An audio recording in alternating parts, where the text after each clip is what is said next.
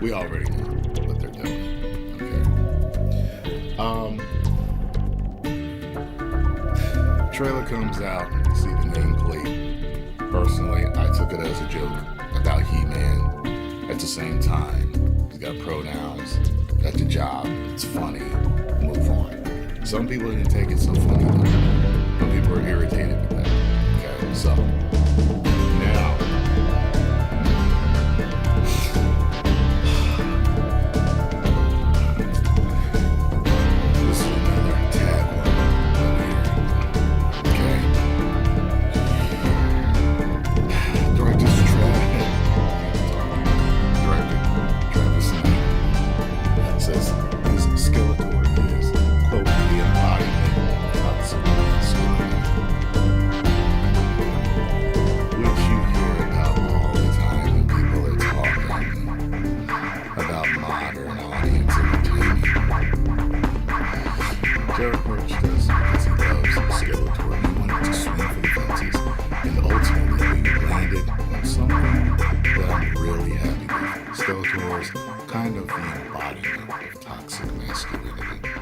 this came from Empire magazine.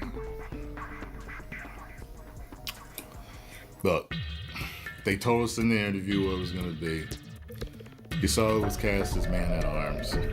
Whether you want to take his nameplate as modern audience or not.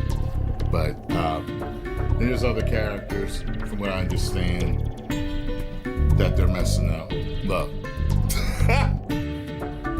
I enjoyed the trailer for the most part.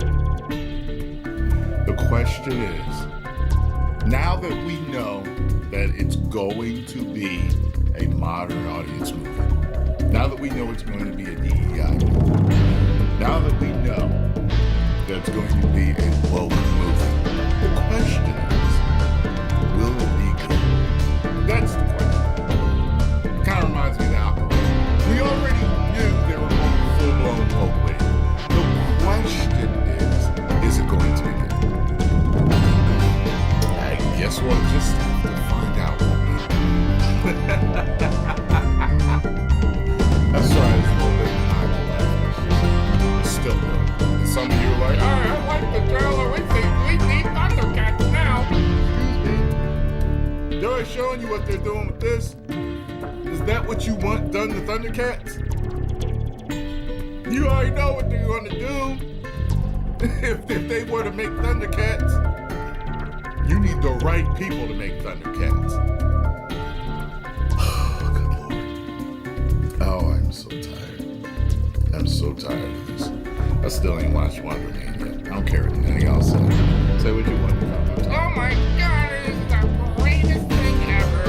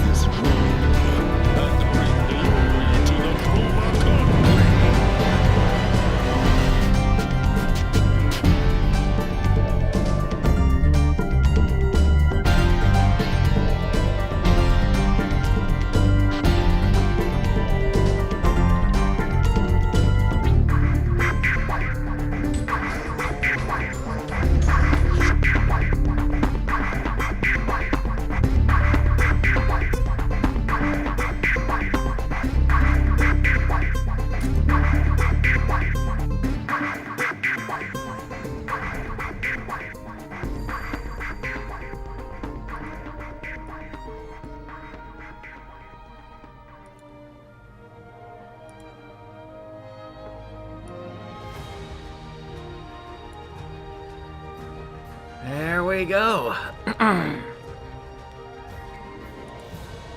And what is up, my Ammonites? It's your boy Guy. And today, we are going to be playing the demo of Monster Hunter Stories. It has been released, and I was planning on other things, but I'm like, I would have saved this to Monster Hunter Monday, but I'm like, you know what? I could use a break from the internet for right now. We can all use a break from it, and it's time!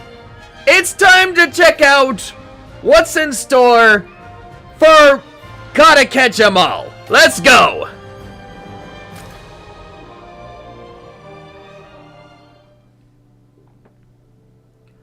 Okay.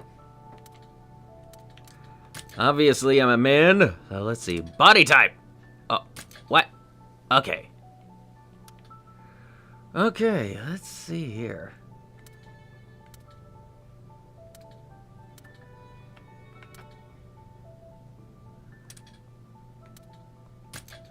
Yeah, I gotta get that chisel in. There we go.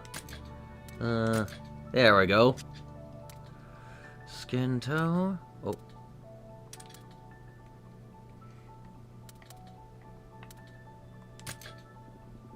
Yep. All good there.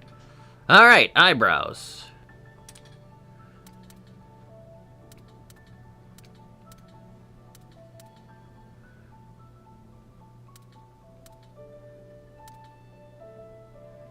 Yep, I think that's okay. Eyebrow color.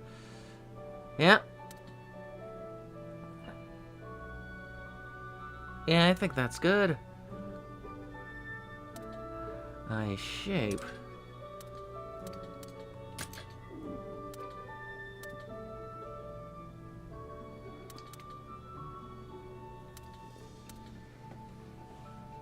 I think that's actually a bit cool.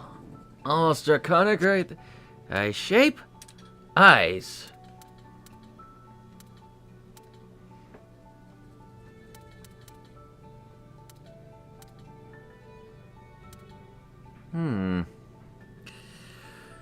I wonder.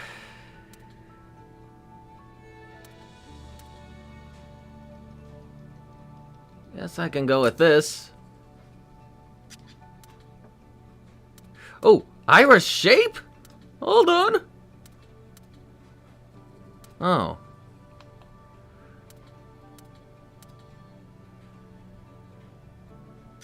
I think that's okay. Okay, color.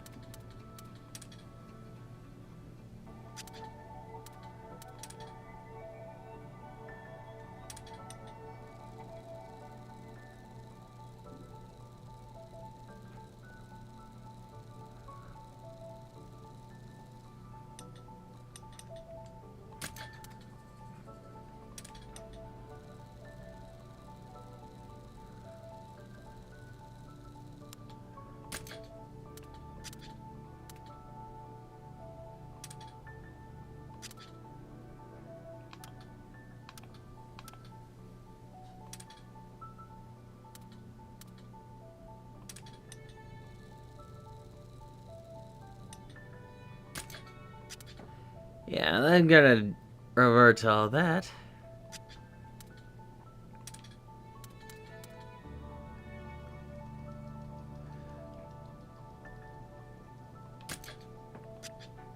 Yeah, I think that's about right. Okay. Oh, hairstyles! Let's go!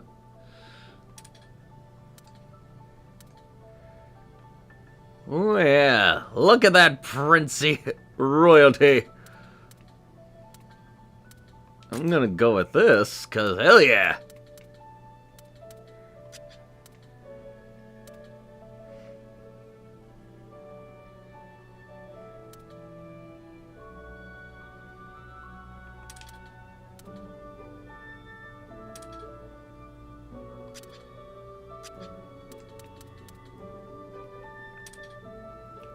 In full version.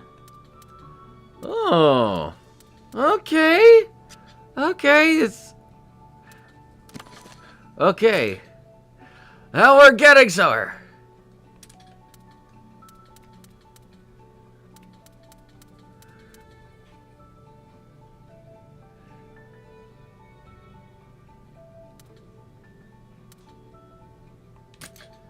That's... Okay, color...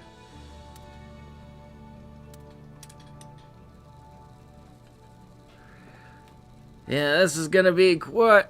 You'll have to forgive me for doing this a little while.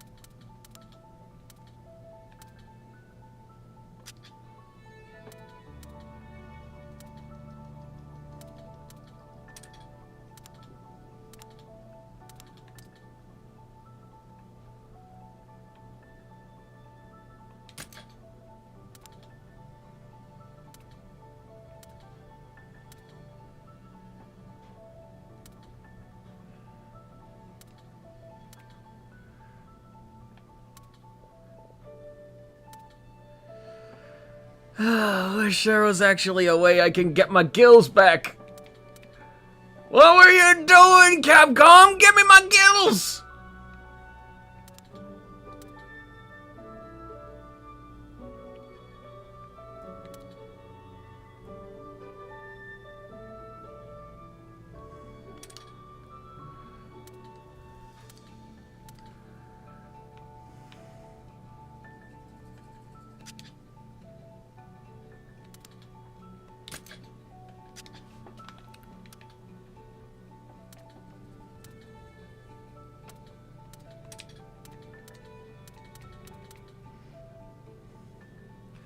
Okay, I like that. That looks good.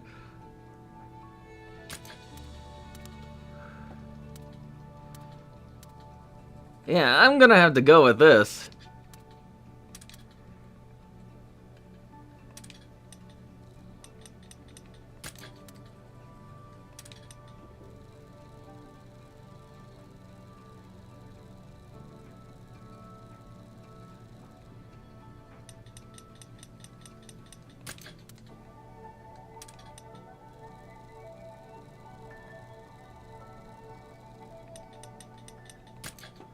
There we go. Now we're looking way better. I like that sea crown.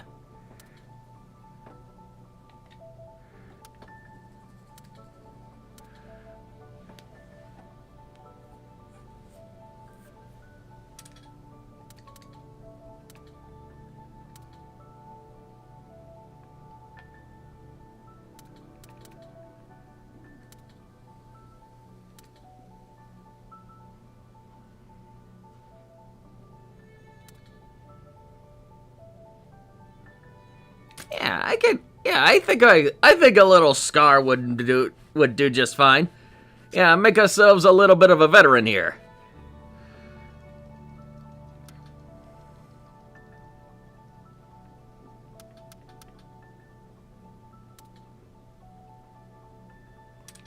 Oh.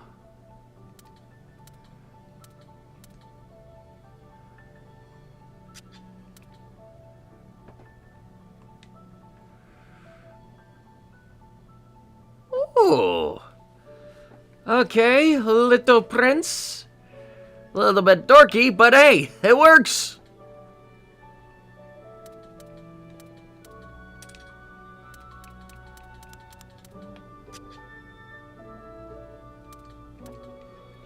All right. I think that's about as good as we're gonna get it now. Let's get right into this. Oh,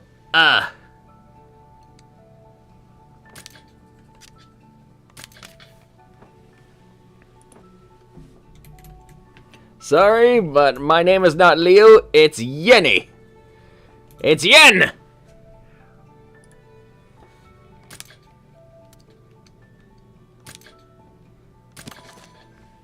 Alright!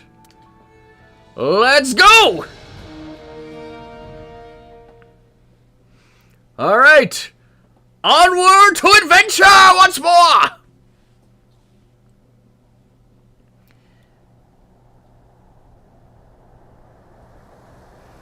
Alright, and we're looking at our kingdom.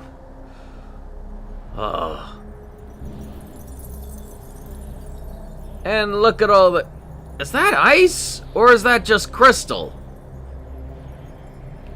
Oh no, that's definitely crystal. Oh, look at all them trees. Crystallized. Look at it all. What happened here? Oh. Why do I feel like something's bound to break here? Careful! You don't know how high you're actually at. Wait, is that a crystal lizard?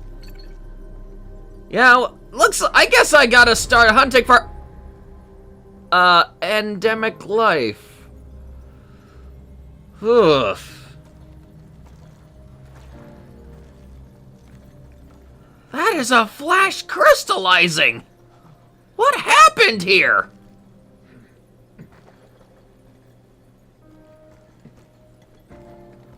What crystal demon did this? Let's see, I got Velocidrones. And... What?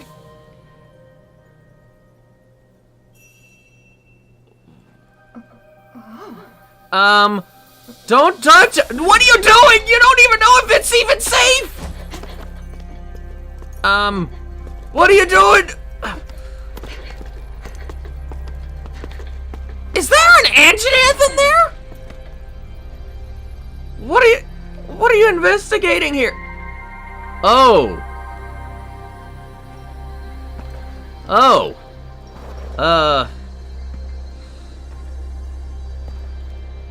Okay, we got a crystal egg. Wait, stay back. Yeah! What are you doing? And why do you have your mask off? You don't even know if you're breathing that stuff in.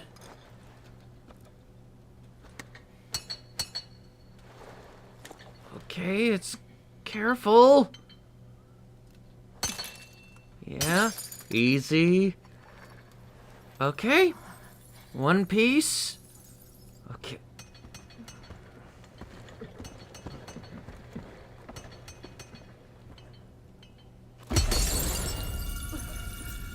Okay, cover your eyes, chat.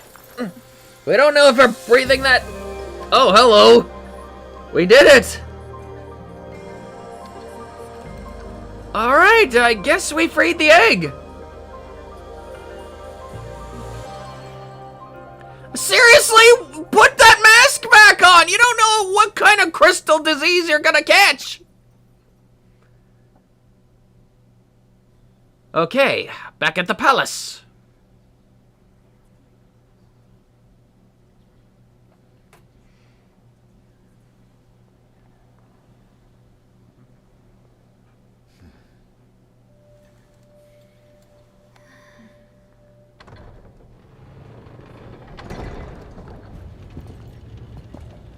Okay.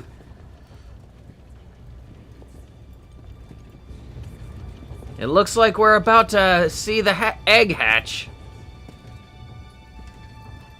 And just for the record, I've seen the trailer, but I'm gonna go through with this. Okay. Reveal! The egg is free. Could that egg be? Have you seen one before? Look at that. Incredible. Could it be? It could be nothing else. Let us It's- commence the rite of emergence. Okay.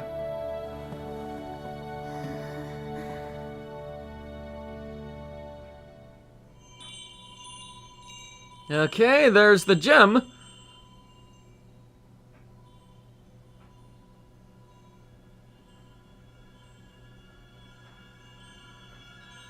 Come on. I can hear them. Two sounds. Overlapping each other.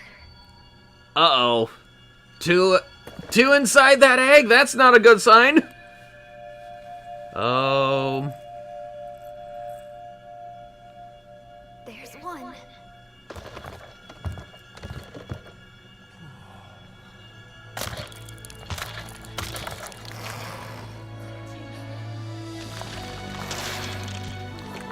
There's... Oh. That is awfully tiny for something so... for an egg that big. And... Uh-oh. That's a Rathalos, plain as day. But... It's a miracle. An extinct species here in our kingdom. And two. Wait. I was gonna say there... Uh-oh. There's two!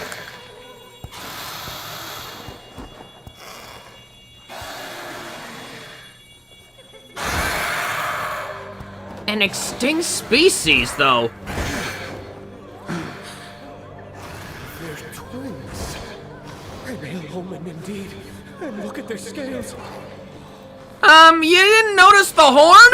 Those are the accursed scale Rathalos. The sky scale?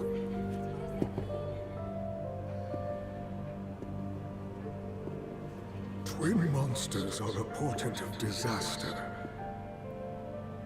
Should you wish to oppose this omen, ancient custom dictates that only one may live. Well, that's a little heavy.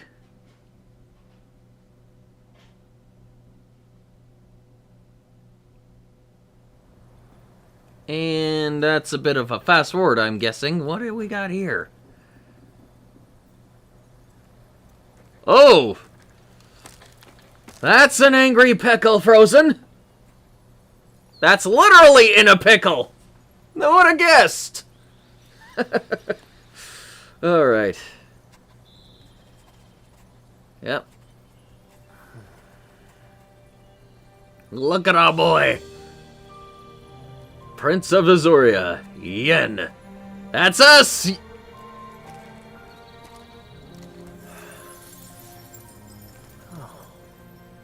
comes Simon.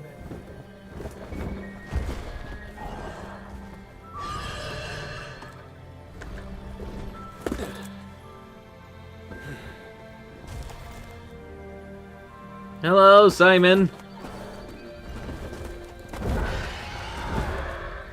Hate to ruin your fun, but you better get back.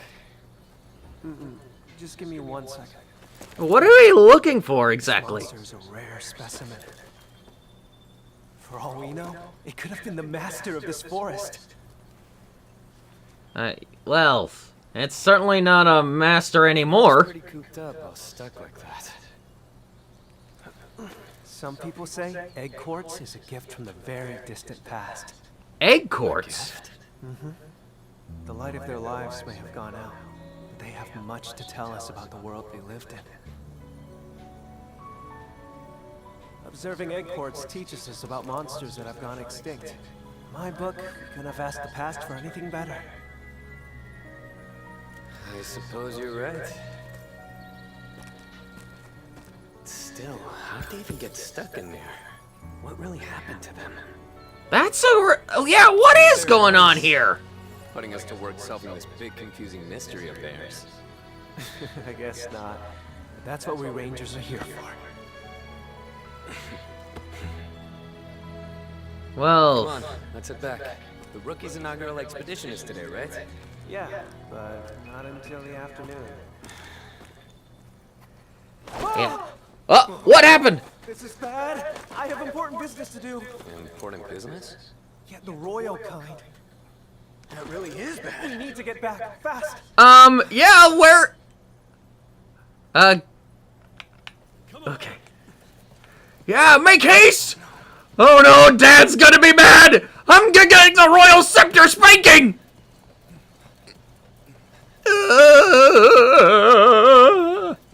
Okay, hello, rabbits. Bye, rabbits. I gotta make like a hare.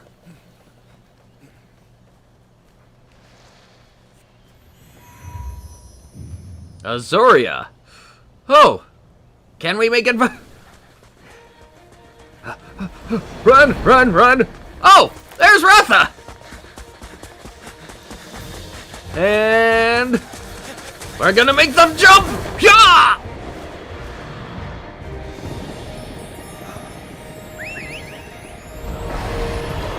Ah, hey! We got it! Wah! Yeah!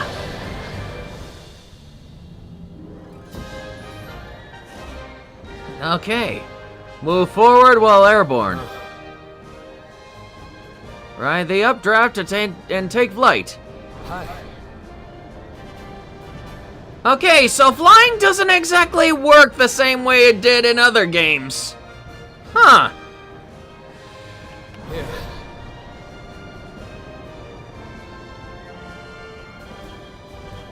I'm really surprised. Yeah, this is kind of weird in a way. I mean, is this how flying is gonna work from now on?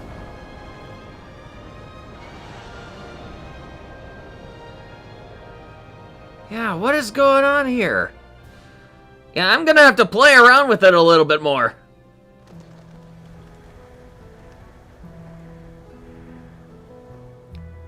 Okay, what are our royal duties? Ooh. Hey, stop sleeping on the job! Oh, yeah. Your Highness! Where are you? The air. Can't say I've seen him.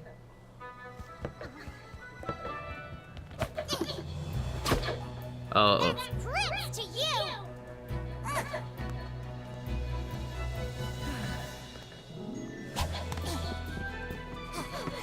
Our little squire! Look at our little cat. He's looking so... Keep it down. I'm trying to sleep here. Easy! His elbow deep in that quartz as usual. I mean, we gotta find a way to... Where is your prince? And when is he expected to return? Right here? He should be back soon enough. Yeah. Yeah, yeah, no, he's worried. That's your prince, you repute rebel of roots! Here he comes now. Wait, aren't you a little young to be a ranger?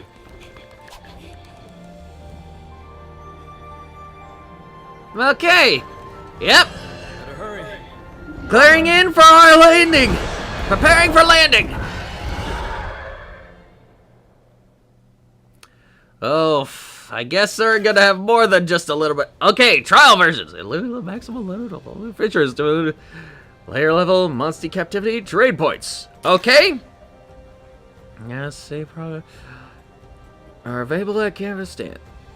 Cannot be used until they are locked via story progression. Okay. Hi. Yes, I already met, but I record your progress. Yay! Okay.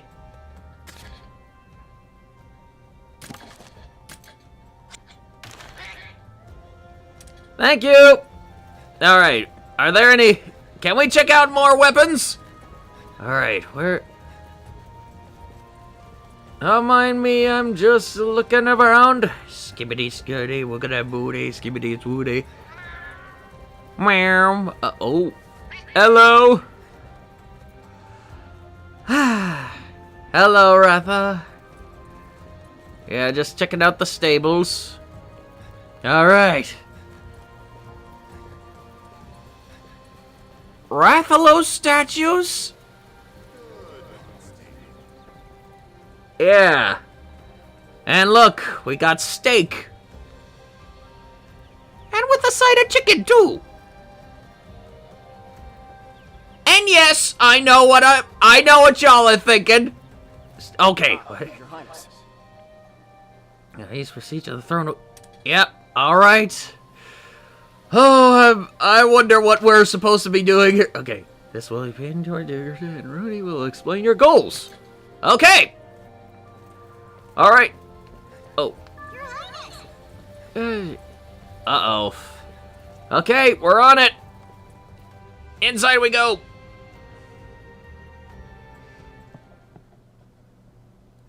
Your Majesty. Come forward. Uh-oh. Yes. Please forgive my delay, Father. How go the Rangers, then? Have you made any progress with the encroachment? Not yet. Nevertheless, our research continues to bear fruit. This morning, in fact, we discovered egg quartz at a new location. Oh. Just like 200 years ago. A harbinger of conflict to come. Uh-oh. What does that mean? They speak of the Rift War, 2 centuries ago. Records from that era note the appearance of crystallized monsters. And this has relations with Vermeil Frey. Forgive me, Your Majesty, but this resurgence, it cannot be coincidence. Oh, that's not good. We have called you here to update you on their movements. We have received tidings of Vermeil mobilizing arms. What? The Rangers, too, may well be forced to take up arms when the time comes. Stay at the ready. At the ready? The Rangers aren't a combat force. They exist to They research exist for the kingdom. And you are the sole Rathalos rider in Azuria. Should the need arise, you will be tasked with duties only you can fulfill. Oh, that's not good. Yes, sir. So another kingdom is gonna try to attack us? We have organized talks with the Vermilion envoys. You will attend as well. Me? Your Majesty, are you sure of this? What about it? It's just... If I may, Your Majesty, the Vermeil situation is rather delicate. Our front relations have reignited protests over the incident from 10 years ago. Some denounce the actions of former Queen Amara, the Vermilion who married into our royal house. Entangling the prince in these political machinations will surely endanger him. No matter. This is an order, do you understand? Yes, Father. Why do I feel like His Majesty is not thinking straight? You may go. By your leave.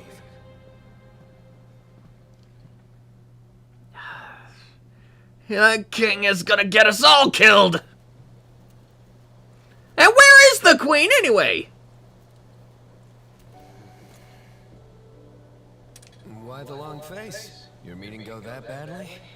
Oh, just a little rumor of war. It sounds like we're on the brink of war with Vermeil. Yeah. Oh. Well, that would explain why the aristocracy's been so on edge lately. Yeah, I mean, first crystals are spreading all across the land and that encasing everything in its path, and now we got another army that's threatening to take over. I've been ordered to join the Vermilion peace talks, but what good can I do? Yeah. The king clearly has high expectations of you. It's a good opportunity. You should go. Are you sure? Because I feel like that'll just spark the war. Easy for you to say. Come on, you must have heard what people say about me behind my back. Okay, what do they say? Are you a bastard child? Son of the Turncoat Queen. That's what they call me. I hear it everywhere I go. Yes. Oh, great. The only talk I hear of Lady Amara is as the founder of the Rangers and an intrepid protector of monsters. Oh, well, yeah, she is a brave woman. I mean, she did take off her mask in a dangerous, polluted area of crystals. We, me and the Rangers, have nothing but respect for her. Yeah. Look, what I'm trying to say is, we've all got your back, so stand tall. We know you can do this. Yeah. Thanks, Simon. Yeah, he's a bro. Come on, we've got a job to do. That rookie isn't going to train herself, Captain. What rookie? Right. Your Highness, have you attended to your duties? We're just getting to that. I have. This is such an honor, Captain. Getting to train under you is nothing short of a dream come true. Oh, it's you! You're the new cadet! We haven't had a chance to talk yet, have we? Good to have you on board. I hear you're an excellent rider for your age. We'll have to see about that. What, me? It ain't nothing special. Riding's just a part of life is all. Well, good on you! But forget about me, Captain. You're the amazing one. You're the one and only Rathalos rider in all of Azuria, maybe the world. Well, that's no pressure or anything. Wherever you go, I'll follow. Poison swamps, Gypceros nests, you name it, I'm there. I like this one! I like your enthusiasm, kid! Just take me under your wing. I see what you did there. I got plenty of them. I am companion enough for the prince, thank you. Rudy! It's just a kid! Go need a piece jelly! Right. Listen up, recruit. Our first stop is Blightstone Woods. Okay. That's where we'll begin. Your inaugural expedition is meant to show you how we Rangers do things. Yeah, we better make sure to take notes and make sure they take care of what dangers that monsters may pose around the kingdom and their ecosystems. Which means we'll surely be encountering monsters. You'd best prepare accordingly. Yep. You got it. Aye, aye, Captain. All right, home base.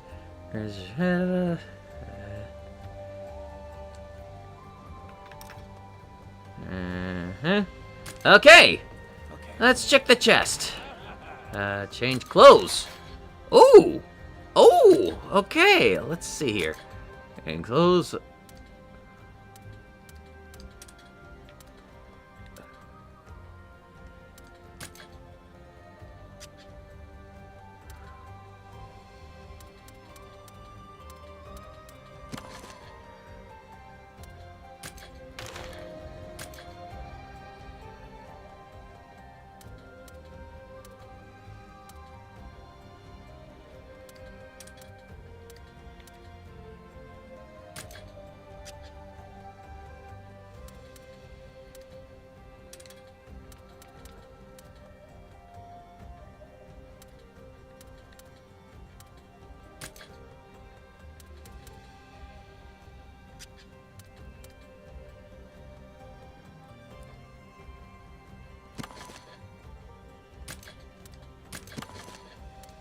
Okay, Alright, companion, what do you have for us?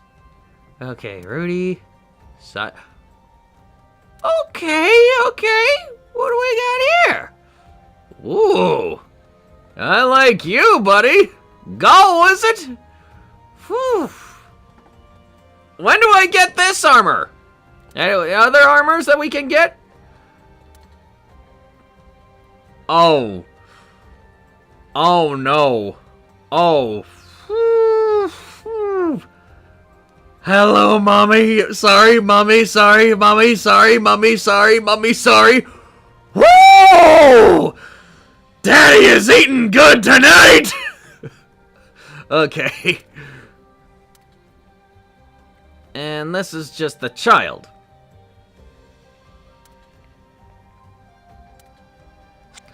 All right. All right.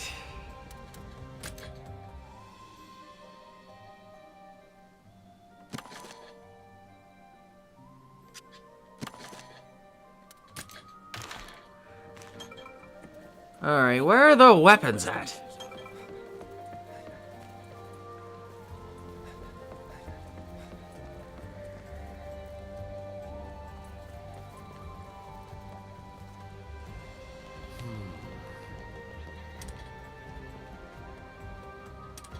Okay.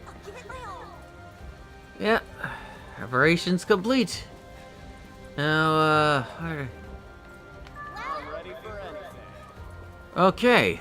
I guess we're heading this way. Yeah, I'm just trying to figure out where my weapons are.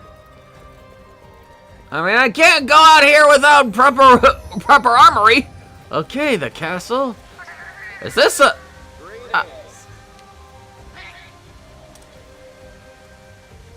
Okay. Alright. I'm the Prince of Privilege! That's right! Alright. Velocipray... No, that's a Velocidrome. Okay. Off we go! Okay. Yeah, let me write you on it. Okay. So we're starting simple, I'm guessing. Up to that tower? Yes. There's going to be Blitzo. Yeah. Okay, I'll explain detail later. Yeah, we're just gonna... Alright!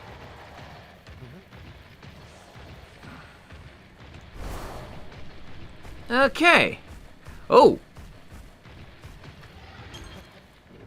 Yeah. Always remember to grab resources, because you never know who's... Ooh. Okay. Yep. Yep. I'm gonna grab it. Yeah, I know. I'm just trying to figure out how we're... I'm just expanding my map. Yep. Yeah, it should be easy.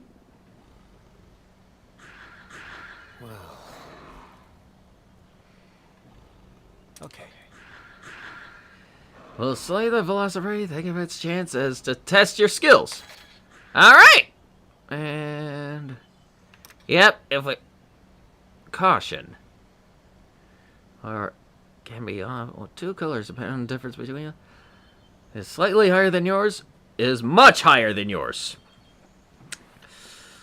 Well... This is gonna be a bit of a predicament, isn't it? Okay. Alright.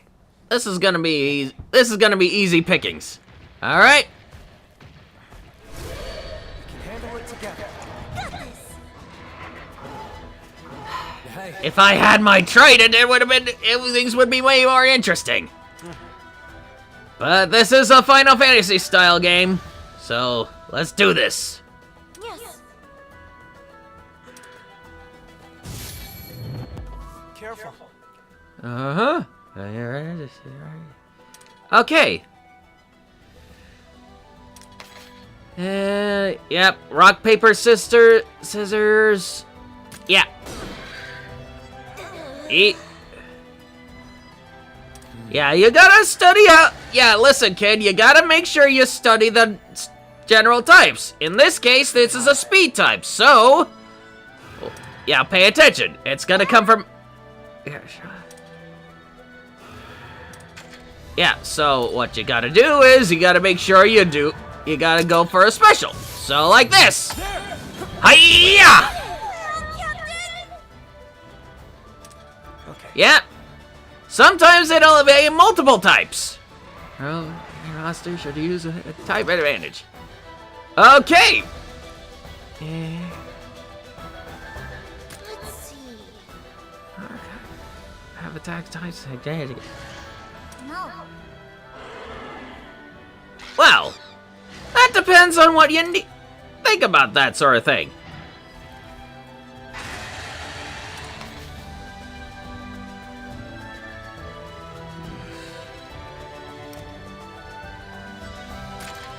Okay, so.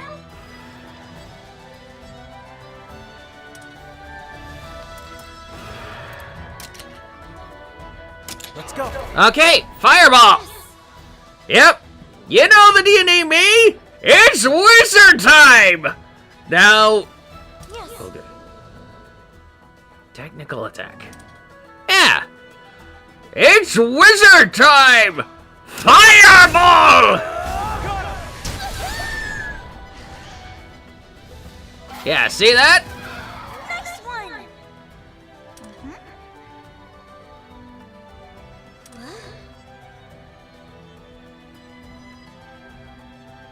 What? What are we looking? Oh! Of course! It attacks in packs! Seriously? Alright, now let's see what you got here, kid! So, listen. Use a skill. Careful. But be very careful not to overdo it. Okay. Now let's see here. And Okay. all right. Nice.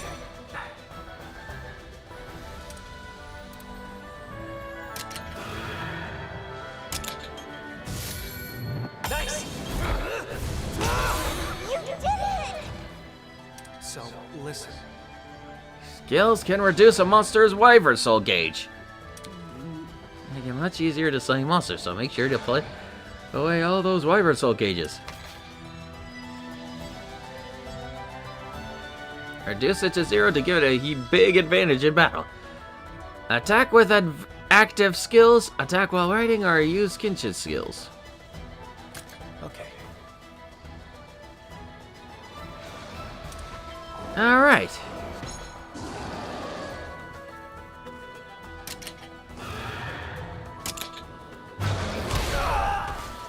Okay, that hurt. Nice one. Okay, that's good. Get him.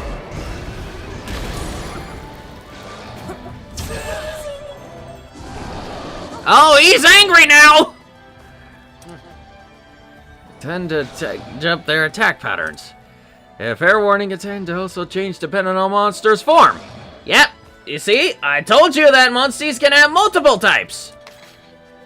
When the transfer occurs, abilities may also be enhanced.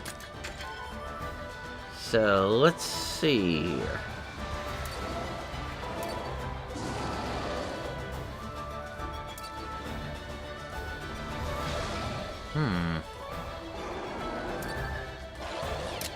If I remember correctly,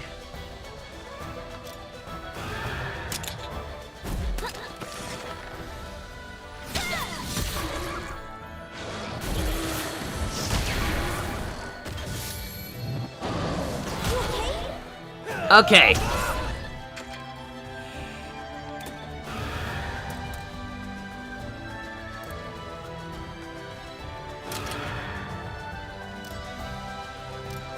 Counting on you.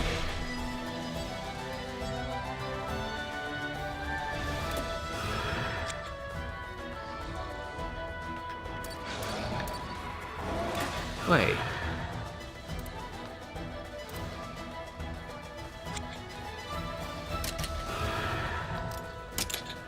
Okay.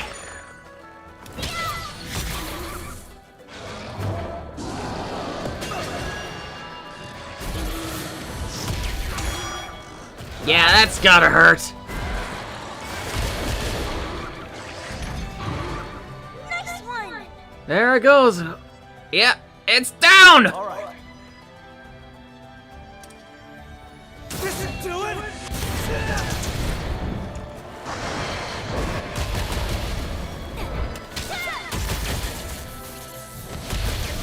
We did it! You did it! And so ends our tutorial. So, listen.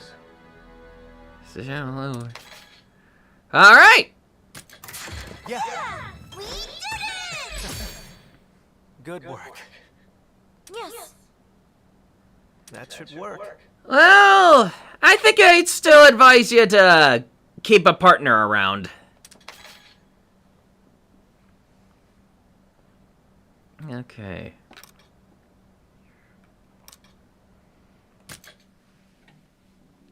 Okay. You did it! Alright, let's see. That was just one of the smaller ones. Let's... Yes. Yeah, and it'll be good flying for me. Alright. Oh. Gotta make sure I stay healthy. Sorry, I just need to...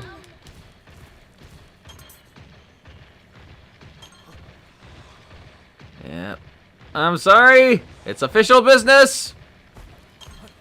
I'm just here to grab what I can and fill out the map a little bit. I want to know how now I really want to know how I actually activate my ability to fly, because that's kind of important. And how does flying work here anyway? Oh, that's a shiny. Gimme, gimme, gimme, gimme, gimme, gimme, gimme. I'll be grab it. Yep. Yeah.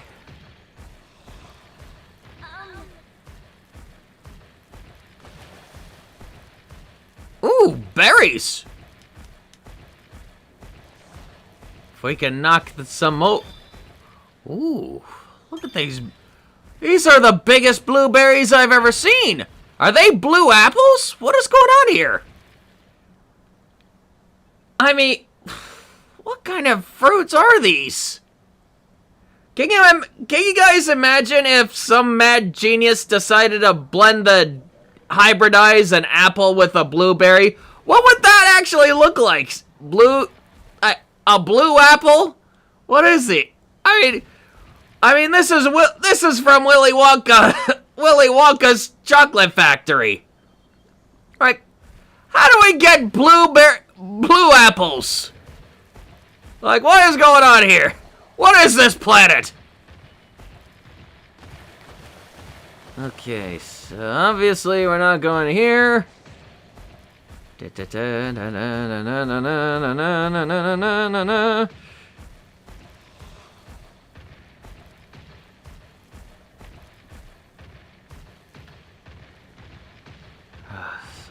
Oh, yep.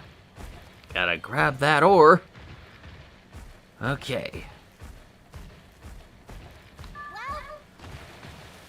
Wait, was I in the right? Oh yeah, I was. Now, how do I get up there? Oof. Yep. Yep. No fretting, I'm just grabbing some things. I have things! I need to make things! Yep. Don't mind me, I'm just filling out the map and grabbing the things.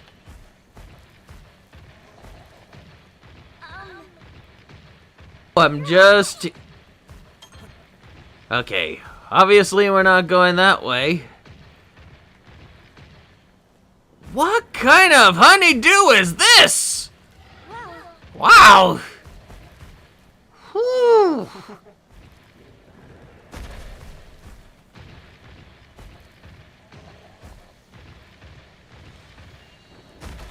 Okay, seriously, how is that? How are you doing that?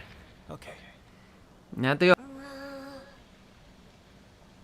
Couldn't climb outputs. No. Uh-huh. Yeah, but he can fly.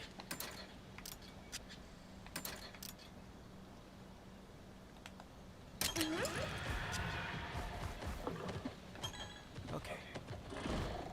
Okay, that's easy. Yep. Yes. Uh-huh. All over the world.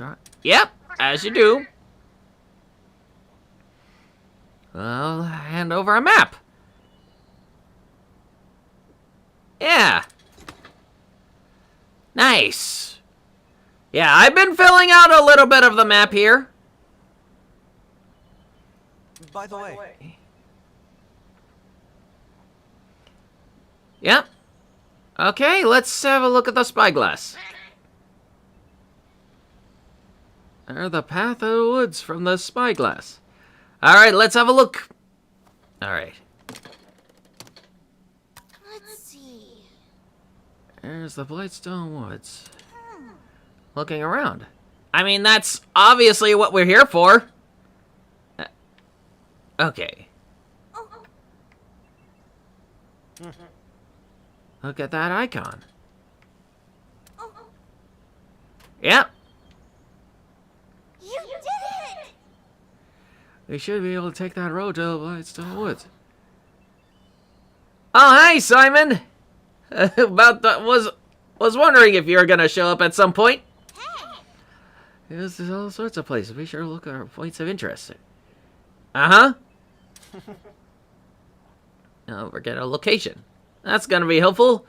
Now let's see what other things we can look around here for.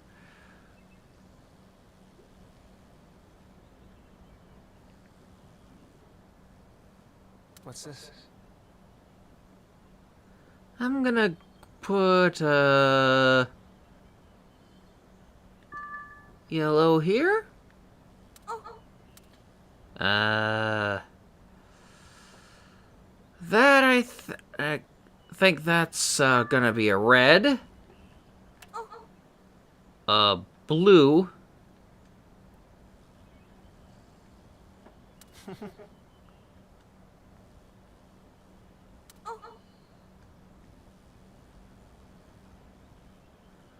Oh.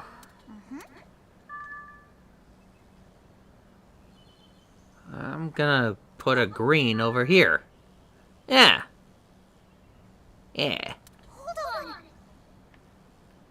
Hold on. There's just a lot of things. No worries. Okay. Hold on.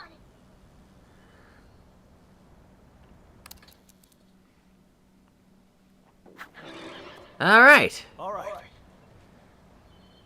Oh. I wonder.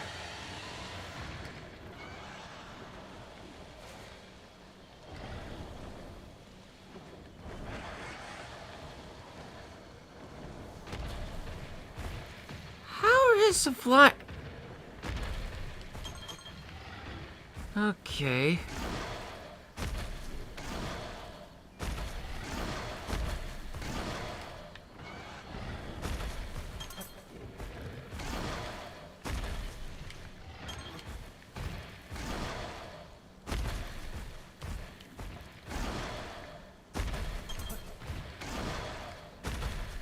Okay, is this what we're really doing, Capcom? What is going on? I mean, it would have been nice if we were still flying around. Oh, more blue apples. Who would have guessed?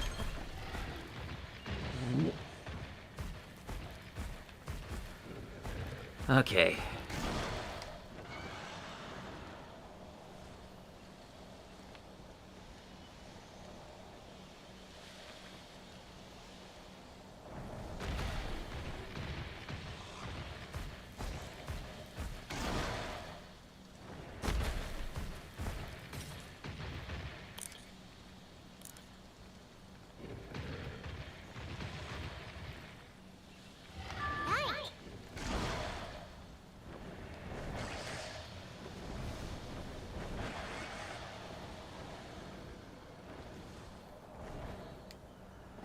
Okay, another blue apple tree. It is ripe for plucking. Maybe we should do some of the ingredients.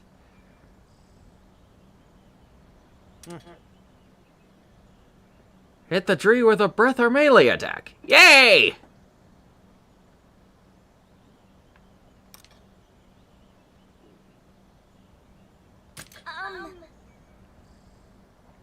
All right. Okay. B. Okay. Oh. Oh, let's...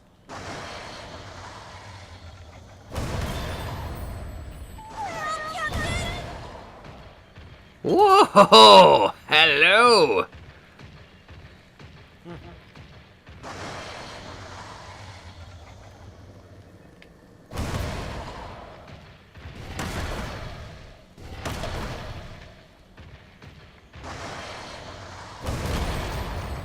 Ha-ha! Fire! Alright, and smash!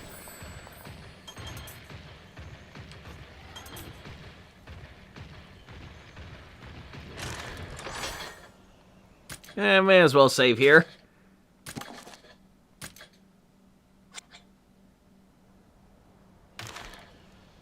right.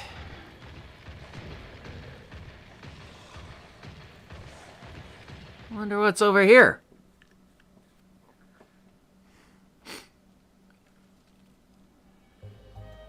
Right, we're here. Let's get your inaugural expedition underway. Aye, Captain. Ready for action. Well, that's the spirit. Now, as for the work at hand, we're going to explore the forest and have you look for monster eggs. Yeah, the old tradition in this franchise. You got it. But that's all we're doing? Looking for eggs? I mean, that's kind of important if we're gonna have monsties. Exactly. It may not sound glamorous, but egg hunting's one of our essential tasks. Yeah, we gotta make sure that the population's stable. And this is how we find the monsties who become our partners, after all. Yeah! But that's not all. There's another reason egg hunts are so important to we rangers. Yeah? And, what reason is that? Population. It's simple. Counterintuitive though it may seem, egg hunts are a way for us to protect endangered monster species. Yeah?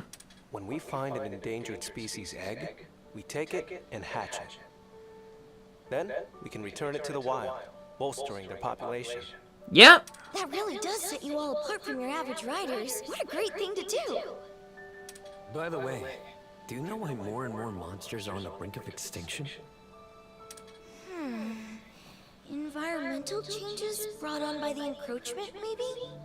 Yeah? Right on the money. You really do live up to your reputation. I'm still learning.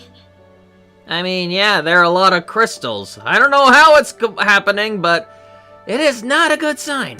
That's all the more impressive. But we think there may be another factor at play. In addition to the crystal encroachment, that is.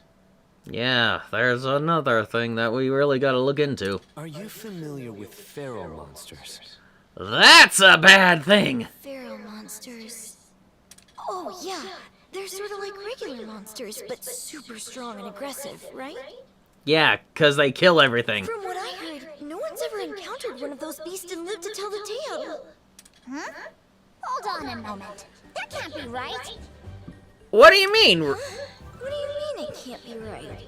If no one survived, how would the rest of us even know how strong they are? You know, that's a good point! Whoa, I never thought about that. You're sharp, little guy. I mean, the cat's got claws. Well, you've got the super strong part right, at least. Their might defies the very laws of nature. Now imagine what that power does to an ecosystem.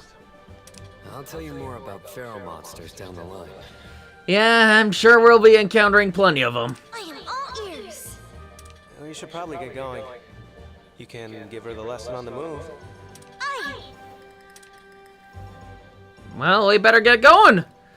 And I mean, there's no point standing around here. By the way, make sure to pick up any at all costs. Everyone coming?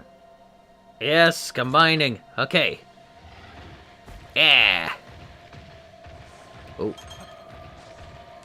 I actually... Hold on. Okay. Oh. Huh? Oh. This is so far. And this is our party. Look at our Rathalos! Look at our boy! Ugh. Yeah. Yeah, imagine if Wilds actually had this in a DLC or something. Woo! Okay, Ranger notes. Masterpedia.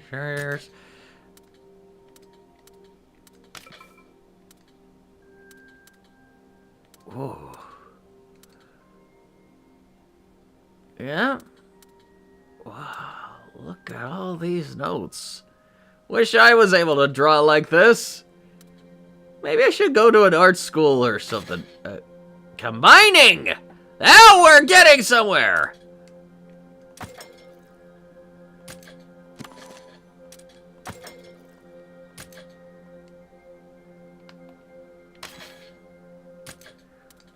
Would you look at that? Yeah, we all gotta make sure we collect all the things. Yep, lots of things to collect and lots of dangers. Oh, honey! I can make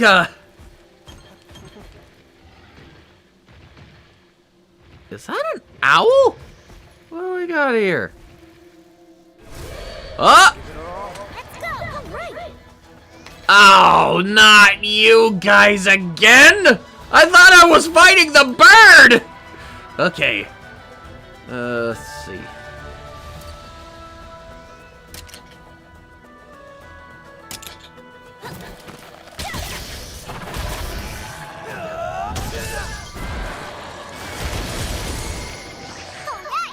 Yeah, there goes a bug!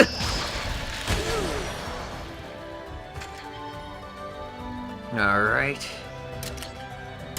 Break it! There you go! That's a boy! You did it! Yeah! We did it! Good boy! Or girl, I don't know. You're a kid. I don't know. I'm sorry. Okay, anyway. Moving on. Alright. Oh. Here we go again. So many bugs around here. Alright. Guess we're doing a head-to-head. Nice!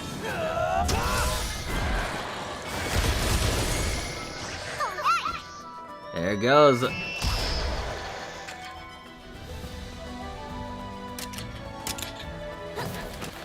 Amazing! You did it!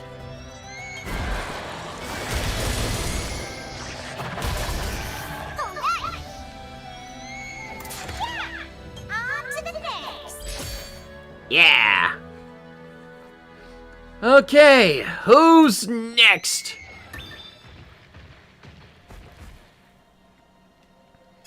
I better make sure I stay healthy.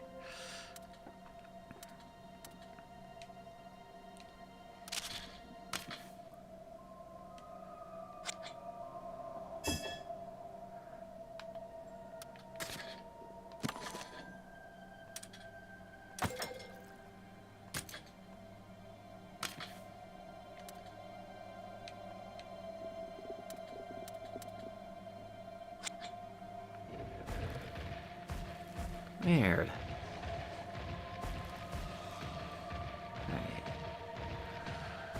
Ah, do do do do do do do do.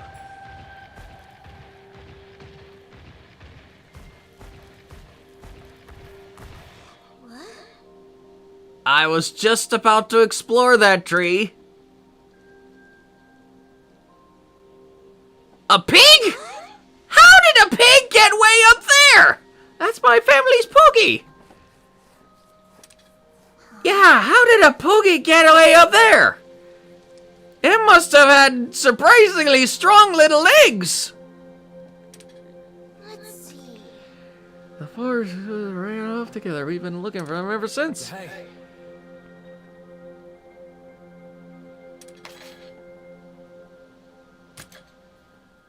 All right, hold on.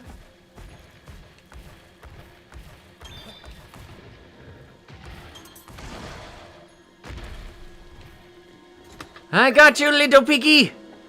what's this? You won't be turning into bacon today.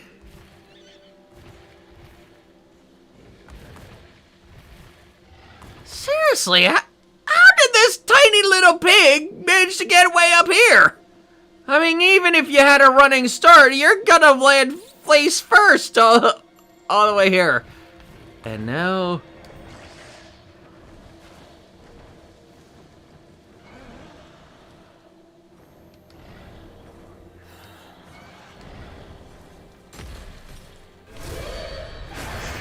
Got the upper hand!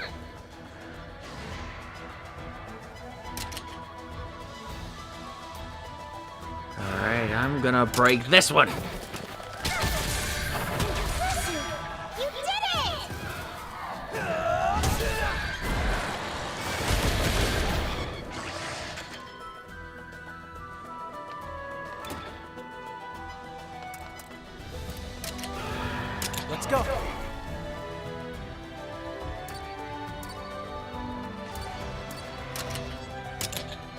Synchronize attack! Or maybe not. We did it!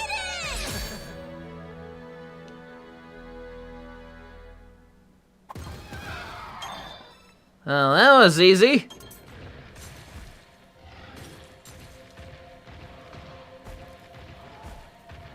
How are we grabbing this? Corrosive fluid. Are you trying to follow us, boy?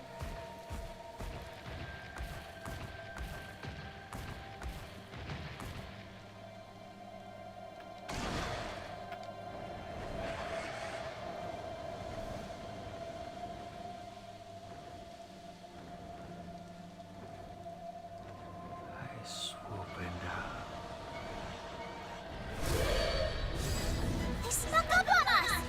Oh no! Okay, it's 3 this time. All right.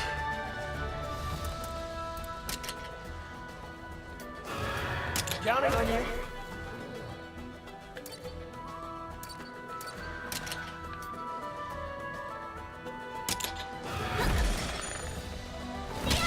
Nice one.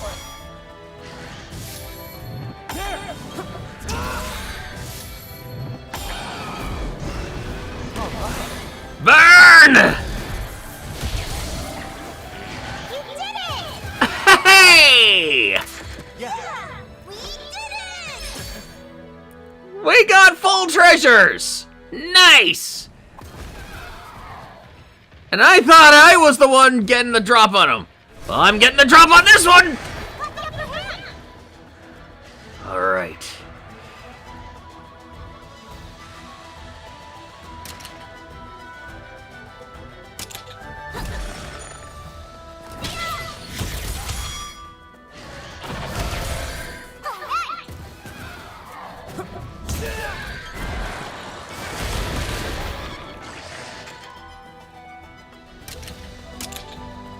This'll do it. You did it!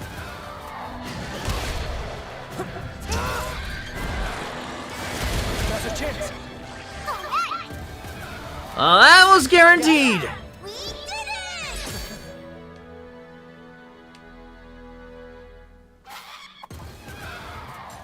Alright. Now that we got that out of the way, let's keep moving on.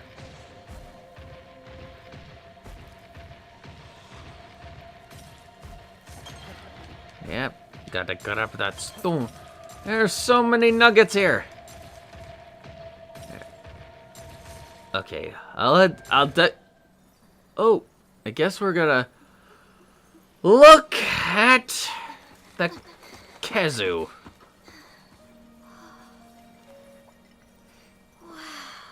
I'd heard the stories, but this is something else. It really does look like a giant egg. Well, they do call it egg quartz for a reason.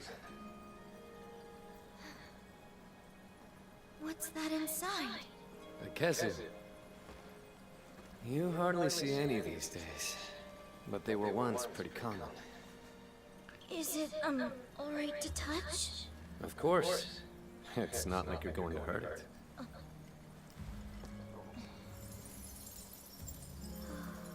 The first egg quartz was discovered around 200 years ago. Yeah, what After that, happened? however, there were no other discoveries until 10 years ago, when people started finding egg quartz everywhere. I wonder what changed. No one knows.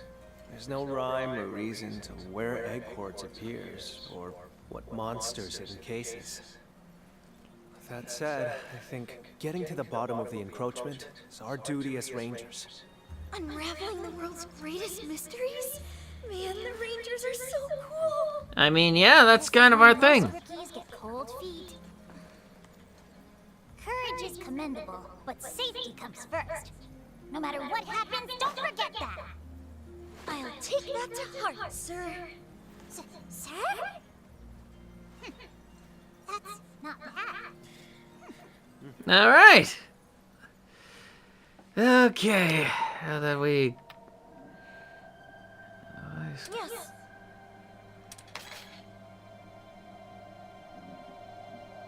Oh.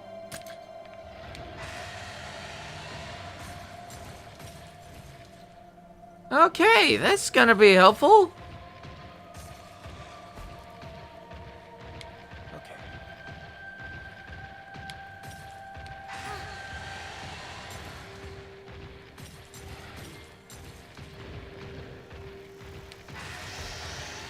Yeah. Yeah, you better start running, you little bastards!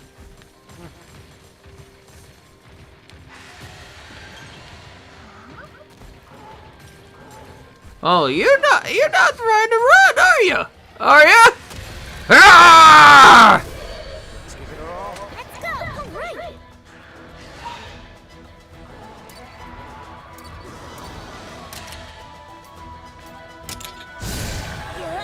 I'll take it. Yeah, that's the ticket. That's a girl or boy. I don't know. Have at him. Keep it up! Let's go.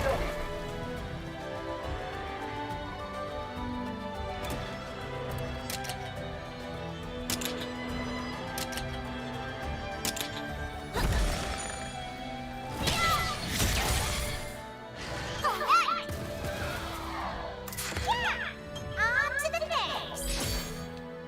As you do.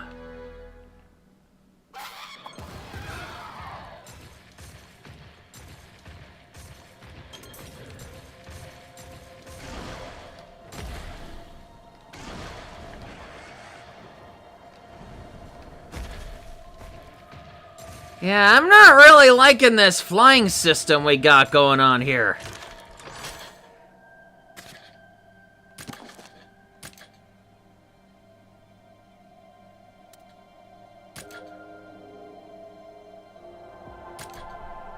Okay.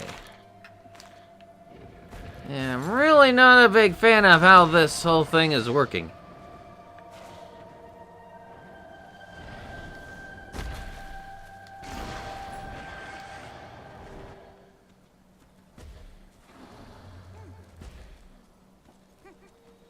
Okay. Yeah, careful not to breathe too much of anything. Oh! Yeah, Eggs! monster eggs. Okay, but just be careful with Mom around. Look like flying wyvern class. Are they bird wyvern eggs? No. Be an ultra-rare endangered species! Look more like flying wyvern. Look, the calling card. Uh-oh. Is that a... Here it comes. Yep, there's Mom. Watch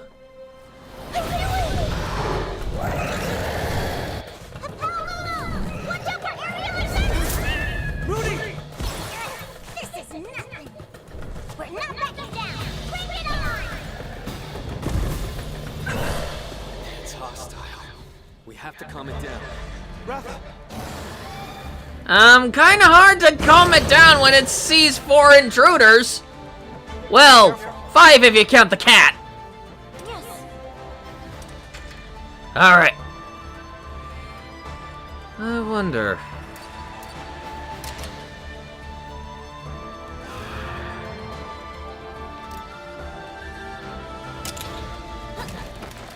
I actually did not expect to guess that so correctly. Let's break it! Yeah! Alright.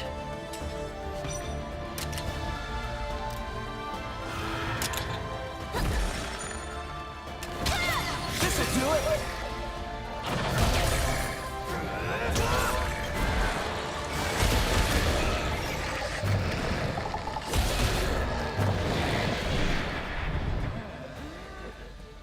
You're floating like a... Yeah, that's not good. They better be careful with what it does. Wonder what... Oh, we got a pig stampede! What?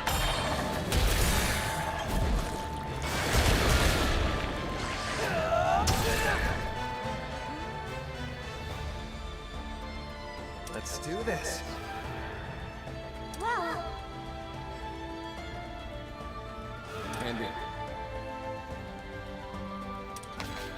Okay. Rail slashing, blunt, yep. And we got the bow. I was wondering if we were gonna have any weapons. Okay, let's see.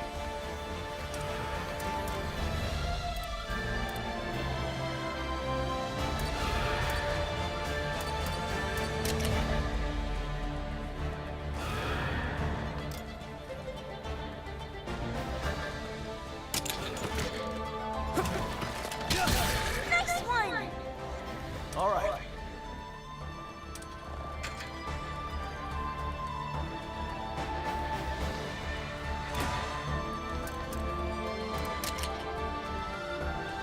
Counting on you. Yep. Synchronized strike. Now's your chance. Yeah.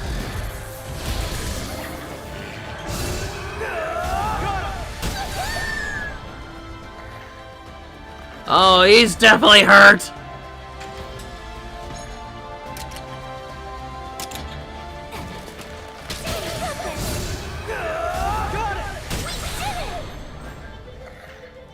You did it! Your Highness! A synchro rush. Keep pushing. Okay, so we gotta time it perfectly.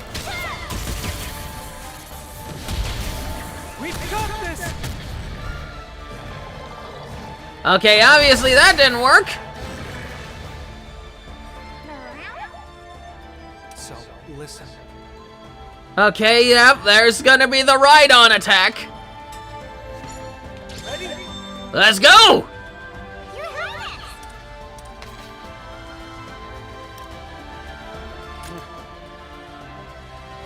Yes. That one's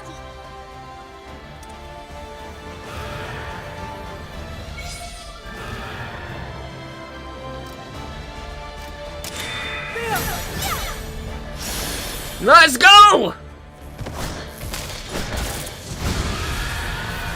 ready, Captain? Yeah.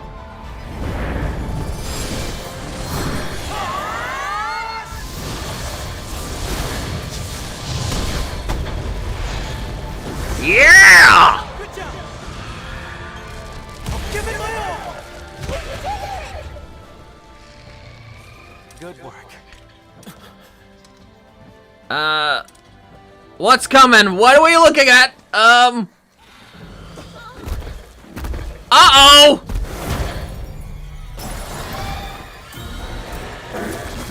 Of course there's a feral monster!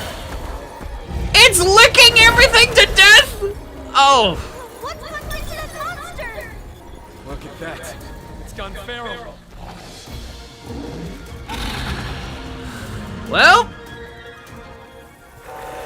Yep, we better put her down! It's got crystal rabies! Careful. Let's see. Hey! Yeah! Good, yeah, anything that's shiny, kill it! Anything that's got... Ooh! Oh, he did not like that!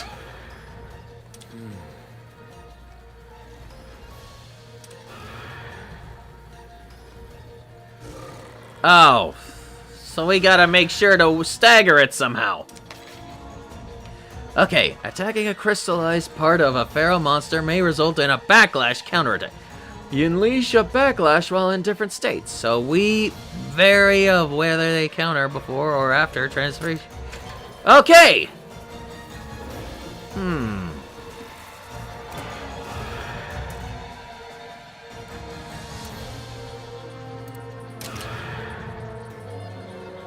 Let's go.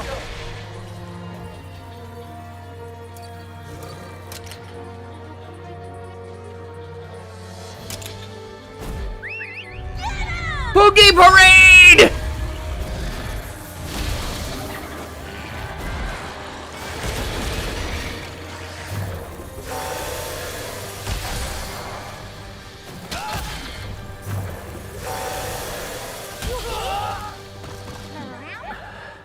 Counterattack. Let's look for the right opportunity to break it. But when is that? Ah! That is not good! Ecology as well.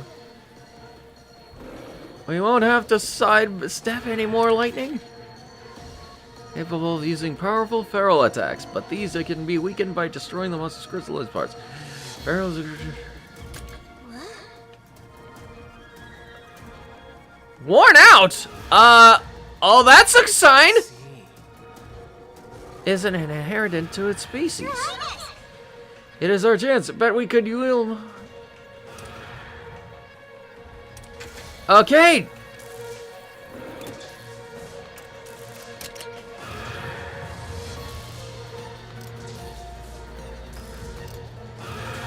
Counting on you.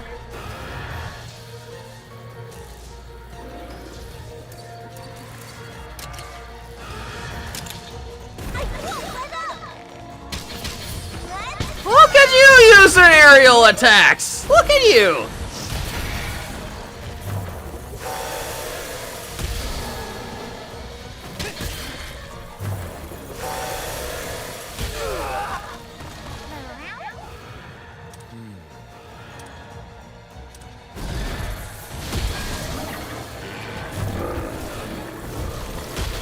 Ah!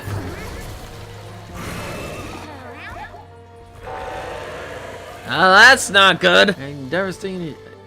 Yeah. That was far. It's possible. No. Yeah. Or break them to reduce its feral strength. Leave it to me. Wanna... Okay. Let's see.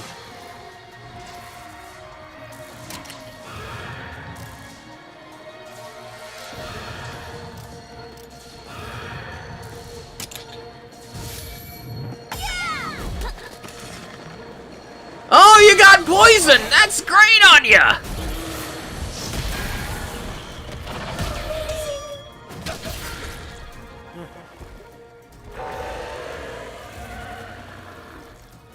Okay!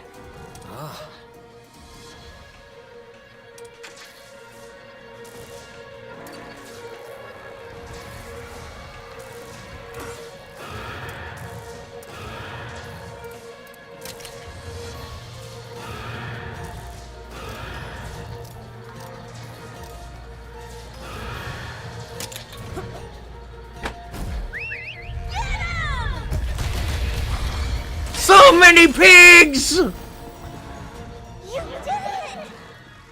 Alright! Now I can't counter!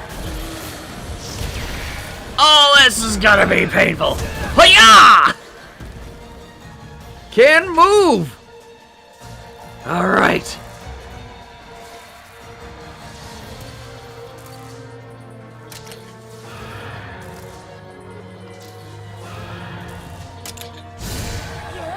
I got it!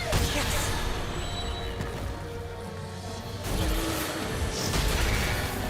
Now's your chance. Good one, Steve! Now!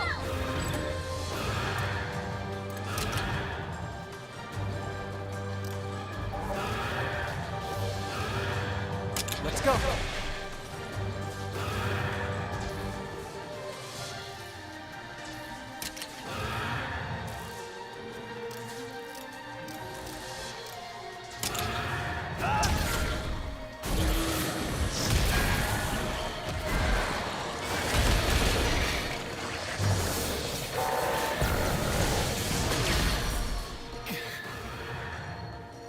Keep an eye out. Isn't as strong as it. Keep rushing it, we'll weed him! And it's poisoned! We can still keep going!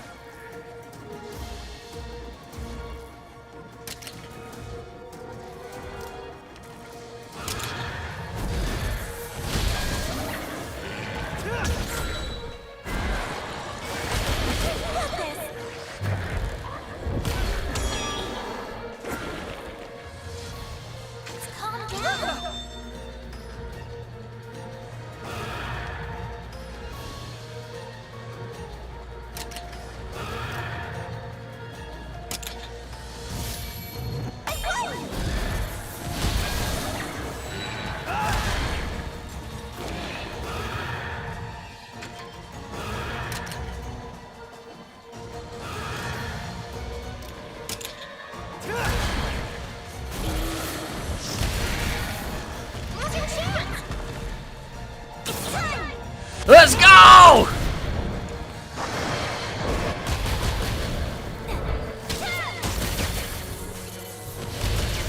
How about that?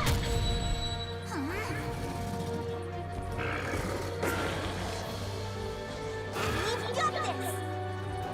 All right, let's keep it up.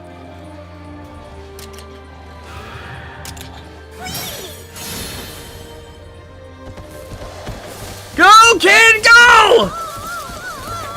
Hang on, don't launch it! Yes! Oh, damn it! I told you to hang on! Oh! Okay, that's just lucky! You did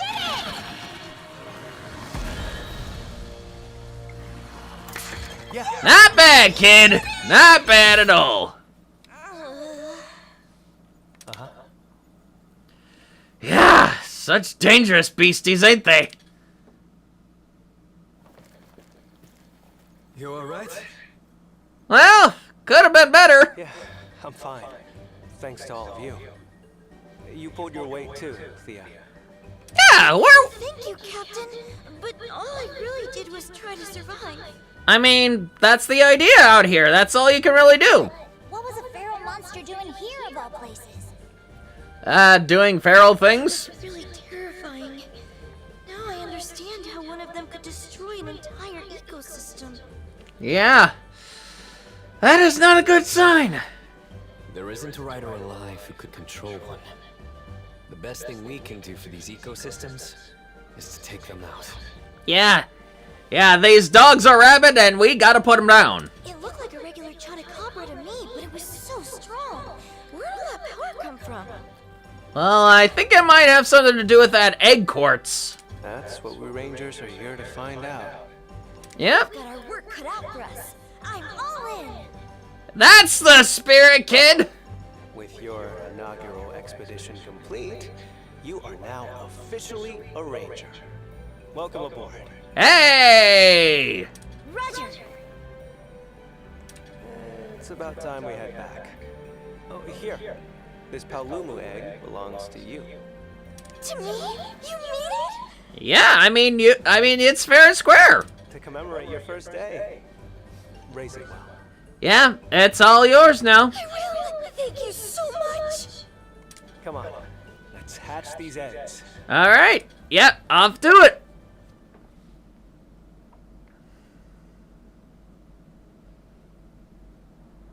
All right, now, what we do here is we put it on in the egg bowl right here. Nice and easy. That's it. Yep. This part is easy. We Rangers don't have to do much. Just follow my lead, alright? All right. Now here we go. Stones up. Going formal, huh? It's her first ritual as a Ranger. Gotta give her all the bells and whistles. Ah, I see. That's our prince for you. O sacred stone. Now pray for the monster to awaken. Mm-hmm. Join rider and spirit in unfailing kinship. There you go. Bind thy untamed spirit to mine. Yeah. Ooh.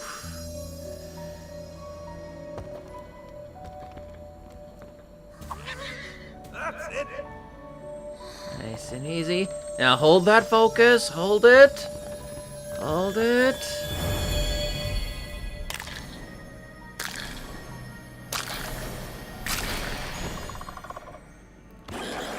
And we got a bubble bat. Yeah.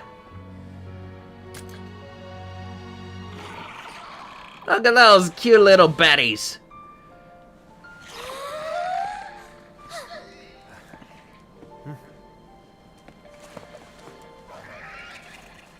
I'll tell you, it never fails to give me chills. Next we do the rite of channeling, right? No need to rush. Enjoy the moment. Agreed. Let's save the rite of channeling for later, okay?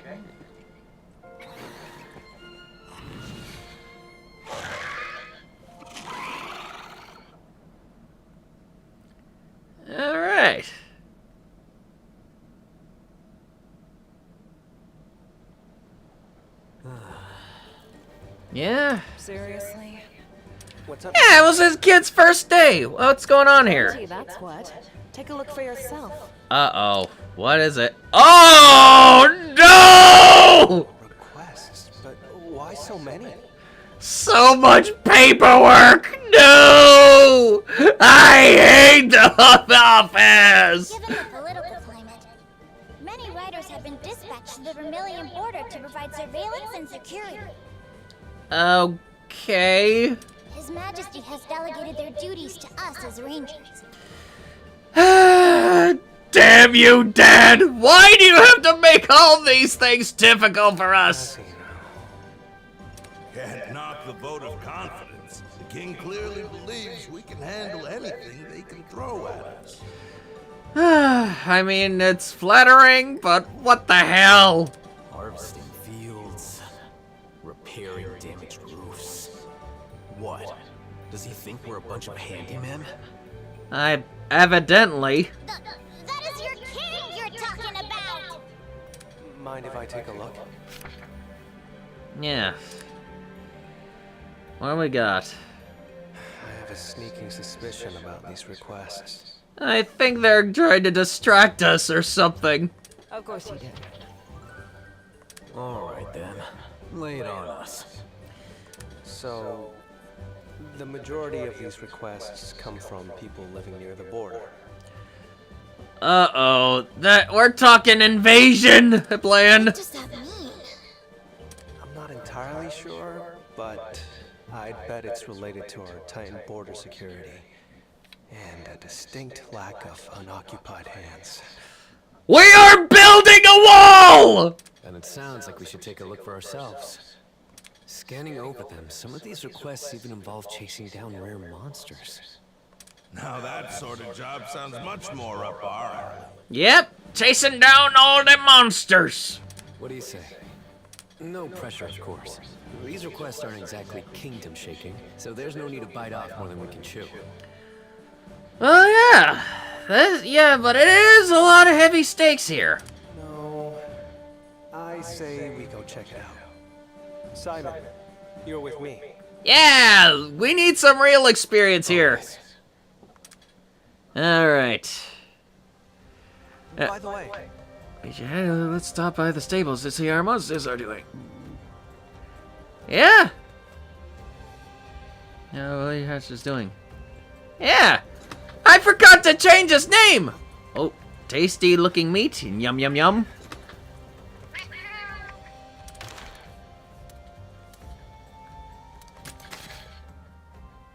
Huh? Alright, well, change names.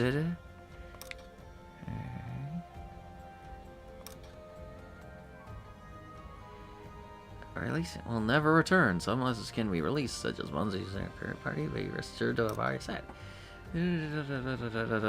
Close. Okay. All right. Hold on. All right, I'm gonna cook. Hang on.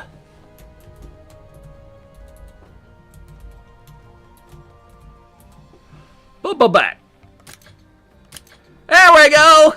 Got the bubble bat. Let's see.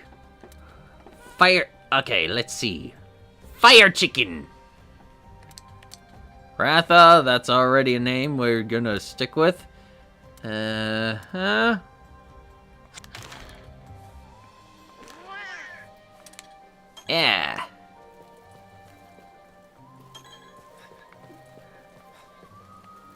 Your Highness! Oh.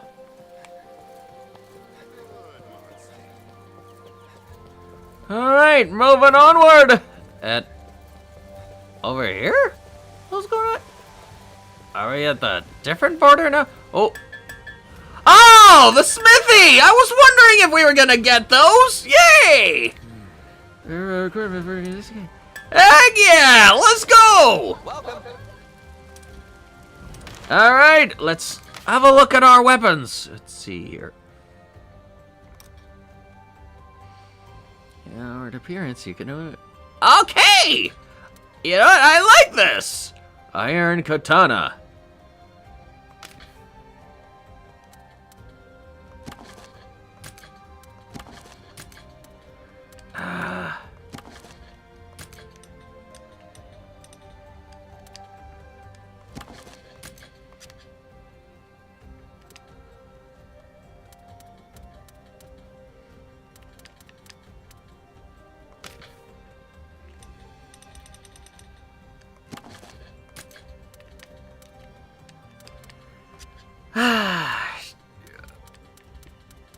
Okay, it looks like it.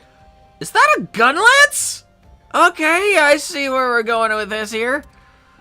Oh, this demo is gonna really put the limitations on what we got going on here. Okay.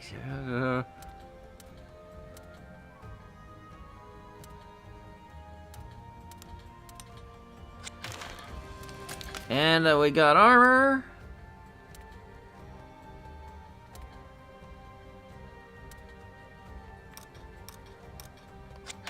Come again.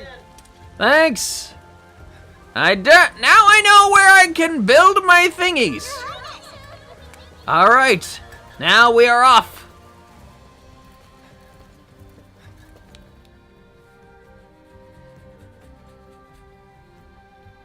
Hey. Yeah, we should recur some of the eggs as well. See that monster den over there? Yeah, I see it. We're doing the classical rendezvous. And what monsters are Okay. having a Leviathan? Yeah! Yeah, we're probably gonna get ourselves... Ooh! Okay, yeah.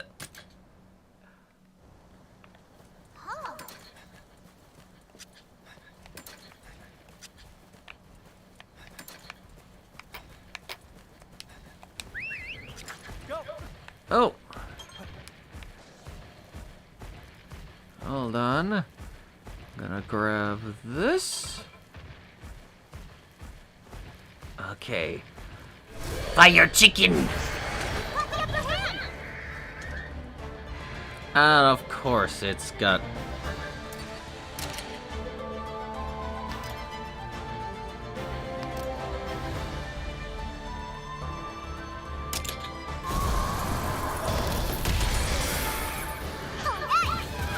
Yeah! Way to go!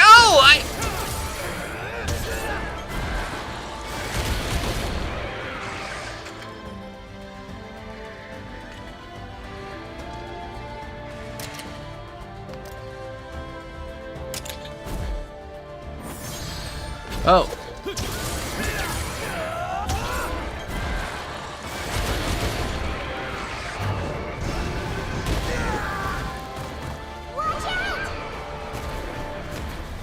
I think it's a power type.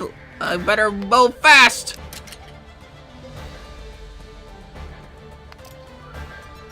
Counting on you.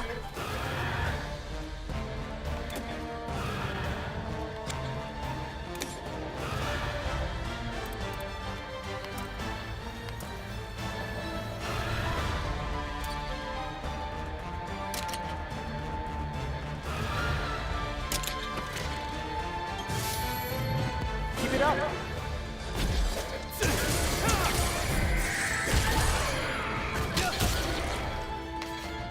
Yeah, inflicting various unknown sets and debuffs. And attacks after applying a coat. After warning head-to-heads. All right.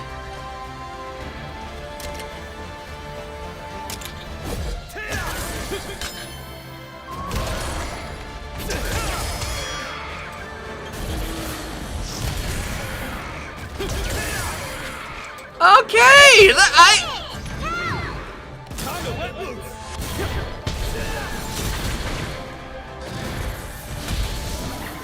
Yeah!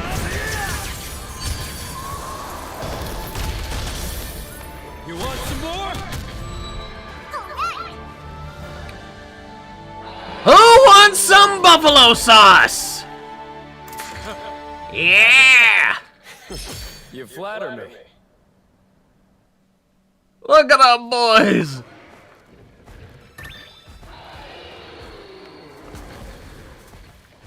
Fried chicken.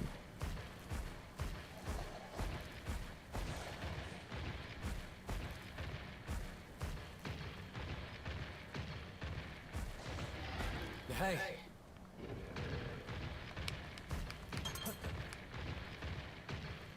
What do we got over here?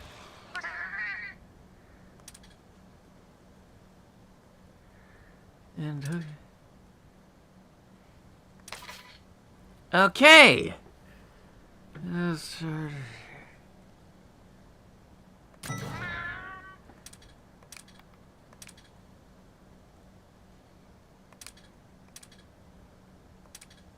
Okay, I'll be sure to take care of that. Hey. Not just yet quite.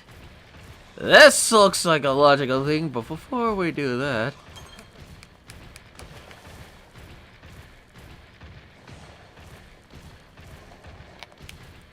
In we go! Alright, gathering. Your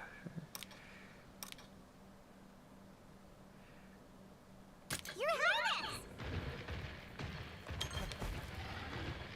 Oh! Not such a big mazer anymore, huh? That's interesting. And there are a lot of resources here. I'm just gonna gather all we have it what we can here. This is very interesting. We got sushi fish.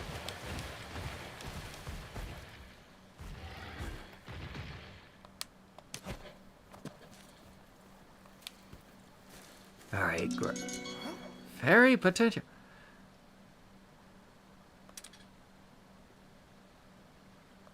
Right. Let's see.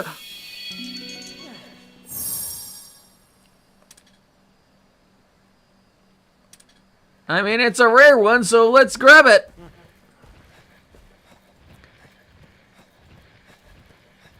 I thought for certain it would be a Leviathan.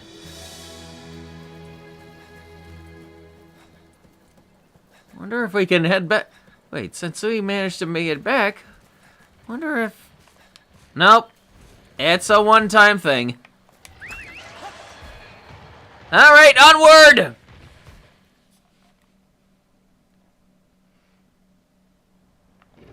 Okay.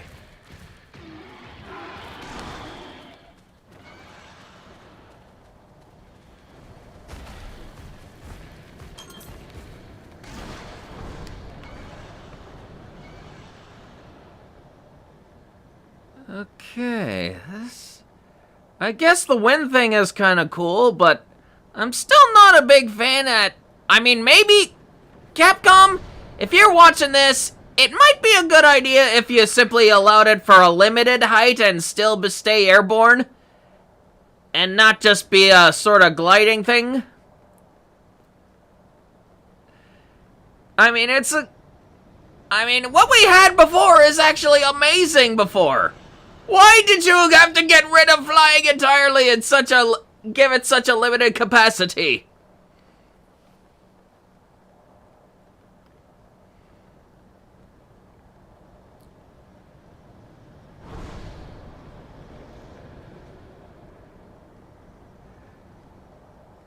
Alright, yeah, I'm not at that level yet. Let's see.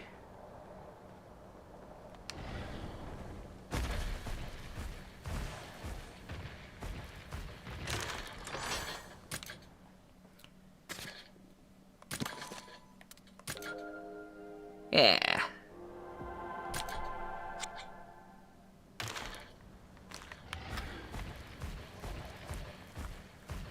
Wonder if we can actually fly.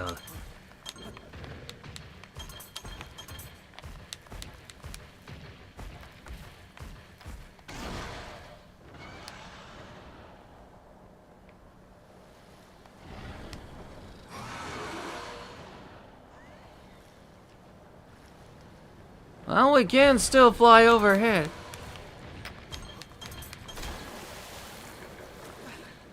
Well, that didn't go according to plan. Go.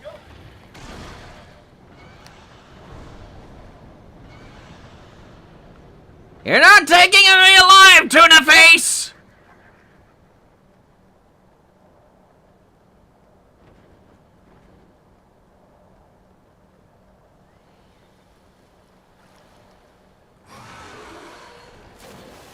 Ah! Help! This is not good. Ah! This is very, very not good at all. Okay. Just swim. Nice and easy. Don't you try to hip check me! Ah! Snuck up on us!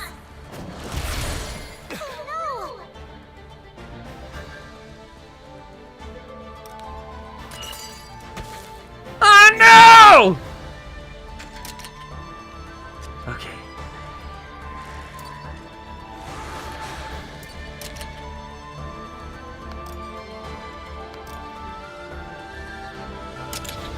Let's see how you like this.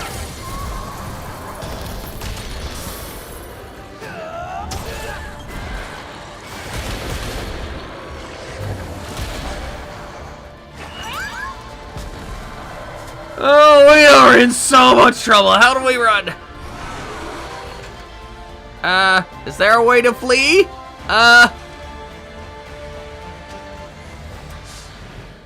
Yeah, fail!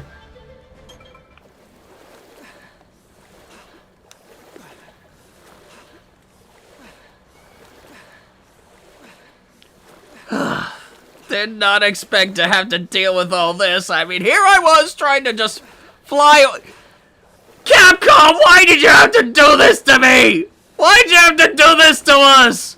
Flying was perfect the way it was before. Why'd you have to ruin it for us? Maritime Princess? What is going on here? Why, hello there. I'm a dressmaker. Hi. How's it going? Thanks. A regal fin. The waters of a small caves. Okay. Well. I guess I'm just gonna go ahead and leave it at here. And if you enjoyed what is going on so far, please, as always, be sure to leave a like, subscribe, all that jazz to become a very lucky Ammonite today. And as always, my Ammonites, I will see you at the next hunt. Yenbai and good night.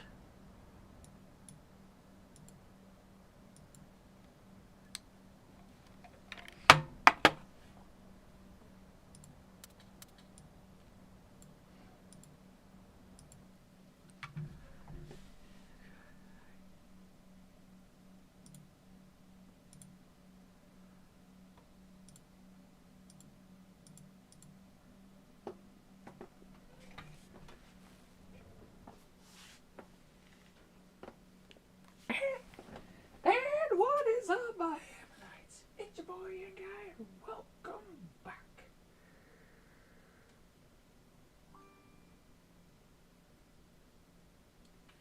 What is up, my Ammonites? It's your boy, Young Guy. Welcome back.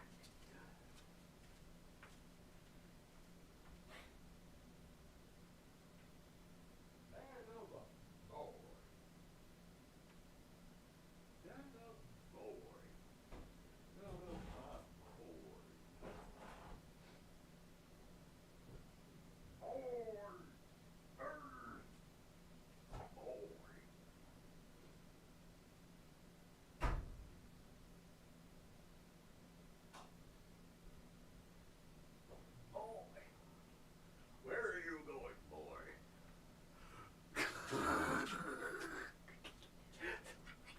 Stop it. I'm like, no one fuck about politics. Nobody cares. Nobody cares. Shut up.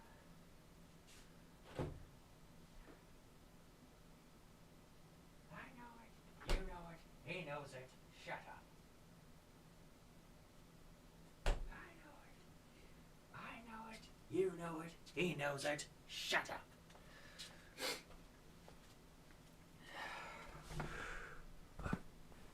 Look, As much as I loved, it's just not gonna happen.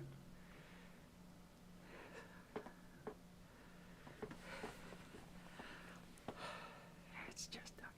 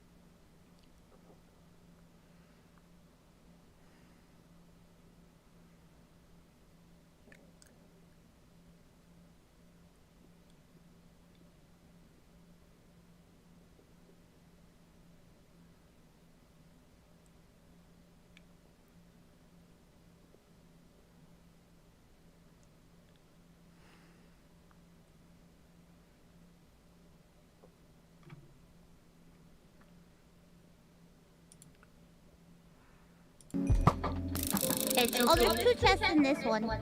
Oh. Where'd you go? Oh, this one. Yeah, there's another room. Do you see me? Oh, hi. Hi. Oh, it's a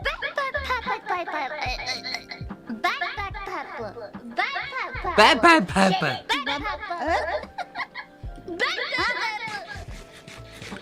Cortana. It's a backpack. This one. Close enough.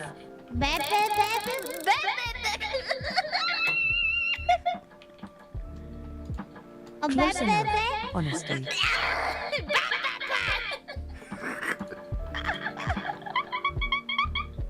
Yeah, So close.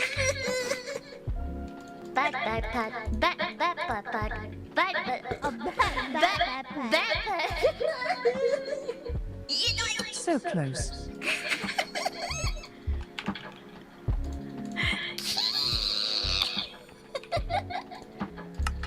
Ooh, I got a bomb!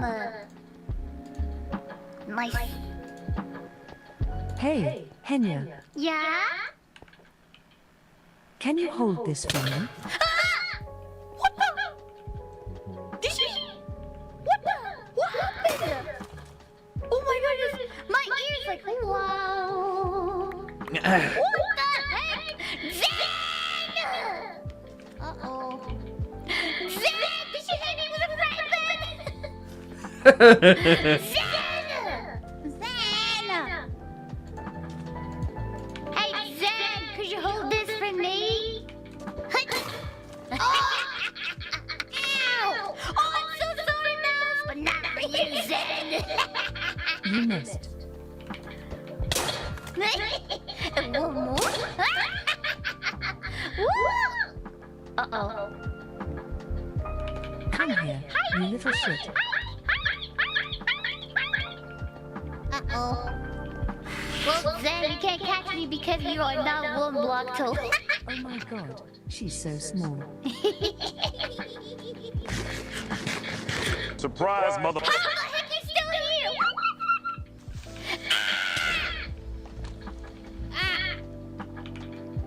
Oh my.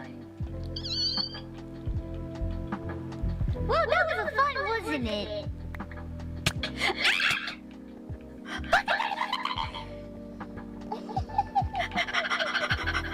Run! Run, little Enya! Run, little tayo! Run, little tayo! I wonder. Yeah. Oh, I was missing one more treasure over here. Oh, it's a backpack. Shit. A backpack. A backpack.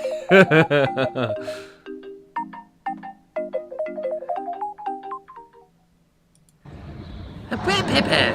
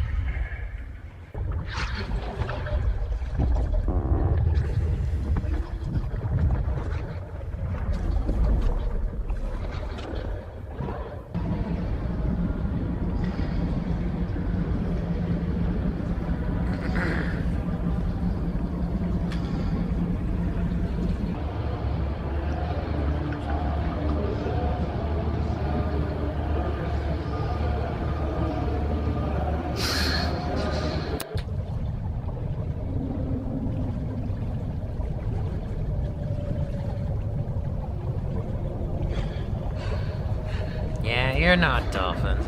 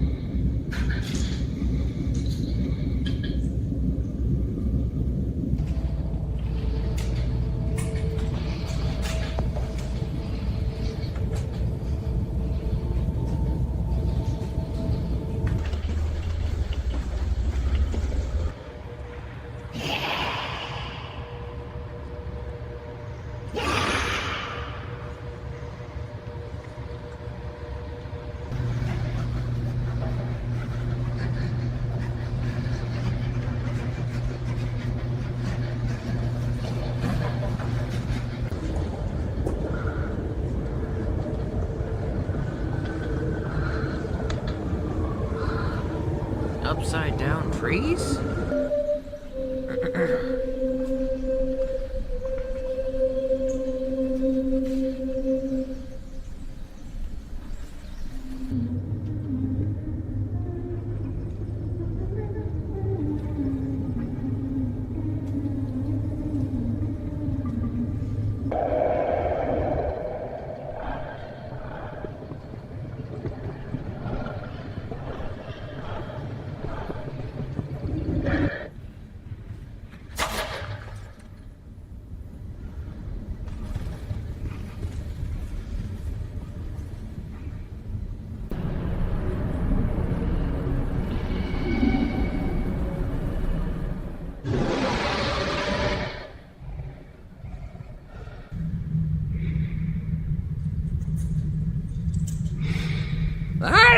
That's not just a harmless little butthead.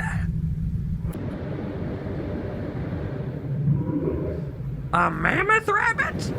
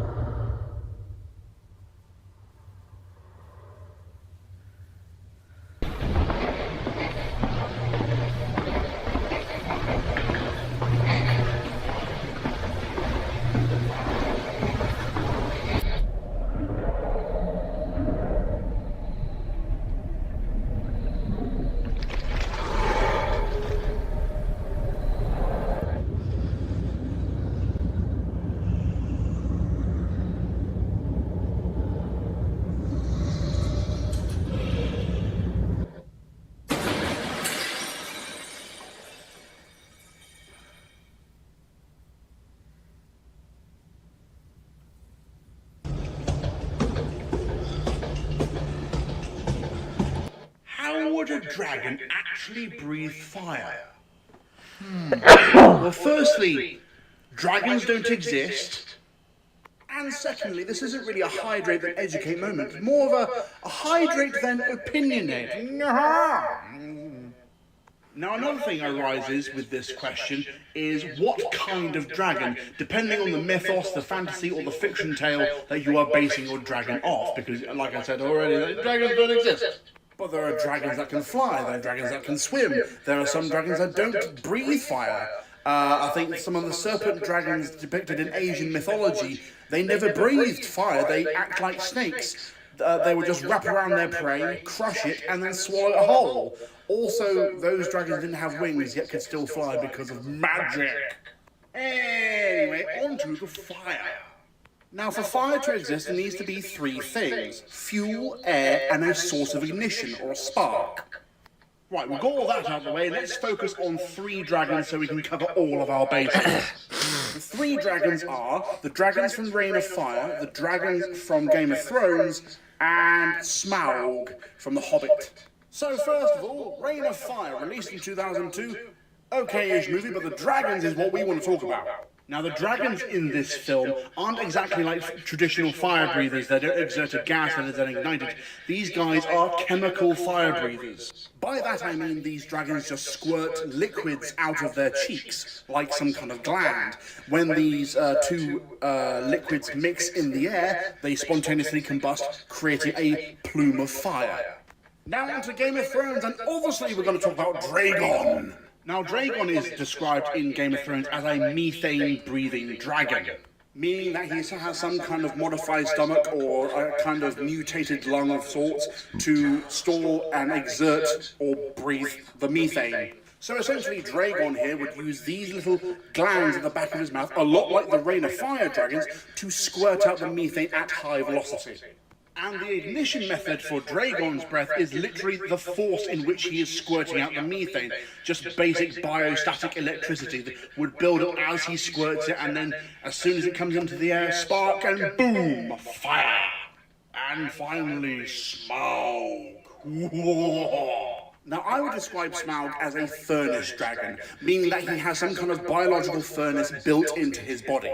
So he stores and ignites the fuel within his body and then just controls the flow of fire through his mouth, as this clip suggests. As you can see there, he ignites his stomach and boom! So there you go, 3 examples of 3 different dragons and how they could breathe fire if they existed.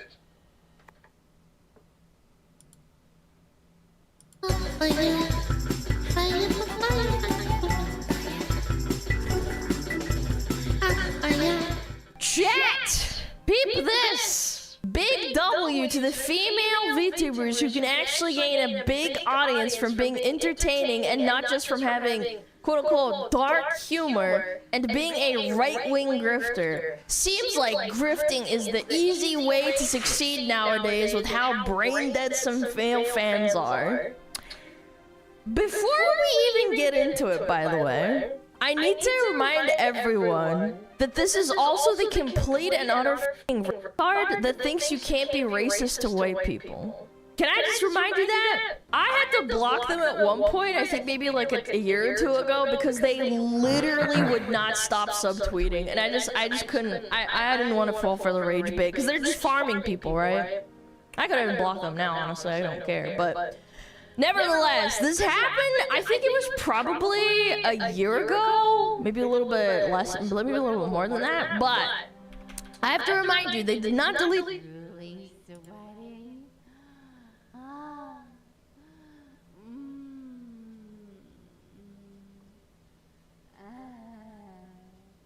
Look on my face.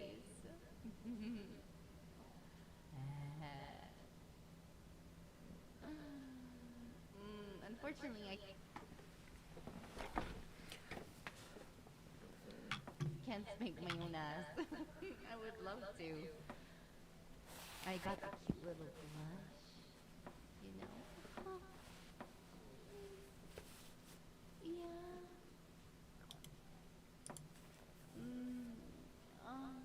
Yeah. I'm so glad you like it. Vixel did this model too. And then there's the evil smirk.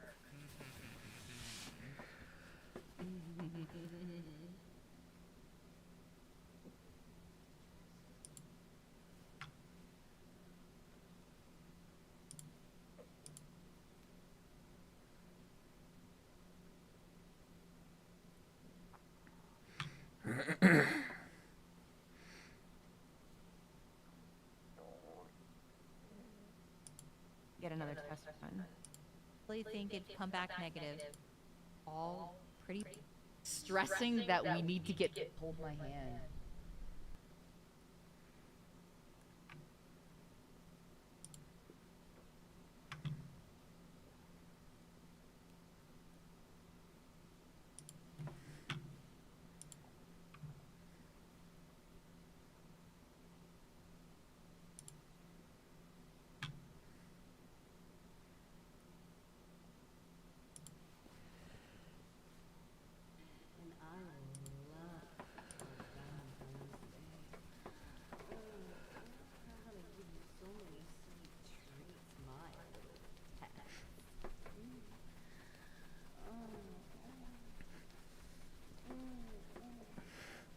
stretch me, that's the goal.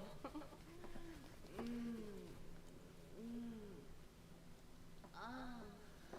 want you to come all over me. And I...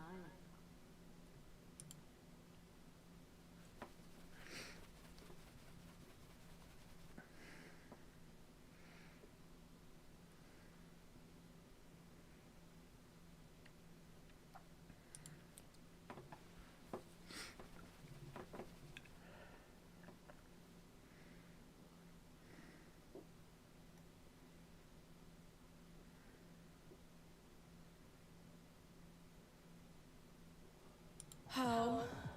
Take off your top. Nice and big.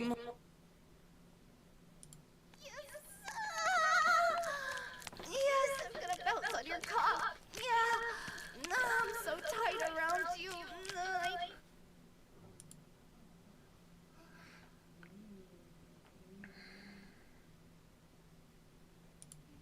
Oh, God, I don't know why I want to come so bad.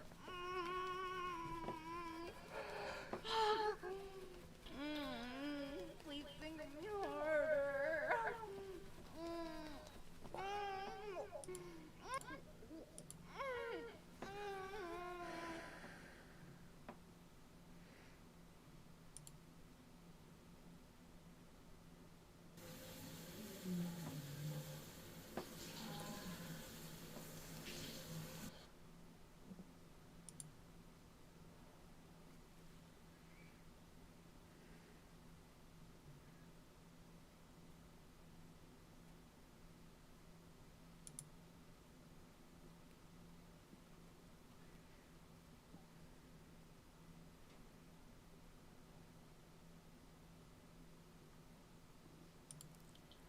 Close your...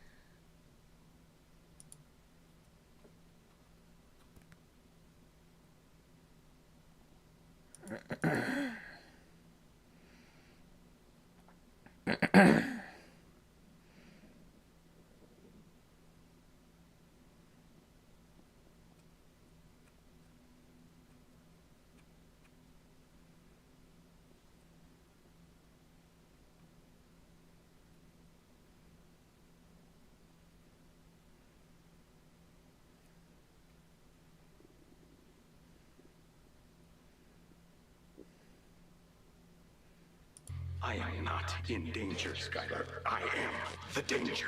A guy opens his door and gets shot. You think that of me? No. I am the one who knocks.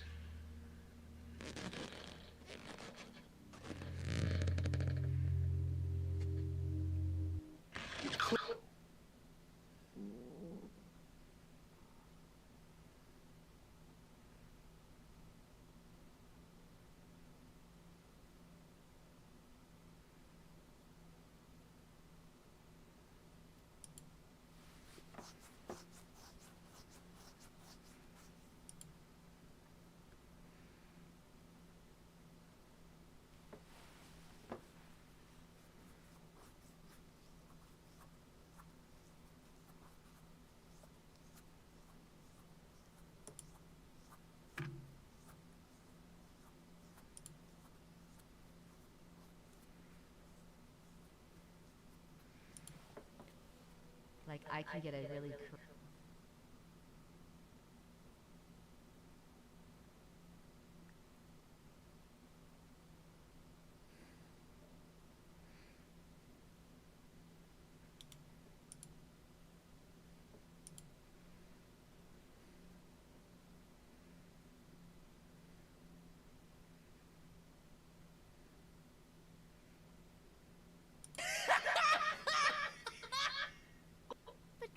Amusement. I know you'd suck the blue acrylic off those piggies, you freaks.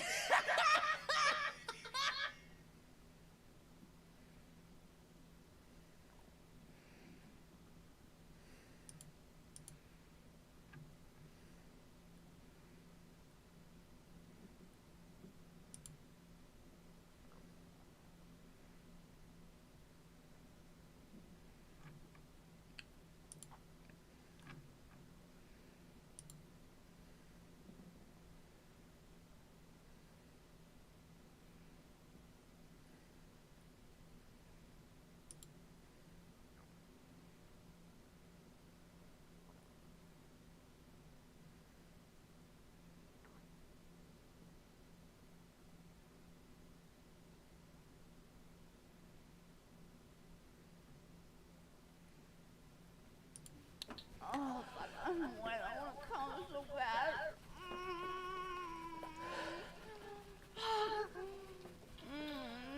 Please think of me harder.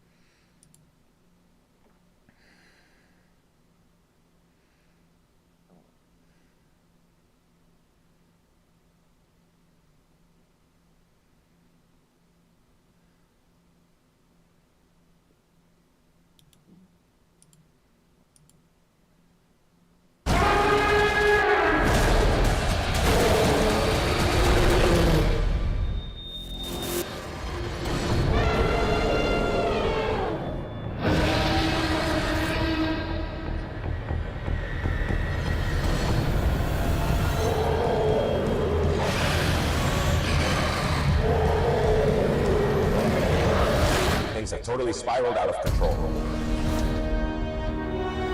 Fully responsible for the fuzzy elephant. Are they kidding me or what? Should I insure an elephant? Strange, sir. It's not an elephant, but a mammoth. A mammoth, sir? You know that's impossible? The impossible happened. What now? They beat the men and kidnapped the mammoth. Get help! Take cover. Man, why didn't you go for the Olympics? Tyler Oliveira went to Jeffrey Epstein's island. That's me running towards the satanic temple of the evil billionaire Jeffrey Epstein on his private island swarming with security. Oh my God. We're being detected. Show me if you dare! What are you hiding up there?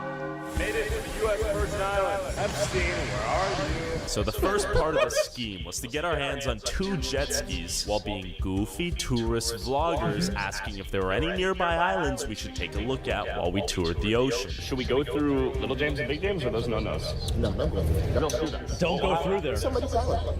It's somebody's island. By the government? No, private. What would happen? Not that we would ever do that. I don't know, but you don't want to find out? Easy. You don't want to find out. Yeah, I bet. You watch Netflix a lot, right? No. Good for you. Okay, all right. Good for you. We're out. Okay, we're gonna go straight there and then right. I'm on the jet ski. We have this for like 5 hours. We need to do this quick before we get detected by authorities. And jet ski guys, because they are super sussed out by me. We're headed to Epstein's Island. What can go wrong? And after 15 minutes, Bro, you know what this reminds me of? This reminds me of whenever I would get on like a Warcraft beta and I would try to go out of bounds. I would try to go to like GM. It's like he's trying to go to GM Island. minutes of driving this jet ski like Tom Cruise, You know? I made it to Epstein Island, Little James. That's where all the game masters are. I don't know who's there, what security measures they're taking. There's probably government watching, and there might be personal security on the island. As I got closer to the island, it was clear I wasn't alone. Okay, we've made it to the island. Look at that sign. Private property, no trespassing. He's about to There trespass. is Epstein Island. Little Honestly, like, we gotta admit, whenever his password was #1 island, I gotta believe him. This place is nice. Damn. There's a boat on the island right now. The question is, who could it be and why? There's literally someone right there on the island. Okay, we have more people. Look, it's a whole operation out here. Look at this. Wow. Golf carts, people that work here. We have a dog. Who is this man? Okay, we have another person, bigger woman, and her dog. Probably security or maintenance, but hired by who? A new owner? The government? I'm not sure. It turns out Epstein's Island is for sale by Epstein's estate for over $125 million. See, we gotta buy the. We gotta maybe do like a fundraiser or something to buy the island. We all think. Why is there still so much security on the island if he's dead? And what are the owners of Epstein's Island still hiding? Are they headed in that direction? This is a little bit eerie. That was George Bush. And now they are leaving. We're gonna have to beach somewhere else. We're gonna have to do this quick. We need to get in and out, or we're gonna get shot. Boss is gonna whip out the drone, see how many people are on the island itself. I've already seen 4 people. Launch the drone. Go, my child. Find the truth. Inspect the area. There you go. At first, it seems like a normal. Damn! Look at that place. Holy shit! Look at that house! Oh my god! Normal island a billionaire might abandon. Once the drone flies in a little closer, you begin to notice these carts driving across the island. But who are they and what are they protecting? And then, once the drone started getting closer to the... Wait, yo, what happened? Yo! What happened? Like, they painted over it. They got rid of it. Damn. Temple, this weird white building on the highest point of the island where people believe it was used for evil satanic rituals, our drone began to experience unexplainable signal interference. We lost it? We've lost the drone. They've interfered with the drone? We don't have control. Now it's important to note that in the last known footage of this temple, some random fucking guy shows up. Oh my god. The temple was painted in this blue gold pattern, and there's a giant sundial adjacent to it. This now means that the sundial was recently removed and the temple was completely repainted white. So you're telling me they got rid of all the symbols and all the occult icons? That's smart. But the question is, what are they covering up? Then I saw this. The guy's building right there. Look, literally right there. Look. Yep, there is another golf cart coming this way. Oh, it's going to get the drone. Okay, don't get caught, Pasha. There he is. There he is. Who is this man? Who is this man right here? Who he be? Storm the beach like Normandy right now, get on the island, and hopefully not get shot or apprehended. After barely pulling the drone back in, after losing signal, and confirming this place was swarming with what we believe to be armed security, it was time to storm the beach like Normandy. There's the temple! And that... They're gonna try to go into Jeffrey Epstein's satanic temple. You gotta give it to this guy, man. Like, he really will do fucking anything. This is... I would be afraid to do this. I'm gonna be honest. Hell no! There's a lot of things I'd be willing to... I would not be willing to do this. I would never do this. This shit is insane. Props to him! Somebody says Nick Shirley should go there to investigate if there's any fraud. Yeah, I went into the temple and they had a receipt from the United States of America to Israel for, wait, $134 billion. Wait. Was exactly where I was headed. Shut it down! Mysterious stairway? Almost like it's inviting us to enter. Okay, we have another... No trespassing sign right there. No trespassing sign right there. And after a full peripheral scope of the island, it was now time to infiltrate. For pizza? Wait, what? What pizza is $1 billion? I'm on the island. The temple's behind me. Why would a country order pizza? Look.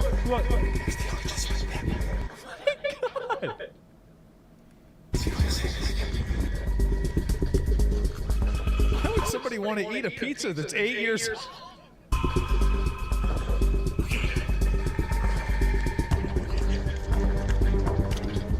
Yeah.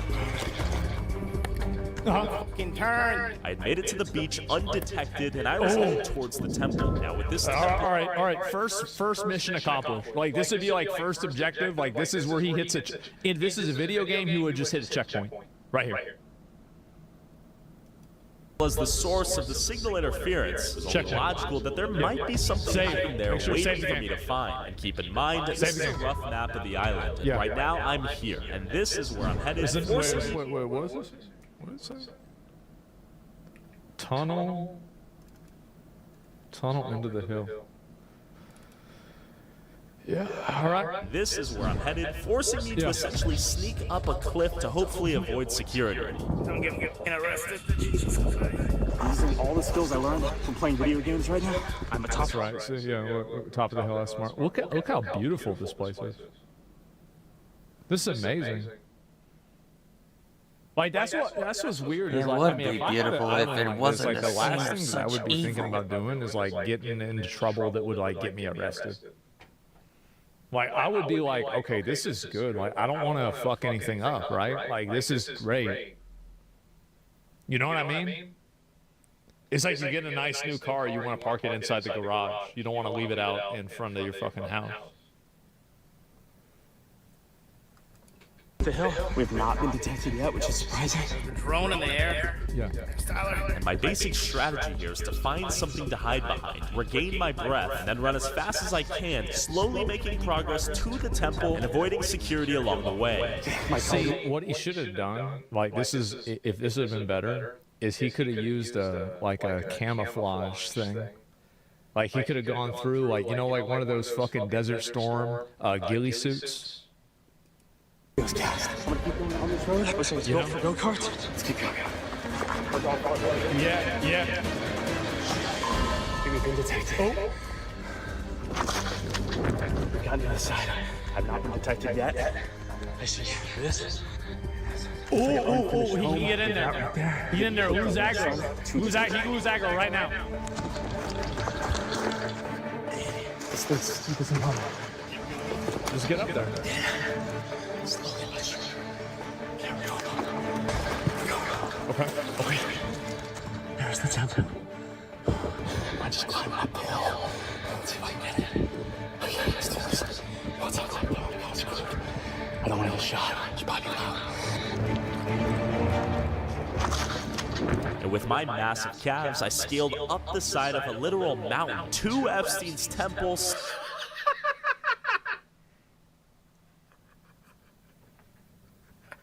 Absolute fucking cinema.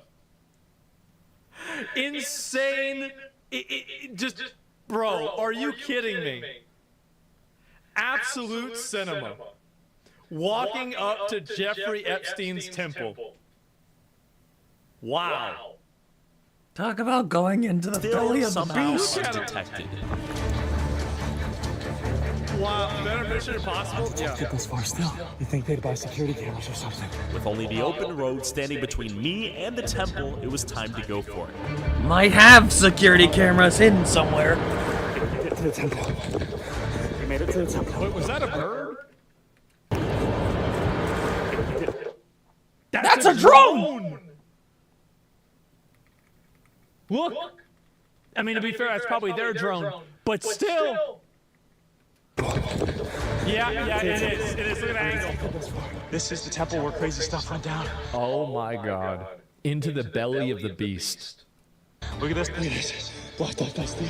Blocked off by wood. Pasha? Over there? Come on, Tyler. God, if you're alive. Protect. Came through there. Weaved my way all the way up to here. Damn. So the entire thing is boarded up with fucking plywood and metal.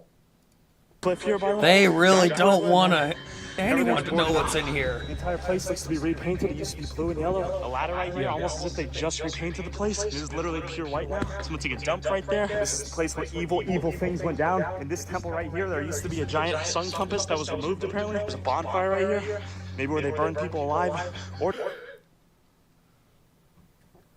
Yeah, I mean, you never know, right? I mean, it could be that. A sun compass that was removed apparently. There's a bonfire right here. Yeah. Maybe where they burned people alive. Or not. Or not. Successfully undetected. There's no, what was that? Like a speaker right there? Yeah. But beyond that, seems to be low-level security right now. Okay, there's a sailboat coming in. Right there. That's not what we want to see. Right now it's a race against time. Hopefully I don't go to jail. Horrid things went down here. Look at all these benches. Very out-of-place benches, right? You have benches right here, bench right there, bench right there, bench right there. Look at that. This makes no sense. We go back down, see if we can examine the estate. This time I might have to go blitzkrieg. Now I see a lot of my pants are nearly falling off. Looks like an unfinished construction pathway. You see what's inside? I don't know where all the security went. But yet to remain detected. Might be on their lunch break. Losing out right now. Behind this rock. Behind this giant. Oh my god. Damn. I don't like that rock. I feel like that's the kind of rock that would fall on you. I do. Appears to be. Uh-oh! Run! Run! Uh-oh. Run! Run! Run! Oh no! Shit. I'm running. Uh-oh. Run!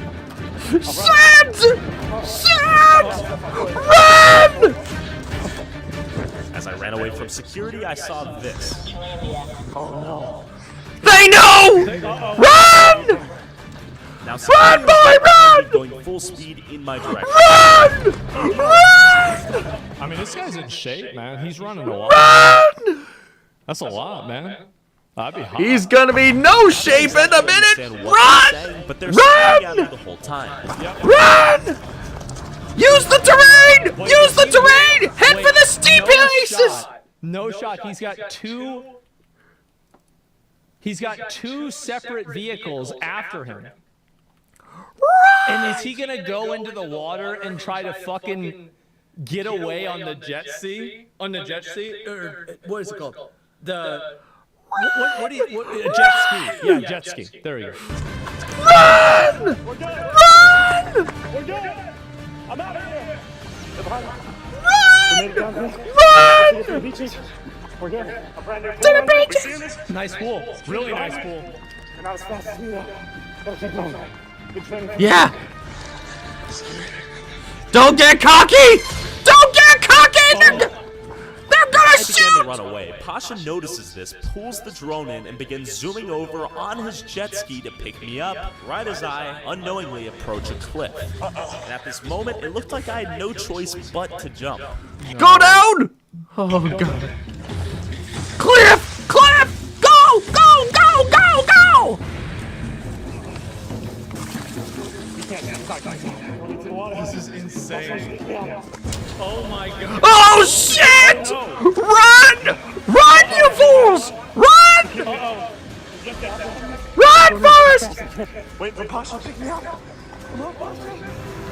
Pasha! Get me out of it! Get him! What are you hiding upstairs? What are you hiding upstairs? No way his boy picks him up. Waiting on Pasha to get away. No way. Pasha! No fucking way. Pasha, you fucking hero! Go! Go! Go! Go! Escape from Epstein Island. Escape! Yes, bro, absolute fucking cinema. This is crazy. There's Pasha with the jet ski. This is amazing. Right, we're making out. Oh my Yeah. god. Alright, easy. They thought they just get me. Wow. Go, go, go, go. We escaped without putting this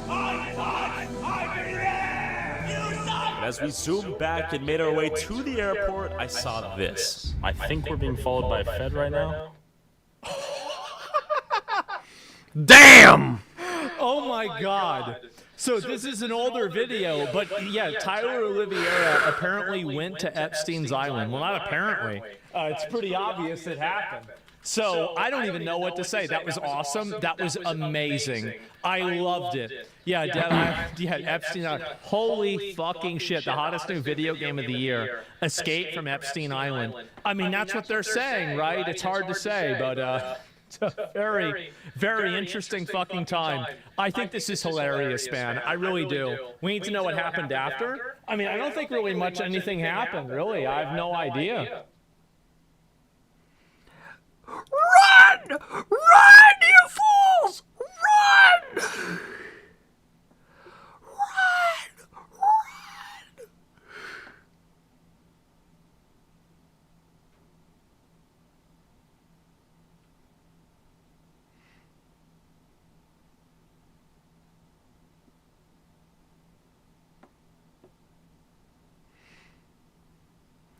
Run, you fools! Run! Maybe Jeffrey Epstein is still alive. In the Epstein files, there's a receipt from YouTube where his username is LittlestJeff1. Hello, LittlestJeff1. Wait, Littlest Jeff 1. There was a charge in May 2019, but he died in August. Wait, Chapter 5, Season 1. Wait, that was recent. Epstein's Fortnite account is active in Israel? No. Fortnite tracker, we have, all right, gentlemen, we have the Fortnite account right now. Let's pull it up. The profile has just been made private. Wait a minute. Can I look at this on Wayback Machine? It has not archived that URL. Epstein just privated his account. I have screenshots of his stats confirming he's alive. How is this proof? Okay, so this is why people think that it's Jeffrey Epstein. He got a charge for $25 for V-Bucks on Fortnite. And this was on May 7th, 2019. And this is, again, keep in mind, justice.gov. This is the government website for Jeffrey Epstein right here. And this is Littlest Jeff with jeevacation@gmail.com. It could be a troll, but how could it be a troll if they did it so far in advance? The account isn't brand new. It was discovered. My guy faked his death and immediately started playing Fortnite. Fortnite Chapter 1, Season 10 ran from August 1st to October 2019. Crazy. Get the screenshot of him playing Season 6 before it's too late. Where are the other screenshots of this? I want to see it. It says I can't edit the post. Where's the Imager link? Matches. So he and wait, this is Season 4, and he had an 8% win rate? Look at Chapter 3, Season 17. 17% win rate? He has kids playing for him? He's in Tel Aviv playing Fortnite. This could be, wait, this is his WoW account? Wait a minute. Context. This is the Department of Justice. Jeffrey Epstein played WoW. And he was a Wrath baby. This was right before Cataclysm. Wait a minute.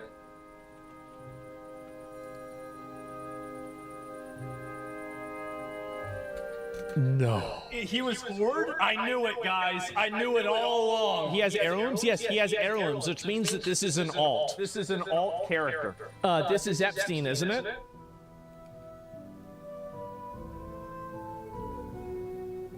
Dude. He faked his own death and grew a beard! Photo without the beard on your Discord?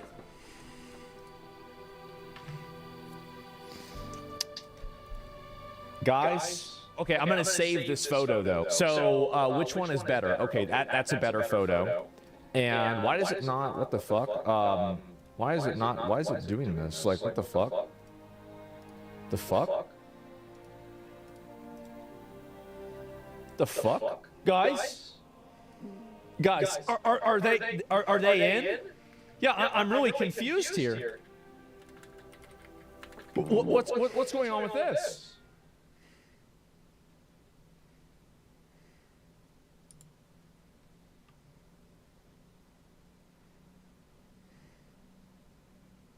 He believed he was untouchable, and for a long time, he was. Jeffrey Epstein surrounded himself with presidents. Run, you fools!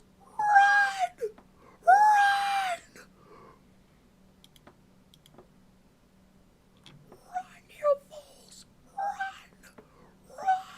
For years, Jeffrey Epstein's private island was sealed off from the public. But in late 2025, newly released government files and photographs showed what was actually on Little St. James. What investigators uncovered inside of these buildings was far stranger than anyone expected. Located in the heart of the United States Virgin Islands, Little St. James, like many of its neighbors, was privately owned. These tiny outcroppings in U.S. territory act as tax havens for the rich and powerful. But one billionaire had darker intentions. He believed he was untouchable, didn't just use it as for a long time, he was. Jeffrey Epstein surrounded himself with presidents, princes, billionaires, and celebrities. Even when prosecutors built strong cases, he slipped through. The system kept failing, and Epstein acted like it always would. But that arrogance caught up with him, and it was his downfall. On today's episode of the Infographic Show, we're unpacking how authorities actually caught Jeffrey Epstein. After landing a prime teaching job at a school for New York's elite, despite having no qualifications, Jeffrey Epstein was suddenly catapulted into Wall Street finance. How Epstein rose so quickly with so little experience is still a mystery. Maybe that's why he kept out of the spotlight. One of his notable public appearances was in the July 1980 issue of Cosmopolitan magazine, when he was featured as the Bachelorette of the Month. In it, Epstein claimed that he was looking for a cute Texas girl, the profile photo making him look sleek as he lay back on a sofa. This was the same man who just a few years earlier as a teacher spent time at student parties. Even then, it was clear he preferred the company of women much younger than himself. The Cosmopolitan story said the 27-year-old was an options trader at the investment banking company Bear Stearns. He was a New York dynamo and financial strategist who would usually only talk to people who made over $1 million a year. He was clearly obsessed with wealth and image, possibly a real-life American psycho. But in those early days, he was admired by people who lived by the mantra, greed is good. As Epstein climbed the ladder to success, he stayed away from publicity, but the British tabloids caught up with him in 1992. The Mail on Sunday ran a story about Ghislaine Maxwell, the daughter of the disgraced media tycoon Robert. She had recently moved to New York City and was said to be building a respectability which would be impossible in London thanks to her father's wrongdoing. She was apparently now smitten with Epstein, who was described as a shadowy, maverick New York property developer who might also be a maths teacher, corporate treasure hunter, stockbroker, merchant. How does the country's most notorious prisoner, locked inside a high-security facility, just die? Jeffrey Epstein was meant to be under constant watch, guards on duty, cameras rolling, routine checks. Yet he was discovered lifeless in his cell. The system failed, protocols collapsed, and the world was left in shock. What followed was an avalanche of theories, investigations, and suspicions that refused to go away. On today's episode of the Infographic Show, we break... Couldn't have, but then the evidence has proven he didn't. He faked his own death and escaped. He faked his own death for him to escape. That's the truth. He did. That's the crazy part. He did. That's the crazy part. He did.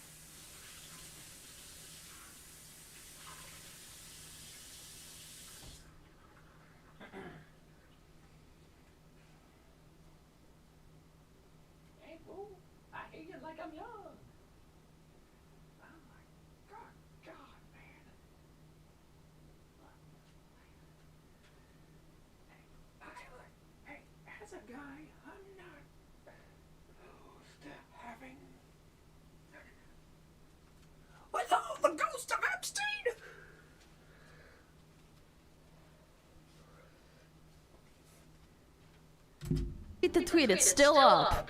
Yes, this was around about a year ago, actually. Can't be racist towards white people, but of course someone like you wouldn't know that. It was a response to someone in a tweet. Alara says, I hope this is satire. And Kaio responds saying, keep hoping.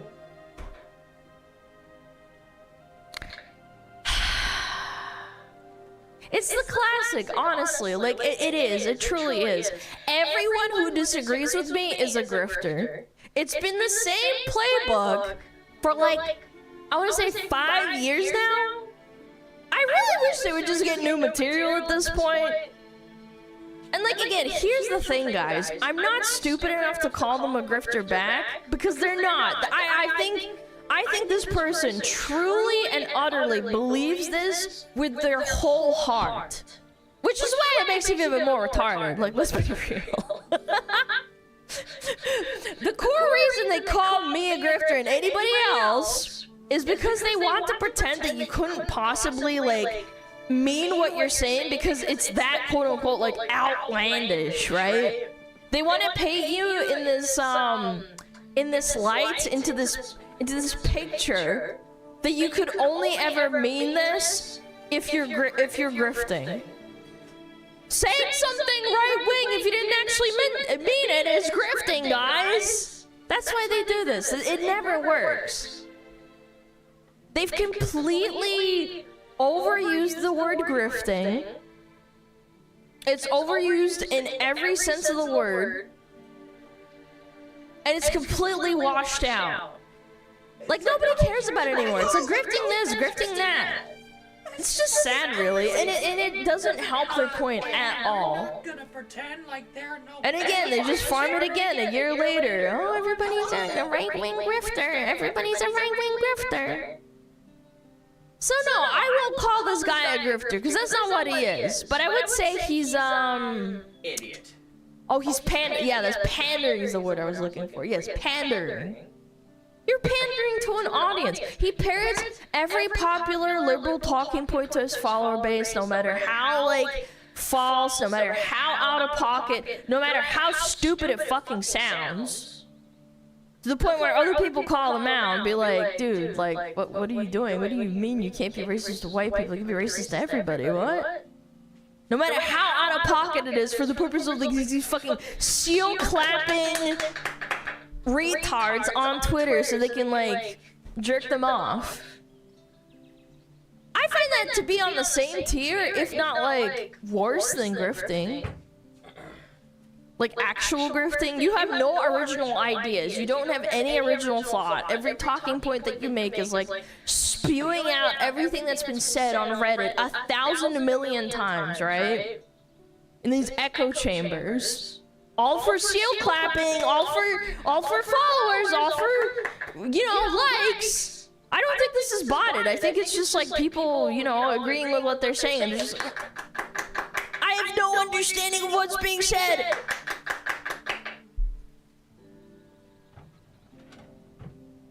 I don't do this. In fact, I get next to zero fucking hate on Twitter. Because I almost never tweet about what I say on stream. I don't fucking care about this fucking clout chasing game. I don't need validation and likes and reposts like this person does. My stream is just my little personal soapbox where I say what I think and I get it off my chest. And if people want to listen, then that's great. But people like Kaio can't fucking do that. And I'm not saying he's the only one that does this. It's just that they need validation. They pander for validation on Twitter, and I think it's pathetic. I don't fucking say that shit on my Twitter. I don't. Why are you joking? I'm clapping! I'm seal clapping! So you never make it on a list, you do? But I don't care. I don't care. If you want to do that, that's fine. But I'm just saying, that's probably part of the reason why people don't, like, really fucking witch hunt me that hard on Twitter. Of course I get some people that schizo post. I don't deny that, but at the end of the day, like, I'll make maybe, like, a couple of posts that, like, that pisses off people, and that's okay. Yeah, I don't go on Twitter to, like, get validation. I get that from stream. This demonstrates that people don't watch your content because they're totally on Twitter, otherwise they get way more hate more often. Probably. I don't know. And again, I also think this comes to like the psychology of Twitter, is that Twitter loves to feed you stuff that you fucking hate. Like, I've seen this on the algorithm. Unless you're, like, muting keywords and, like, muting people that rage bait constantly or, like, make posts that piss you off. Because the engagement algorithm works very interestingly on Twitter. Whereas if you linger on a post, even if you don't interact with it, if you look at the post, it'll suggest you other posts like it because it knows that it counts as, like, you looking at it. Even if you don't, like, comment or anything. Like, I didn't comment on this, but... Or I didn't comment on this, but it fed it to me because it's like, it probably got a lot of interaction from my fans or people that follow me, and it knows that through a series of numbers and algorithms. Yeah, like, I don't know. Yeah, just scrolling past it and lingering on it for a second means that you looked at it. I don't know. I think it's sad. I don't know if doing this thing for validation and like brownie points from people that won't actually view your stream. I actually don't even know if this guy streams. Do they? I don't know. You're a sad person, bro. As a woman, your behavior is cringe, and you should probably do some introspection. Quote unquote, this gay person doesn't know history, so they don't have a right to feel a way that disagrees with me. Quote unquote, this VTuber's a Nazi. Quote unquote, I hate religious VTubers. It's giving desperation for virulency. Oh, this is what they're saying. The pick-me gays. Whoa, wait, whoa. We've come full circle. We're saying pick-me gays? That's a thing now? Pick-me gays? Pick-me lesbians? What the fuck? That's a thing now, chat? What the fuck? Pick-me gays are the replies. They're angry with this and have no knowledge of LGBTQ history and know nothing of pride parades other than what they see on headlines is very telling. I see you follow me. I will say, don't waste your time trying to engage him in any discourse. Squid, this guy is literally just doing the himbo thing. Forces his voice slower, shits on anything right-wing, parrots Reddit mod talking points. He's a turbo retard. His only purpose is like to farm Karens for attention and money, and obviously get rage bait engagement. Well, not rage bait because he actually means it, but, you know, get engagement from you to get his money back. Yeah, this is literally a pot calling the kettle black moment, you know? Your energy is better spent mocking him and moving on. Just don't give him that much attention. The Redditoid? Yeah, it's just, he's not gonna, like, reply to you and say, like, engage in actual discourse with you. I'm too employed to be angry about this person. Every single person that fucking... that goes out of their way to agree with dumb shit like this is probably not employed. They care way too much. Does cooking strings or fingers or chicken breasts? I'm pretty sure he's gay, but I mean, who knows? It's a waste of fucking time. Well, ex-Niji, dude, what did you expect? Oh, is he? Wait, is he? Wait, is it actually an ex-Niji, dude? I might not remember, but I think it is, isn't it? Is that true? Oh, yeah? Can I look it up?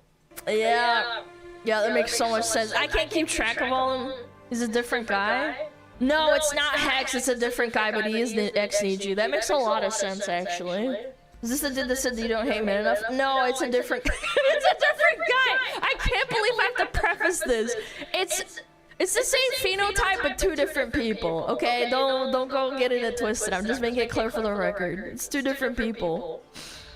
Oh my god. Oh, fuck you, dude. Oh god. Being vocal about your opinions is not a grift. It's only a grift if you don't personally believe those things while espousing them to everyone. Pick up a fucking dictionary. I know, I've had to explain this point like a million times. Grifting is like...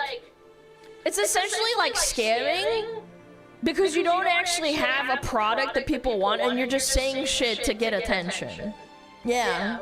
I don't know, it's just funny. Aren't you admitting how many female VTubers are brain dead or worse by exploiting the inept incels by posting this comment? Copian. Oh my god, these fucking people are insane. I see my 30 viewers of any number of disgusting chuds anytime. Do you want to bet? I don't know.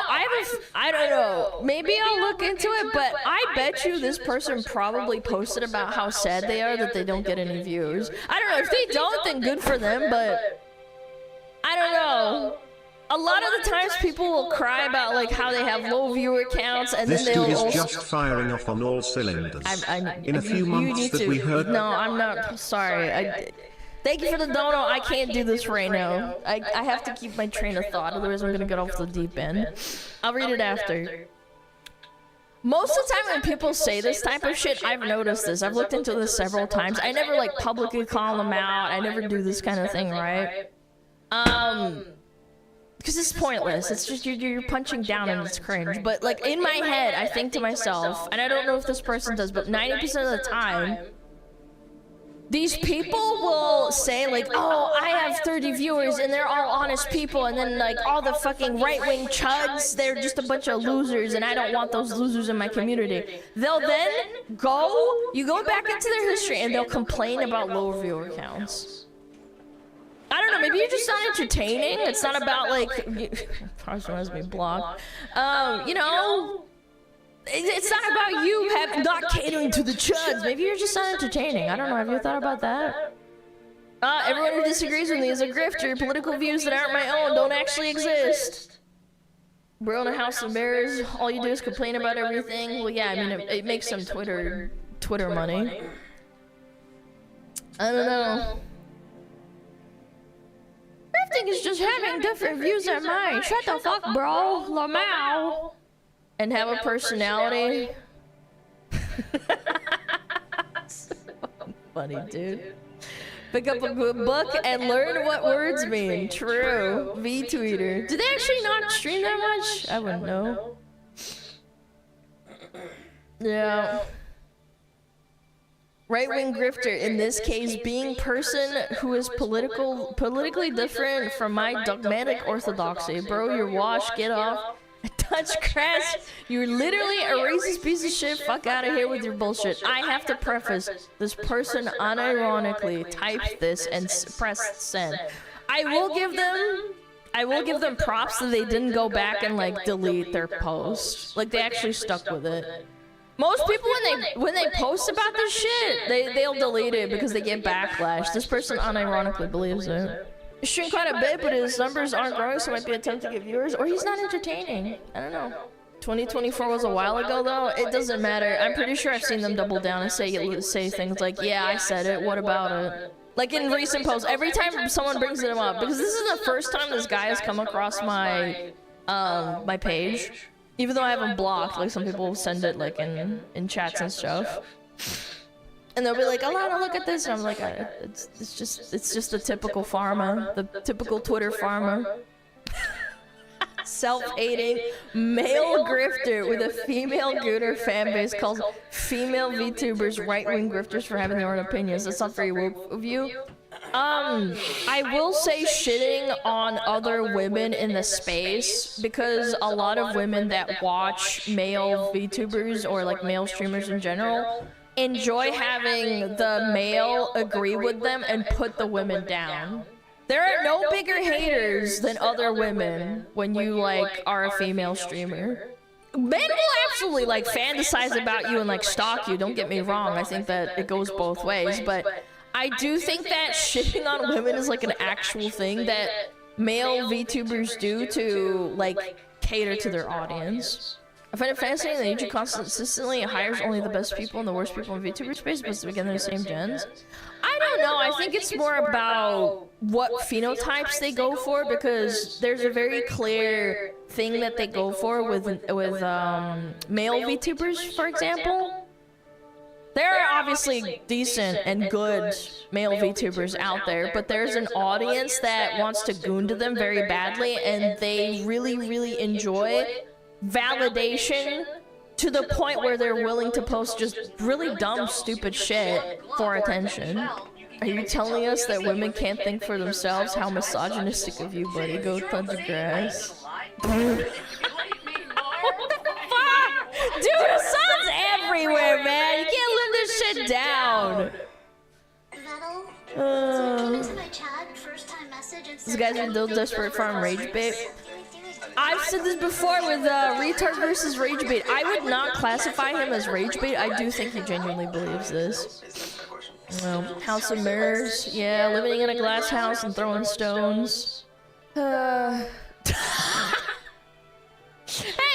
got to start somewhere. Come on. I had like 10 viewers. Although, how's that growth going though? I don't know. How's the Twitch tracker looking?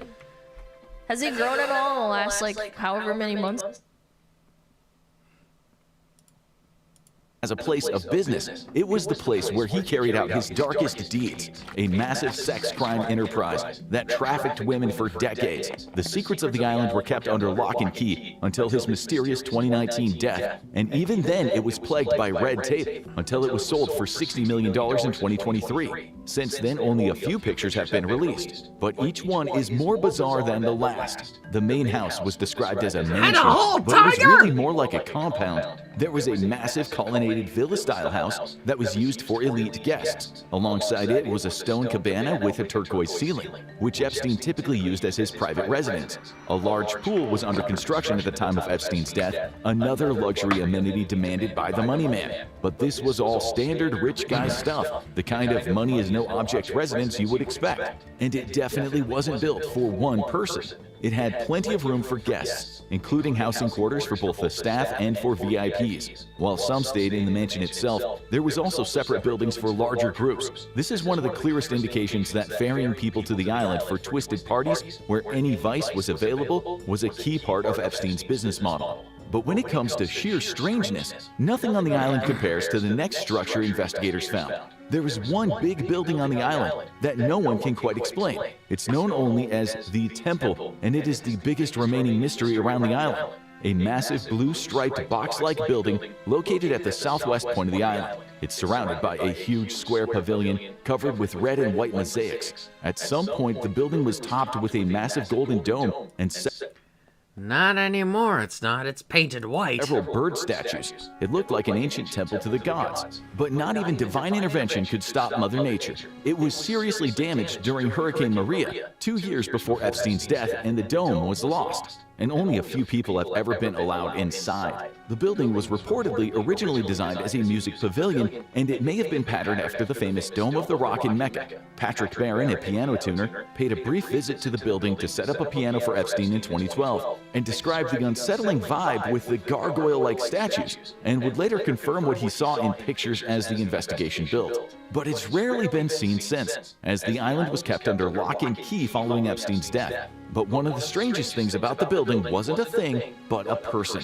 It was well known that Epstein had countless famous visitors to his island, although there are precious few details about what they did there. Rumors have circulated about high-profile politicians, and of course the former Prince Andrew Mountbatten Windsor had been named in plenty of lawsuits. But one face Barron reportedly saw there was the Pope. Not in person, but Barron spotted a massive picture of Epstein and the Pope hung over the piano. Some have speculated that the photo may depict a real meeting, although this has never been confirmed. However, he couldn't confirm which Pope had the sinister contact. But despite all of this, it is still a mystery. Investigators noted that the most disturbing part about the building is that it seems to have a door with a locking bar on the outside. This would prevent people from getting out rather than getting in, leading to some of the darkest theories yet about the island. Could this strange building have been the key to the whole operation? Theories center around a hidden elevator or tunnel, which could have led to Epstein's many escape plans, or darker conspiracies point to a secret underground temple for twisted religious rituals that Epstein was a part of. It's just one of the many mysteries the government hasn't yet come close to cracking, and it's not the only unexplained building on the island. Close to the water, you'll find a second, smaller building. It has the same bizarre patterns on the ground and blue and white color scheme although it lacks many of the ostentatious features of the main building. Could they be linked? And if they were part of an often theorized escape plan, they could be connected underground.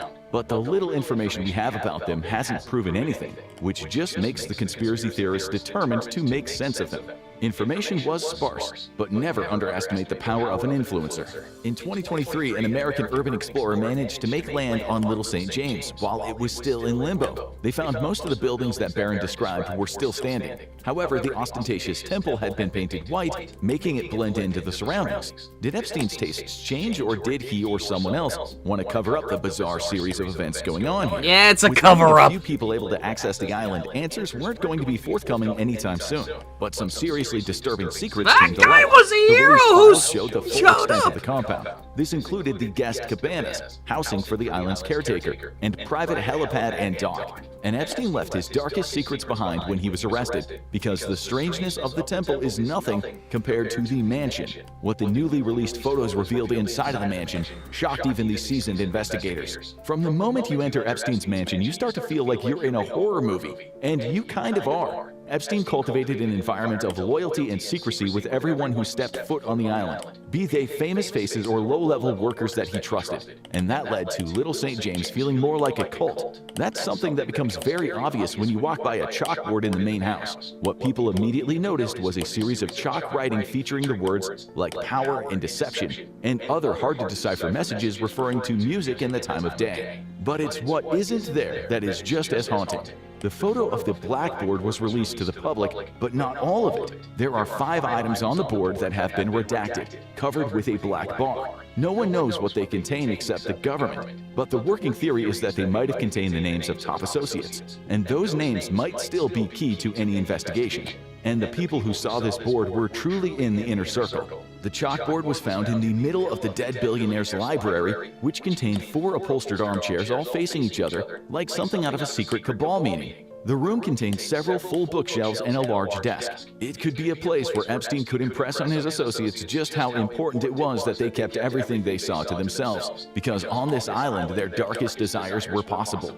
And it was only getting more sinister from here. Only a small selection of the images were released to the public, but one of them included a room that seemed to be used for intimate care. There appeared to be a dental chair and a series of folded-up massage tables, indicating this might have been where guests received both professional and private care. But it is what was on the wall that disturbed people. What stood out the most was the masks on the wall. A series of human faces, mostly older men. The most visible one is a depiction of an older man with a long nose, bushy mustache, and a balding forehead. The mask doesn't seem to resemble anyone linked to Epstein. Instead, they look more like a grotesque Halloween mask. But why would the convicted sex trafficker need so many of these? The current theory is that these might have been the disguises used by certain high-profile visitors to conceal their identity when committing sordid acts. There is no direct evidence explaining exactly how the masks were used, but their presence remains one of the most unsettling unanswered questions on the island.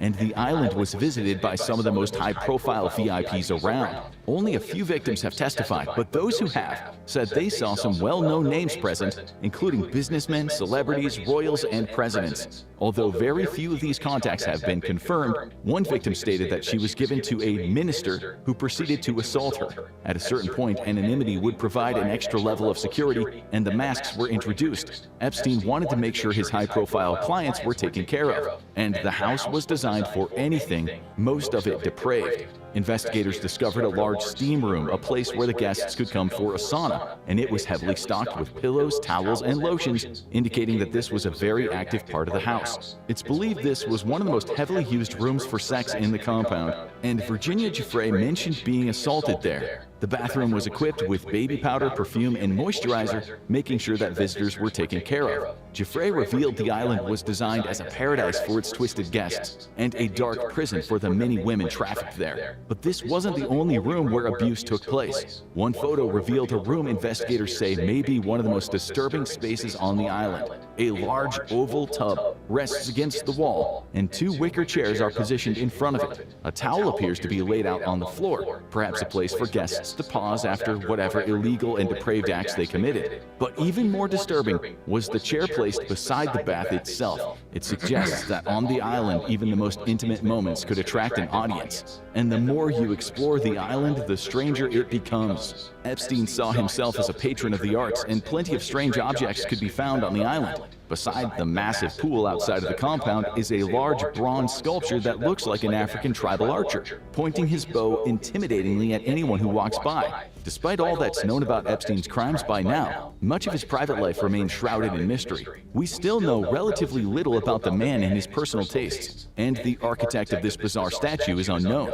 But one object might be more haunting than any other because it holds all of the secrets. Today, it's pretty rare to see a landline anywhere. Most people have cell phones, and someone involved in criminal activity would likely have numerous burner phones to avoid detection. But one object inside of the mansion raised more questions than almost anything else that investigators photographed. An old-fashioned Panasonic phone, and most importantly a series of shortcut buttons designed to make it easy for Epstein to contact his most important associates. And the new information it provides just deepens the puzzle. The shortcuts are labeled with his New York office, but also names. Men named Darren, Rich, Mike, Patrick, and Larry are all listed as contacts. But no further information is provided. 4 other names have been redacted in the images provided by the Justice Department, possibly because they've been identified and are under further investigation. However, the 5 names we know haven't been used to pinpoint any associates of Epstein. We're not even sure if these are real names or aliases, and any phone lines associated with them have likely long been discontinued. And one room held darker stories than any other. Some of the clearest details about Epstein and Little St. James come from Giuffre's book. She had mentioned a large interior bedroom with a single white bed and plenty of mood lighting, as well as other light furnishings like a work desk and fans. This was the bedroom where Giuffre said she was assaulted by men, and the bedroom showed up in the photos exactly as she described it. The room is the most infamous scene of Epstein's crime, and one item in the room hints at the sickening activities that went on in there. If you zoom in on the bedside table in the room, you'll see 2 objects, a black blindfold and a flashlight. Were these items part of the twisted games the powerful men who visited here liked to play? The actual dark details of the island and the sick activities within, as well as who was participating in them, are still shrouded in mystery. But with every new photo that's released, another piece of the puzzle falls into place and increases the demand for answers and justice. And Giuffre hinted that the island had an even more disturbing purpose. The island looks like a place of luxury, but for those who were brought there, it was anything but. Giuffre revealed that the trafficked women and girls brought there had their passports confiscated, and they were kept against their will. That means that many of the luxury buildings here might actually have been used as prisons, which would potentially be another purpose for the barred from the outside temple. Was it meant to keep people out or to keep Epstein's victims from getting free? Investigators believe that some of the most disturbing discoveries haven't been made public yet. The island hasn't given up all its secrets yet. More disturbing pictures are coming, and they may yet dig up the dark secrets and bold-faced names that made their way to the island. Now go check out what really happened to Jeffrey Epstein to discover the mysterious circumstances surrounding his death. Break down the Jeffrey Epstein case, day by day. July 6, 2019. Jeffrey Epstein returns from a trip to Paris, disembarking at the Teterboro Airport in New Jersey. The police are waiting. This isn't Epstein's first brush with the law. He served time in Florida on sexual offenses in the early 2000s, but most legal analysts say he got a sweetheart deal. Since then, he's cemented his position as one of the most powerful figures in both finance and politics. He's held hundreds of meetings with high-powered individuals, many on his private island in the Caribbean. And despite his deeply checkered past, he remains a regular fixture at New York high society parties. But he won't be making any more social hours. The size of the arrest team makes one thing clear. This is no minor case. Federal agents move in, place him under arrest, and transfer him to the Metropolitan Correctional Center in New York City.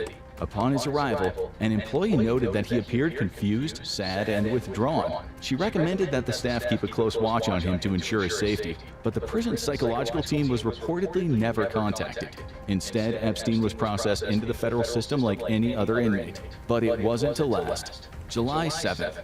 Epstein only spent 22 hours in the general population. News of his arrest exploded, fueling spiraling rumors that this was the big one. The feds had finally nailed him. Staff at the MCC knew that he was the most high-profile inmate in the facility at the time, so the decision was made to transfer him to the Special Housing Unit. This decision was driven by intense media coverage and concerns for his safety. Officials not only wanted to shield him from other inmates, but also knew it was essential that he made it to trial and possibly expose the other criminals he worked with. And just one day later, this theory would be proven true. July 8th, Epstein was brought to court for his initial hearing, where the federal government unleashed a raft of charges against him, led by sex trafficking. He pleaded not guilty at his initial hearing and was held on remand at the MCC pending further legal developments. The charges echoed those he faced back in 2008, but this time they were far more thorough. Given the penalties, a conviction would almost certainly ensure he spent the rest of his life in prison, as he was nearing 70. And that was the kind of thing that could turn a man desperate. July 9th. Normally, an inmate with charges this serious would get a psych evaluation, a check to see if he might hurt himself. If flagged, he'd be locked down under tight watch with almost nothing in his cell. However, Epstein slipped through the net. The prison psychological staff only urged caution. This allowed him to be kept on psychological observation and out of the general population for his own safety, but without the extra security that might have kept him safe, because it would be a long wait to trial. July 10th. Epstein met with the prison's chief psychologist for a routine check. The log showed he was eating, sleeping, and even talking with other inmates. Epstein wasn't happy about being stuck in the SHU and asked if he could get a single cell. He was taught some coping strategies and continued to deny he was a threat to himself. The psychologist declared him stable and ordered him back to the SHU, this time with a cellmate. July 16th. Epstein met with the chief psychologist again, this time during a meeting with his lawyers. He continued to deny having any psychological issues. The psychologist's report found no concerns or any need for a follow-up session.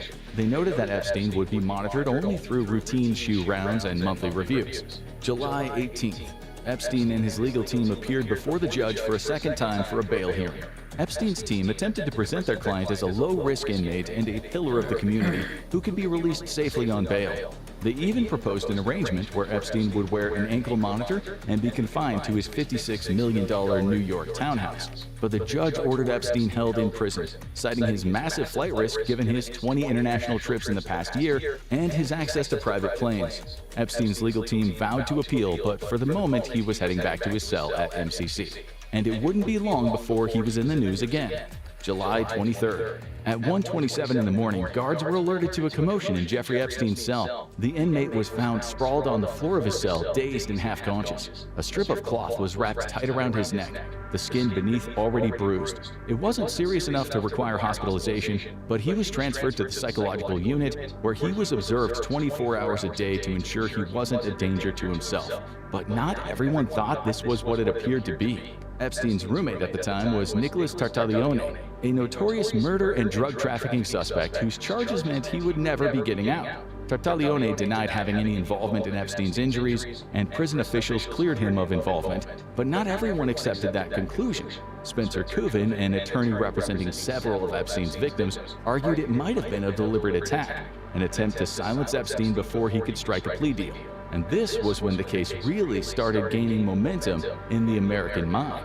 Nothing official has ever surfaced about Epstein's black book of crimes, but everyone knew he moved in powerful circles and probably kept receipts. And so the idea of an Epstein list caught fire. The alleged roster of names and deeds tied to his private island, and plenty of people were convinced the powerful would do anything to keep it buried. July 24th. Jeffrey Epstein is transferred to his new quarters, a rude awakening even for his current situation. The observation cell for high-risk inmates consists of windows on all sides, 24/7 lighting, and every possible risk stripped away. He stayed there until July 30th by his own request, enduring round after round of psychological exams. Then officials sent him back to the special housing unit to resume his regular jailhouse stay. So how did people take their eye off the ball for a second time? July 31st. Another court hearing would take place, with the judge being briefed on all the events that happened since. It was estimated that the trial would take 4 to 6 weeks, but no formal date was set. For Epstein, it was another crushing setback, who was given yet another psychological check after marshals noted he appeared distressed on his return from court. But after a formal assessment, it was determined that it was safe to return him to his usual routine. It was the calm before the storm. August 8th. The next few weeks would pass relatively quietly, with Epstein under close watch, but a note would later surface, written during this period, in which he bitterly described his cell conditions. He claimed bugs crawled over him at night, guards left him naked in a shower for an hour, and one officer, Tova Noel, deliberately served him burnt food. These accusations were never fully confirmed or debunked, but it was one incident that should have raised more red flags. Epstein arranged a jailhouse meeting with 2 of his attorneys and signed his last will and testament. He named 2 long-term employees as his executors and placed his holdings in a trust. It was a massive alert as to what was coming next, but everyone missed it, and it wouldn't be the only time. August 9th. Epstein's routine at the prison had settled down, and few people were worried about his safety anymore, at least on the surface. The previous day, he had bought around $74 worth of items at the prison commissary, including a radio and headphones. This was seen as an indication that he was adapting to prison life, and security might be lessened soon. However, it was unlikely that he would ever be transferred to general population, due to the threat of violence from other inmates who knew about his crimes. But things happened fast from there. On the morning of the 9th, the largest information dump on the Epstein case was released to the public. Over 2,000 pages of documents related to the current accusations against him. They were seen as highly damning and ensured that even if he was somehow able to avoid conviction, his reputation would never recover. That day, Epstein's cellmate was shipped out in a scheduled transfer. By policy, he was supposed to get a new one, yet none was assigned. That night, he met with his attorneys, who said he looked upbeat. It's never been confirmed how much he knew about the document drop earlier in the day, but it is likely his lawyers informed him. But we still don't have any explanations for what happened that night. The MCC was a tightly regulated facility, housing numerous violent and high-profile inmates. Epstein was supposed to be checked every 30 minutes, a routine meant to ensure his safety. After his attorney meeting, Epstein was walked back to his cell at 6:45 p.m. by Officer Tova Noel, the same guard he'd once accused of singling him out. And that is where things start to get weird. At 7 p.m., Epstein was permitted an unmonitored phone call, normally forbidden under Bureau of Prisons policy, but allowed by the unit manager. Records listed the call as going to his mother's number, but that wasn't the case. In reality, he was talking to someone else, someone close to him. When it ended, Epstein walked back to his cell, a cell he now occupied alone. That night, Noelle and her partner were on duty to run the standard inmate checks. Both had spotless records until now. Cameras caught them skipping the 4 p.m. and 10 p.m. counts. At 10:30, Noel strode past Epstein's door but never looked inside. The cell count was submitted and approved based on the falsified information, and the lockdown for the night began. It wouldn't be the only strange thing to happen that night. The guards were required to check every 30 minutes, but from midnight until 6:30 a.m., Noelle and her new partner Michael Thomas never entered the cells. Cameras caught them sitting at their desk, sleeping and browsing online. But the paperwork told a different story. During this time, they signed multiple false count slips, indicating they had checked the cells repeatedly. Hallway cameras showed no one ever stepped into Epstein's cell. The cover-up might have never been discovered if investigators hadn't later reviewed the footage. And soon, their job failure would become worldwide news. August 10th. It was 6:30 at the MCC, chow time. The guards were distributing breakfast, but one inmate was missing. The morning shift guards arrived at Epstein's cell and found him in a near-seated position, a strip of bed sheet tied around his neck and fixed to the top bunk. He was unresponsive, already in cardiac arrest. The guards immediately hauled him down and began performing CPR, reportedly yelling at the criminal to breathe. But Epstein was gone. He had been dead for almost 2 hours. The supervisor was notified, and Epstein was transported quickly to the nearby hospital, where he was officially pronounced dead. But even this was an unusual violation of protocol. A death like this requires the cell to be treated like a crime scene. Epstein's body should have been examined on site by crime scene investigators, with evidence preserved and photographs taken. But less than 10 minutes after the body was discovered, the crime scene had been heavily disrupted and much of the evidence had been destroyed. And the mysteries would only deepen from there. One of the first things the investigators did was check out the security footage, but all 3 cameras covering Epstein's cell had failed. 2 produced no video at all, and the 3rd recorded only damaged, unusable images. The MCC was an aging prison with outdated equipment, but for the highest profile inmate in custody, the simultaneous failure of every camera was staggering. Noelle soon confessed to her supervisor that she and her partner had failed to perform any of the cell checks and falsified the slips. This was an unusual incident for a guard with a mostly clean record. It wasn't clear if it was a deeply unfortunate time to shirk job responsibilities or something much more sinister. As word of Epstein's death leaks out of the prison, it didn't take long before conspiracies started to emerge, and many people thought it wasn't Epstein's hands around the bedsheet. And some of them have good evidence. This was the first death of this sort at the MCC in 21 years, and forensic pathologist Michael Baden quickly raised concerns with the official story. He pointed out that Epstein's size made the method improbable, that sturdier materials like his sleep apnea wires were ignored, and that even small items on the bunk appear untouched. This would potentially indicate that the crime scene was staged, and Epstein was strangled by someone who entered the cell. After all, he had plenty of enemies. On one hand, the official story made sense. Epstein was an older man, used to wealth and privilege, and it had all been stripped away. He was possibly going to spend the rest of his life in prisons, forced to either be mostly in isolation or to be in the general population where he would be a massive target. But others argued that he could have been targeted by people who wanted to ensure his knowledge of past clients never got out. They could have easily paid a struggling prison employee to look the other way. Sooner or later, the evidence would come out. August 11th, Baden would be sent by Epstein's lawyer to observe the initial autopsy conducted by Chief Medical Examiner Barbara Sampson. The evidence proved that the body was consistent with a self-inflicted death by hanging, although Epstein's team disputed the findings, suing for more access to the camera footage near his cell. They argued that the evidence pointed to murder, and this theory soon gained traction in the media. That meant more and more attention was turned to those who had past dealings with Epstein, and soon there would be hell to pay for those who fell down on the job.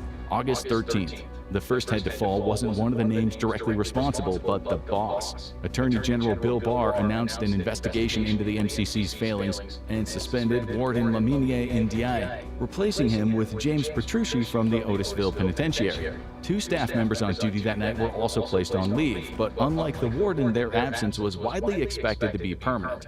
There was much more to come, but first business had to be taken care of.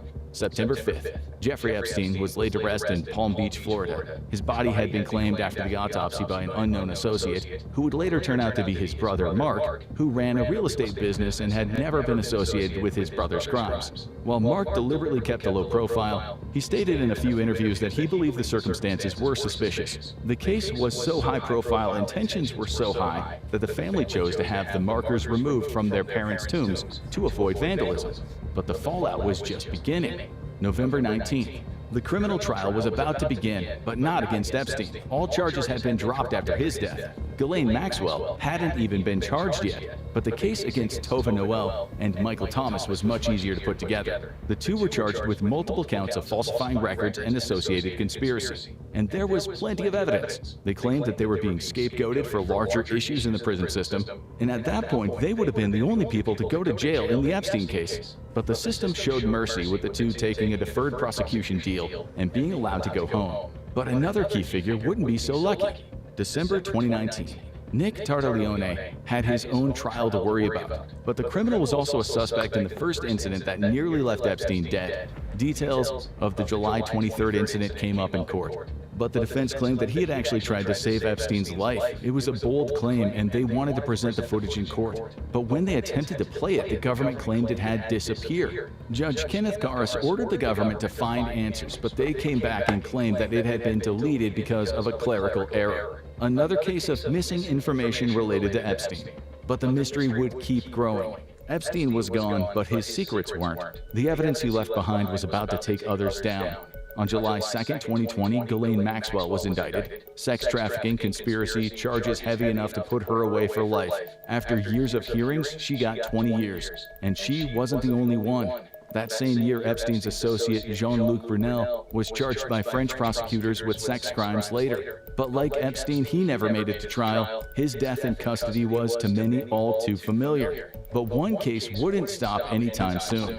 The FBI and Justice Department opened their investigation into Epstein's death the same day the warden was reassigned. But no smoking gun ever surfaced. The inquiry outlasted Trump's presidency, continued under Biden, and concluded with Attorney General Merrick Garland. On June 27, 2023, the Justice Department released its report. It cataloged dozens of failures, negligence, incompetence, and misconduct, but ultimately found no evidence of foul play. And for most people, that answer wasn't good enough. As of 2025, Maxwell remains the only person convicted in connection with the case, though she has since been transferred to a lower security facility after reportedly cooperating with authorities. Most of the files are still sealed, many part of the ongoing criminal investigations, and no client has ever been charged, which means that however or whoever ended Jeffrey Epstein's life, many of his secrets died with him. Jeffrey Epstein's mysterious death raised more questions than answers. And that's not the only case buried in government files. Watch 50 declassified FBI secrets to see what agencies... Behind the monster was the puppet master. Ghislaine Maxwell had it all. Wealth, fame, and a front row seat to the world's elite. But beneath the glamour lurked something far darker. She thought she was untouchable, operating in the shadows, until it all came tumbling down. So how did the daughter of a British media tycoon become the right hand of one of history's most notorious predators? On today's episode of the Infographic Show, we're revealing how they caught Ghislaine Maxwell. Maxwell's story doesn't start with Jeffrey Epstein, but it ends with him. When he died in his cell, the headlines focused on him, the scandal, the unanswered questions. And behind every one of those questions was a name the world barely knew. His death was one of the most shocking moments in modern criminal history. The notorious sex trafficker was supposed to be locked down inside of one of America's most secure prisons, his every move under constant watch. The official story said he died by his own hand. However, the mix of security failures and rumors of powerful figures who might have shared in Epstein's crimes made many believe the government was hiding something. One thing, however, was certain: his victims would never see justice, at least not from him. When Epstein died awaiting trial, it wasn't just the end of his case, it was the end of his victims' last hope for answers. The infamous list stayed secret, and none of his clients were ever charged. Only one person has gone to jail in connection with Epstein's trafficking network: Ghislaine Maxwell. Once seen as a successful businesswoman, she hid an extraordinarily dark side. She wasn't just Epstein's associate, she was his partner in crime, the one who drew his victims into his world, and eventually became a predator herself. And it would be a long, shocking descent to the prison cell she now finds herself in. Ghislaine Maxwell was born in 1961, the ninth child of Elizabeth and Robert Maxwell. Her father was a powerful and wealthy media magnate who had immigrated to France from what was then Czechoslovakia. From the very start, the family was marked by tragedy. Just 2 days after Ghislaine was born, her 15-year-old brother was in a car accident that left him in a coma for 6 years before he died. The loss cast a pall over her early childhood. Her mother later noted that Ghislaine showed signs of disordered eating from a young age. But in a household that large, no one intervened. The family's wealth ensured that she had the best of everything, except perhaps attention. She would attend top private schools that gave her even more access to higher levels of society. She excelled in school, later attending Oxford University, where she would make some of the most powerful connections around. But there was one connection that meant more than any other. Parents insist they don't have favorite kids, but kids say they can tell. And there was little doubt that Ghislaine was the apple of her daddy's eyes. Maxwell helped her father with his research into emerging technologies, and this would help her make many connections in the business world. But there was a darker side to Robert Maxwell's favoritism. The business magnate was intensely protective of his daughter, discouraging her from dating while she was still in school. However, this wouldn't hamper her social skills at all. As soon as Ghislaine graduated from school, she wasted no time establishing herself on the London social scene. She was soon promoted to director of the Oxford United Football Club, one of her father's many businesses. She also dabbled in journalism, working for The European, a weekly newspaper that her father had founded. Robert even named his yacht the Lady Ghislaine. With everything handed to her, she could have coasted for life, but she had bigger ambitions. One of her first solo ventures was to start the Kit Kat Club. Sure, it might sound seedy, but for those versed in 18th century British culture, it had very different connotations. The original club was a political and literary club, held at taverns and attended by some of the most learned men in Britain. This new version was a women's club and allowed Maxwell access to some of the savviest investors in the country, which was just as well. She had big plans of her own. Robert was going to do whatever he needed to in order to make his daughter a success, which included starting a company for her in New York. The business, which mostly seemed to exist for corporate dealings and favors, never made a profit, but it wasn't supposed to. Ghislaine could jet back and forth across the Atlantic, that is, when she wasn't spending her time on the yacht named after her. It had been outfitted with a spa, a sauna, and even a dance floor, making it a floating party house for her and her friends. And that seemed to be Ghislaine's top talent, making friends and associates. While Ghislaine was the apple of her father's eye, he wasn't afraid to use her. In 1990, she was used as a courier during Maxwell's plan to defraud the stockholders of Berlitz, a major American company. Ghislaine would continue to be her father's emissary abroad during these years, spending plenty of time in New York after he purchased the New York Daily News. It was pretty clear that she was the heir apparent to his empire, and would be ready to represent his holdings when the time came. And that would be sooner than anyone expected. In November 1991, Robert Maxwell's body was found drifting near his yacht off the Canary Islands.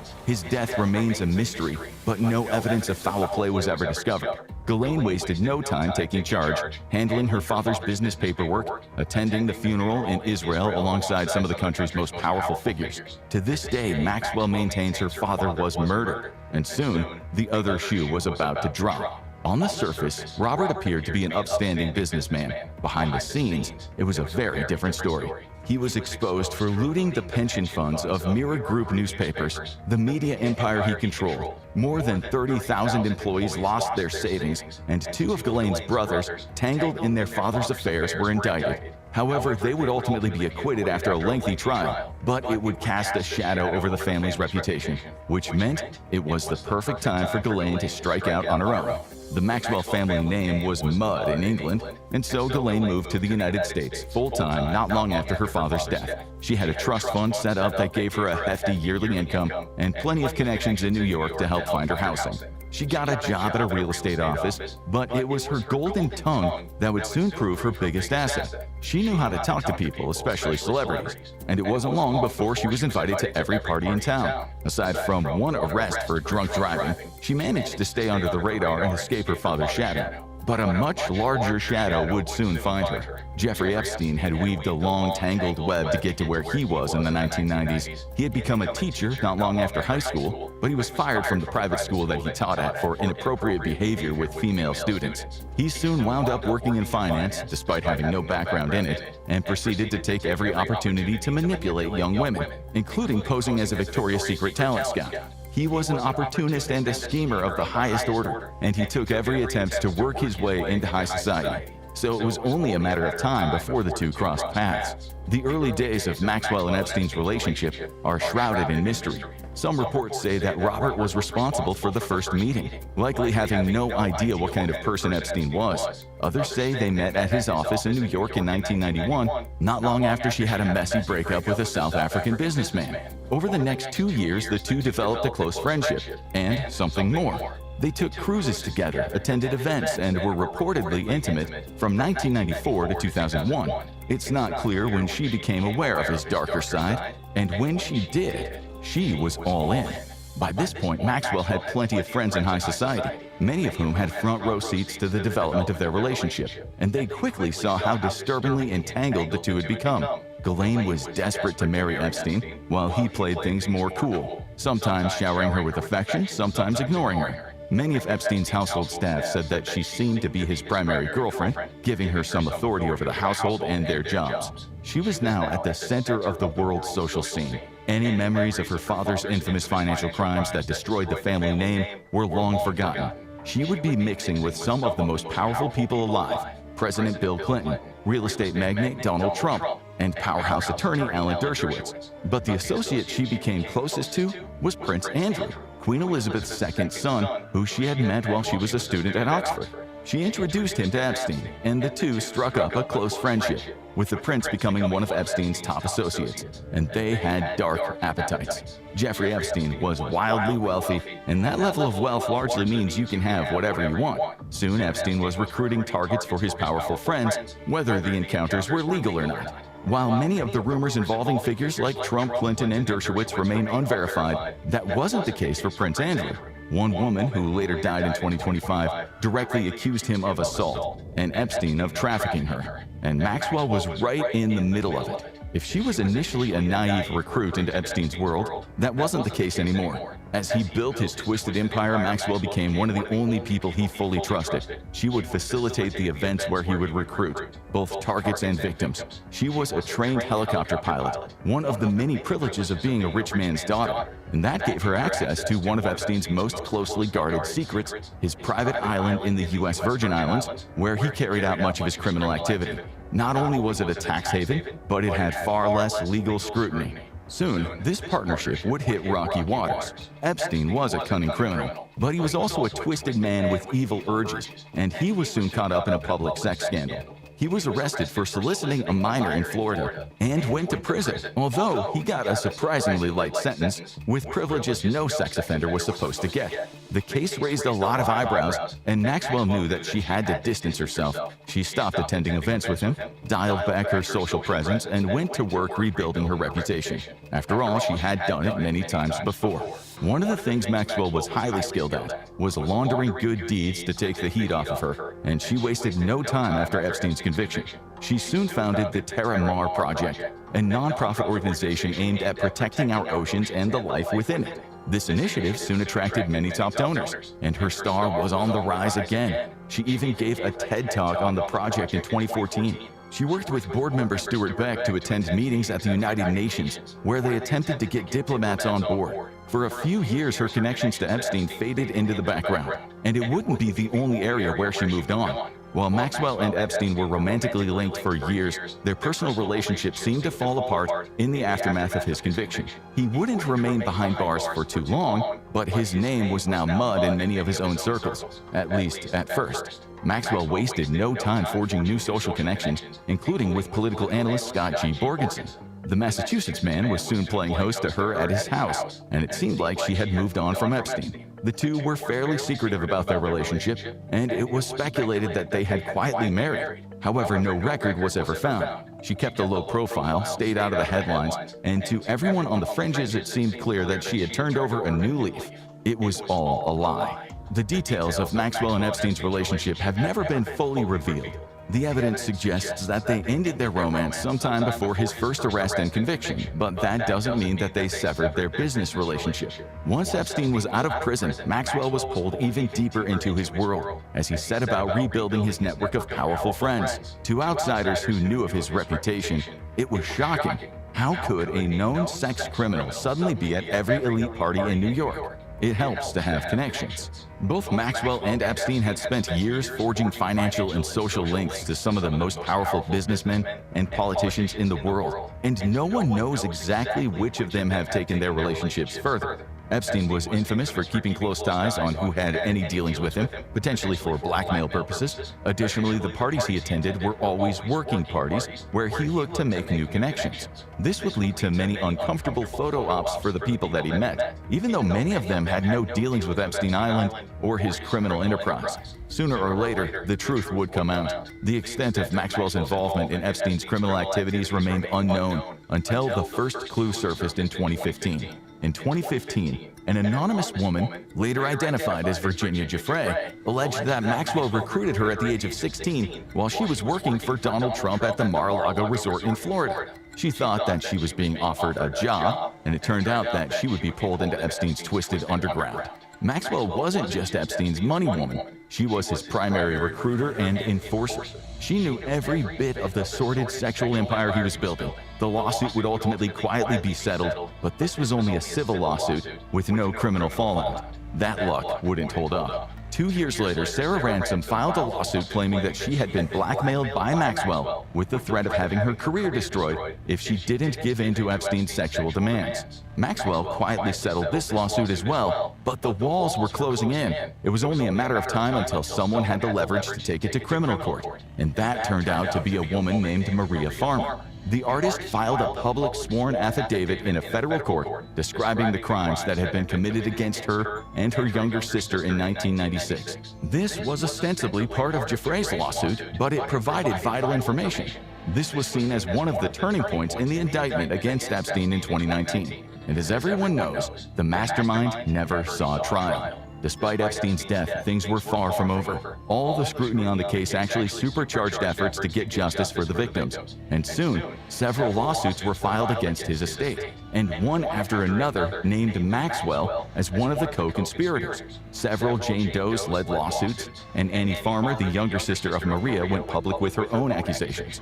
Shortly before Epstein's arrest and subsequent death, it became clear the feds were interested in Maxwell's role in the whole affair. When an appeals court ordered documents from an old civil suit unsealed, her lawyers fought hard to keep them hidden, until the truth leaked out anyway. Her ties to some of the most disturbing sex crimes in modern history were revealed.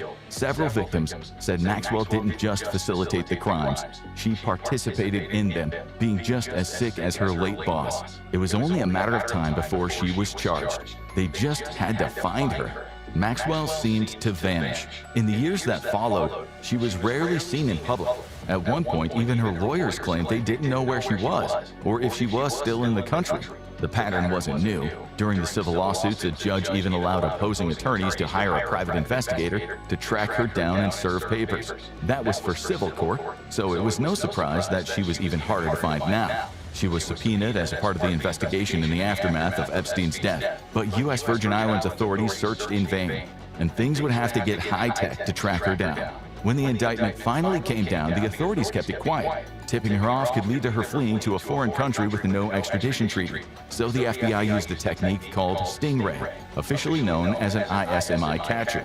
The device mimics a cell tower, intercepting mobile traffic and tracking phone locations. It allowed agents to trace Maxwell's phone as she entered New Hampshire, making calls to her husband, sister, and lawyers. And she would definitely need the latter. Maxwell was charged with 6 federal crimes, including sex trafficking, perjury, and multiple crimes targeting minors. The indictment painted a picture of someone who was deeply involved in every layer of Epstein's crimes. Almost anything he did, she was guilty of as well. She was arrested in July 2020, less than a year after Epstein's death, and would go on trial the following year. Prosecutors would upgrade the charges in March 2021, adding high-level sex trafficking charges. While her lawyers argued that she should be released on bail, the judge wasn't having it, and she spent over 500 days in protective solitary confinement while awaiting trial. And when the gavel came down, they had her dead to rights. Maxwell never took the stand, but the trial laid out a damning picture. One victim testified that Maxwell and Epstein had turned a girls' summer camp into a pyramid scheme, using their victims to lure in even more young girls. Epstein's personal concierge testified as well, delivering some of the most devastating evidence, detailing how Maxwell profited from Epstein's abuse. It was no surprise at all when she was convicted of 5 sex trafficking charges and was facing a sentence of up to 65 years. Maxwell would ultimately be sentenced to 20 years in prison, less than the prosecutors were initially requesting.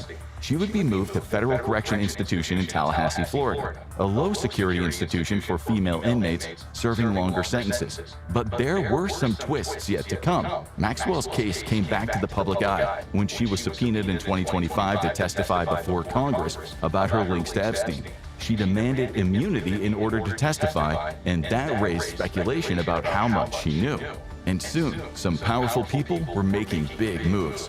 On August 1st, 2025, Maxwell was transferred to the federal prison Camp Bryan in Texas, a minimum security facility known for its relatively comfortable conditions and perks, many of which are typically off-limits to sex offenders. This was a move that raised plenty of suspicions. Did Ghislaine Maxwell have information the federal government wanted? Was she being given preferential treatment? There were even rumors that Maxwell could win a pardon by exposing the names of the powerful people tied to Epstein. That hasn't happened yet, and she remains in prison. But for many, it still feels like this story isn't over. If there is one thing Ghislaine Maxwell learned from Jeffrey Epstein, it's that nothing is more powerful than leverage. In her world, power wasn't the prize, it was the weapon, and she learned from the best how to use it. Catching Ghislaine Maxwell revealed part of the story, but the bigger mystery still surrounds her partner in crime. Watch what really happened to Jeffrey Epstein to uncover the truth behind his fate, or click on this video instead. Man, I'm noticing a lot of people telling me to apologize for this, apologize for that. I've had people making videos telling me that I should end myself, and stuff like that because, oh my god, I can't believe you support the Trump administration even though his name is mentioned in the Epstein files? Well, I have a rule. We do not apologize to people that worship Satan. That's my stance. Either knowingly or unknowingly worship the guy. I personally don't believe in apologizing to that. That's just my stance, kind of. I'm not gonna lie. Also, I thought it's important to note, because I was literally called out by one of the biggest YouTubers on the platform, which we'll maybe get into a little bit later. Trump was totally vindicated on the Epstein stuff so far. He was mentioned 38,000 times because with all these Democrats in a cesspool throwing stuff at each other, trying to find a way to incriminate and stop him from becoming president. They all hated him. They all worked together to prevent him from becoming president. He was hyper vindicated, and you guys are coping like crazy. All right, you want me to apologize? For what? For what? Oh my God. Anyway, we have a lot to talk about today. First, Trump made some statements that are unbelievable, and this is the best thing ever. We have a president that's quoting crime statistics. And if that's not the most unbelievable thing ever, I don't know what is. All right, we have a lot to do, by the way, today. Insane video. We got people getting arrested. Trump is releasing new websites that are absolutely hilarious. And I was referenced on Fox News. So we have a lot to talk about. You know, 2% of the population produces 90% of the violent crime. That's right. That's right. That's right, Mr. President. And we got Washington now is a crime statistics. I get it all the time. I go into the White House and people that work in the White House come up, sir. Oh, I love it. I want to thank you so much. Love it. Young woman, man. They say, I walked to work. I couldn't have walked to work. I wouldn't have even thought to walk to work. That's right. Absolutely. I walked to work.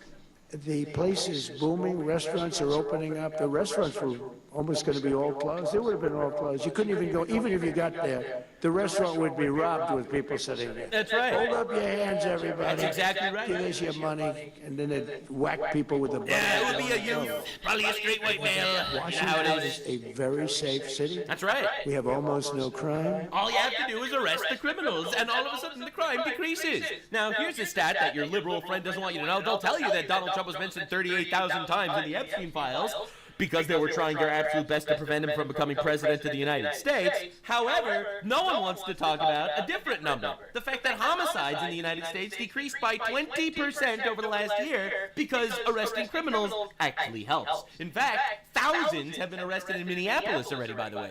I'm sure you didn't know that because they're making believe that their ICE protests are working, but that is happening. And I am very, very excited to show you everything because the Democrats are trying new strategies to get at Trump because it turns out the Epstein files ended up vindicating him instead of making him look like a monster. It's truly a nightmare for these guys. Like, you gotta feel bad for them. There they are, worshiping Satan, eating babies, sometimes raping them maybe, and then they're trying to make Trump look like a bad guy, and it's really difficult. Like, I gotta say, I'm sorry. I'm sorry that they have to go through all that. Like, there they are, trying to win elections, and they're cannibals. It's not easy. It's not easy. Anyway, we have a lot to talk about today. But first, we have to show you this Donald Trump moment.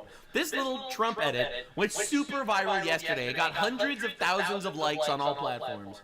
It's the source of the theory is this belief that you are secretly saving the world from this satanic cult of wild and cannibals. Does that sound like something you are behind? Is that supposed to be a bad thing? That's right, Mr. President. That is right, Mr. President. Hell yeah, dude. Based. Anyway, dude's been unbelievable. He has been a whole tear. Dude, pedophiles hate this guy. It's like he is the pedophile Batman. And by that, I mean he's like the Batman that stops. That's what I'm trying to say, because the left, I want to make this very clear. The left is the pedophile party. They're the ones that are implicated in the Epstein files. They're the ones that are bringing rapists and pedophiles across the border. Never forget, the left is the pedophile party. And, you know, they keep trying to flip it because they're all projecting. And I'm going to show you their entire new campaign to try to discredit Trump, and it's amazing. So, anyway, this is Trump going after the pedophile caucus.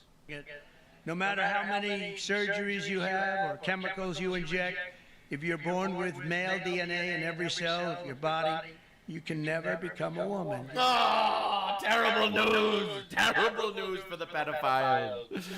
Terrible news. This is horrible. I'm gonna be a woman. Oh, that's rough, buddy. Yeah, so bro is literally the arch nemesis of pedophiles. It's crazy how that happens. I don't know how this happened. So anywho, I have to show you this because this is one of the funniest developments of all time. Now, everyone's trying to talk about Epstein because the reality is people love Trump. The average human being that, feels like it's safe outside now loves Trump. All right? Whatever's going on the internet, you have people freaking out. You have your leftist Karen women on TikTok that don't know anything about reality, that are having multiple crash outs per day. All right? You have to understand what's going on here. Right? So the GOP that view Vance favorably has risen from 81 to 84%. This is CNN news statistics. We spoke about MAGA, right? We spoke about J.D. Vance. But what about the idea, essentially, not just that Republicans like or love Donald Trump, but believe he has been a good influence on the party? And here it is. Just look at this. Say Trump's had a good effect on the GOP among Republicans. When he left after term number 1, it was 71%. Just before he was running for that second term, right, it was 62%. Now, it's again 71% of Republicans who say that Donald Trump has had a good effect on the Republican Party. I know that there are a lot of people out there, especially on the left, who say, oh my God, we just want to grasp that one little thing that, there's weakness in Donald Trump's grip on the GOP, weakness in MAGA's grip on the GOP. It just simply put isn't there even after this whole stuff that's been going on in Minnesota, which obviously hasn't necessarily been popular with the general electorate, but among Republicans, they like Donald Trump, they like MAGA, they like J.D. Vance, and they believe that Donald Trump's had a good effect on the GOP as much as it has ever been. It's as strong as it's ever been, not with independents. And not with independents though, but not with the leftist hate him. Yeah, we know, that's why we like him. Anyone that worships Satan, in my opinion, if they don't like Donald Trump, that is an endorsement. All right, so barely awake co-star over here has to do her absolute best. All right, she's sweating like Kamala Harris trying to make a joke. Sweating like Candace Owens trying to read, bro. Sweating like Keir Starmer when he's importing rapists. Anyway, the point that I'm trying to make is they're all so mad. They're so mad, they're trying their best. And the reason why, the reality is, the people like Trump is because there's one fundamental thing that Trump wanted to promise, and that was being tough on crime. Law and order, basic justice. And the funny thing is, it's working. So, DHS, the Department of Homeland Security, lost a website. Wow.dhs.gov. I love how they title shit. I'm not going to lie. So, WOW stands for worst of the worst. Right? So, wow.dhs.gov. All right, and, of course, they release a whole slew of predators and pedophiles that they've arrested. Once again, never forget, pedophile party. All right, the left is defending these guys. The left defends William Barragan, a criminal illegal alien from Ecuador convicted of criminal sexual act in the Bronx. All right, the left is defending Diego Carranza Analco, a criminal illegal alien from Mexico convicted of money laundering in Texas. The left is defending Miguel Angel Velazquez Martinez, criminal illegal alien from Mexico, convicted of aggravated trafficking and meth, cocaine, possession of controlled substances. The left is defending Pedro Zayas Rodriguez, a criminal illegal alien from Cuba, convicted of dangerous drug possession, robbery with intent to kill. The left is defending Yukai Kang, a criminal illegal alien from China, convicted of attempted first-degree murder. All right? That is exactly what's going on. All right? Never forget, this is the people they're defending. All right? You could call me racist. You can't call me wrong. Now, these were people that were all arrested yesterday because they've been posting this every day. In fact, if you go to wow.dhs.gov, it's the greatest website I've ever seen. It's literally the greatest website of all time. All right, so it's not this one. It's this one. Homeland Security arrested worst of the worst. An official website of the government of the United States of America.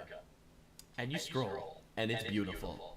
Somalia, convicted of criminal sexual conduct, 4th degree, of a victim of 13 to 15 years old. Arrested, Minneapolis, Minnesota. Name, Sahal Osman Shidan.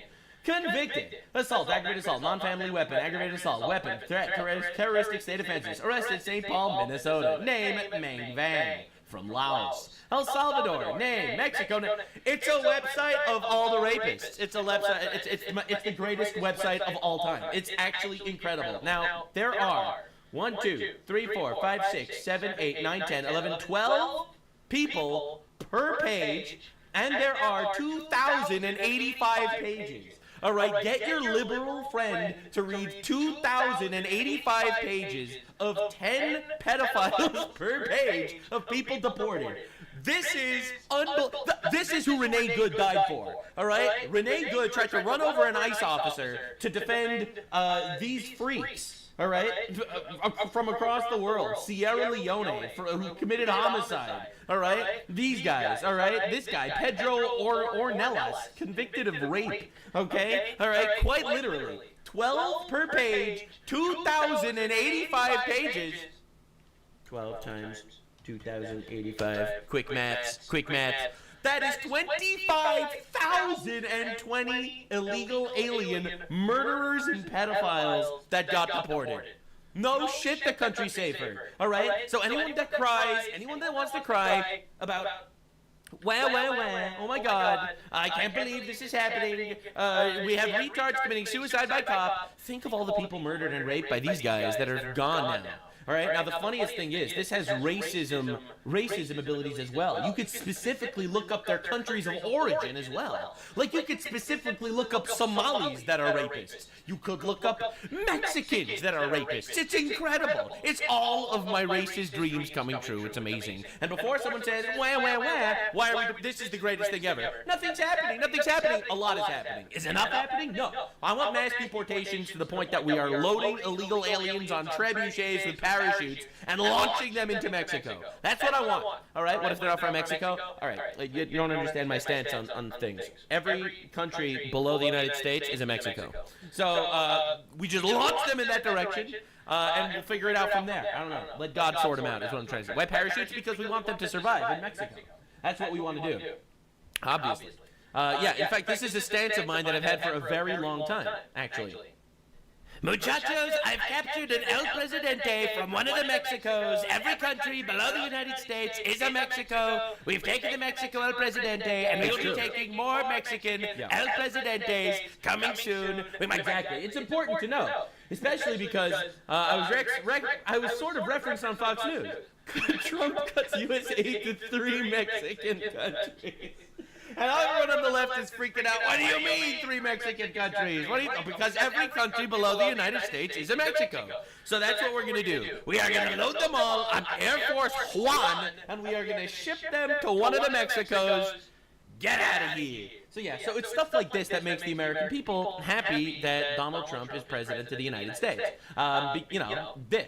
This is the reason why people are happy that Donald Trump is president of the United States. In fact, there's another insane thing that's going on. Now, they released another website, and these websites are insane, all right, and every leftoid is killing themselves over this. They released the TrumpRx.gov website, where you could find the world's lowest prices on prescription drugs. Basically, what Trump said is, we're the best country in the world, so you're going to give us the best price on drugs of any country on the planet. And if you disagree, we're going to tariff you into oblivion. This is something that was announced, and it's literally not even in the leftist media. Like, for example, you type in Ozempic. I'm doing this because I'm sure that most leftists that watch this are going to be fat. So you type in Ozempic. The Ozempic pen, you can buy it at 66 to 81% off. All right? This original price... All right, the original price is $1,027. There's $828 of savings. You can buy it from the Trump website for $200.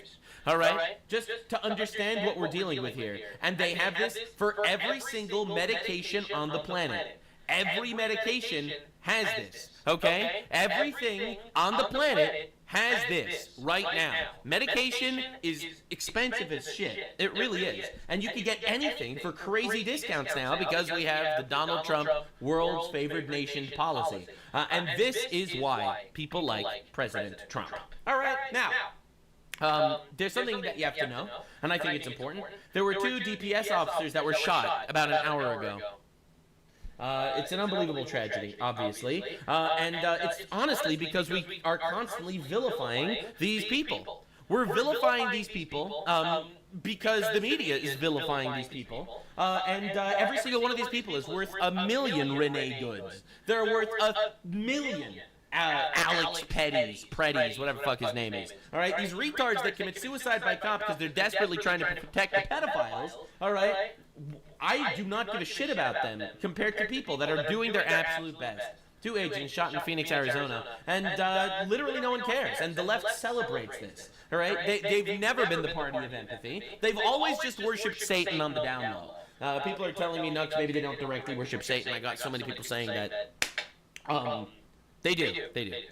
Satan's biggest trick is convincing you he doesn't exist. So he's successfully tricked all of them to worship him without them even knowing that they exist. I mean, what are we talking about? They take the 10 Commandments and they use them like guidelines, all right? They murder their parents when they get too old. They abort their babies. They do all the things. They don't believe in God. They worship false idols. All right, it's unbelievable. It's quite literally all of the things. So anyway, super important to understand what we're doing here.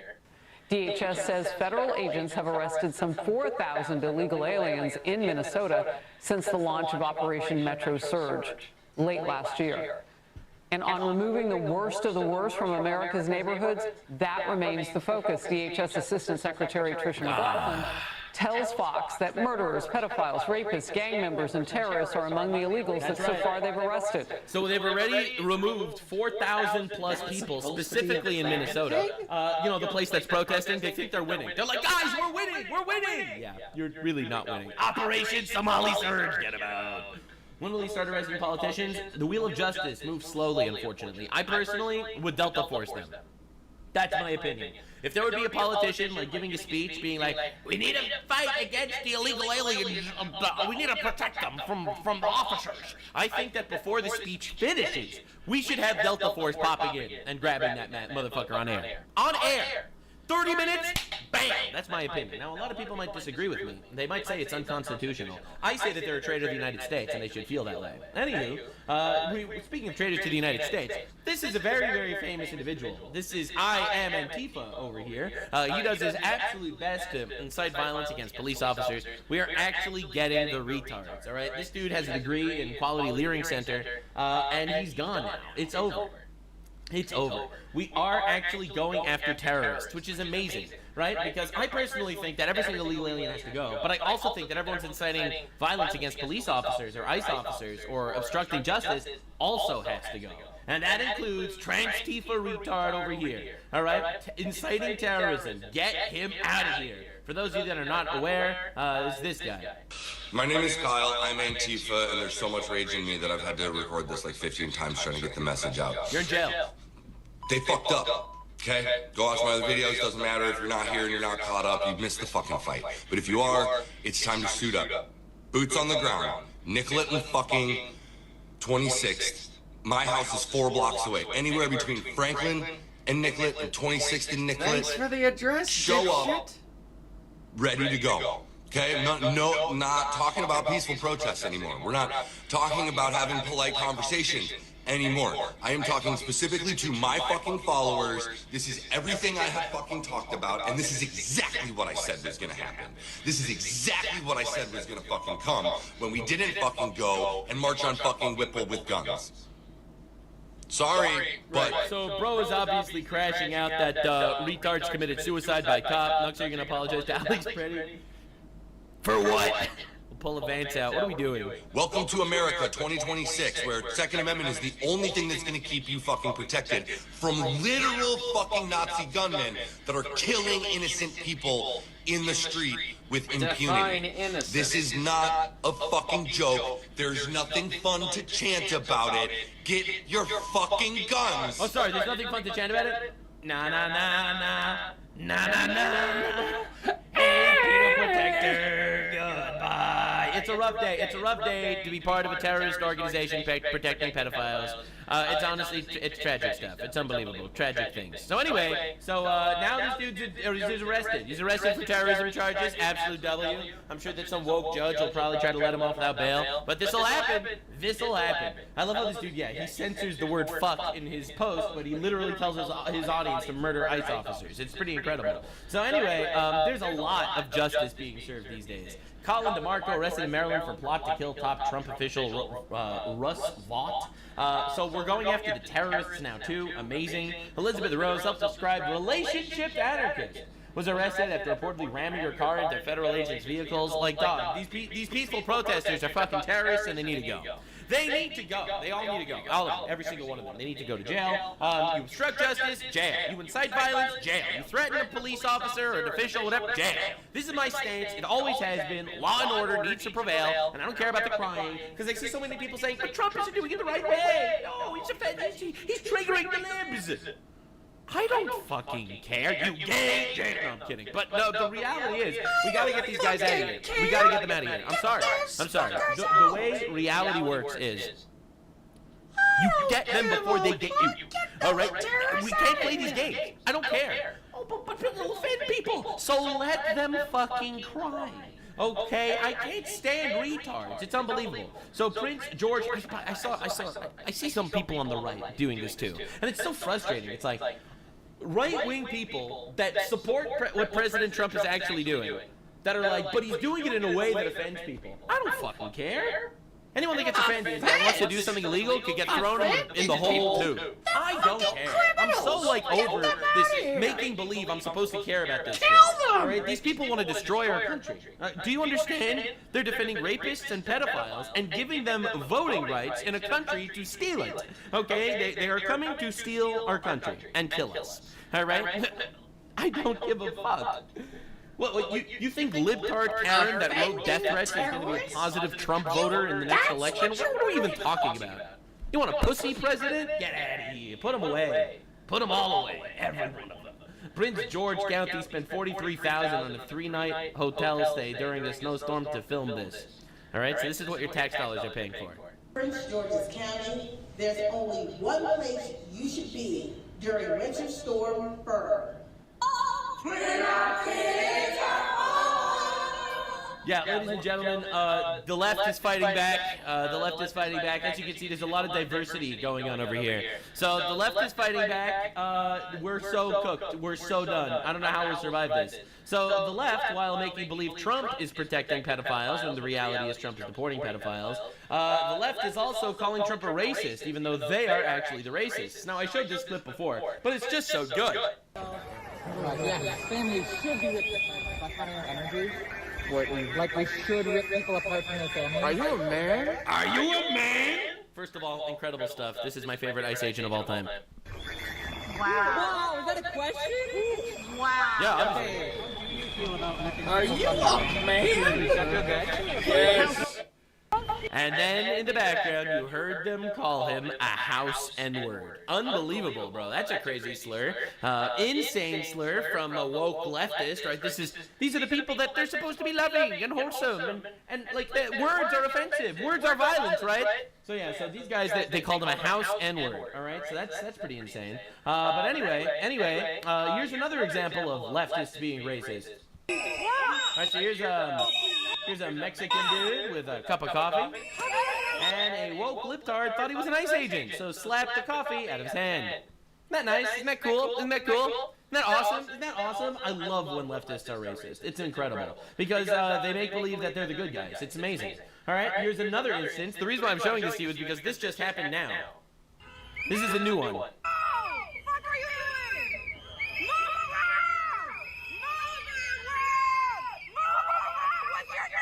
Bye. They got another one. Call the pedo protectors.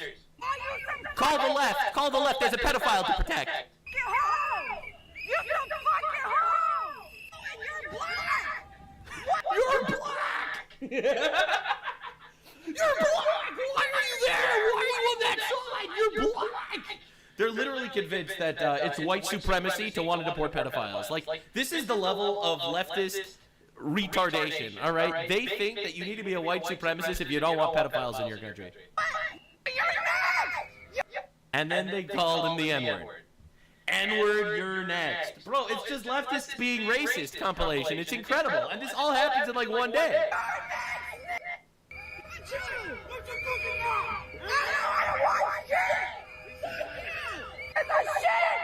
Yeah, and it's a white guy, of course. A white woman. This is incredible. Idiot fatigue is amazing. It is amazing. Yeah, so the masks are off, all right? And the most amazing thing is, and this is the funniest part, I bet she's fat. Yeah, of course she's fat. Look at her arm. Dude, leftist women are fat. It's just a thing. It's a thing. You're probably wondering, why are leftist women fat? Well, it's because they're lonely, they're depressed, they have no husband to take care of them, they have no man that they're trying to honestly make. They're not trying to make any man's life better. They don't live for other people. They purely live for themselves. They're a narcissistic black hole, and therefore they're fat, depressed, alone, miserable, and have no child that they want to take care of. So the internet becomes their child. So they decide to film themselves to, that's why they're always so needy online, because they make believe that their internet viewers are their child that doesn't exist because they killed their child already.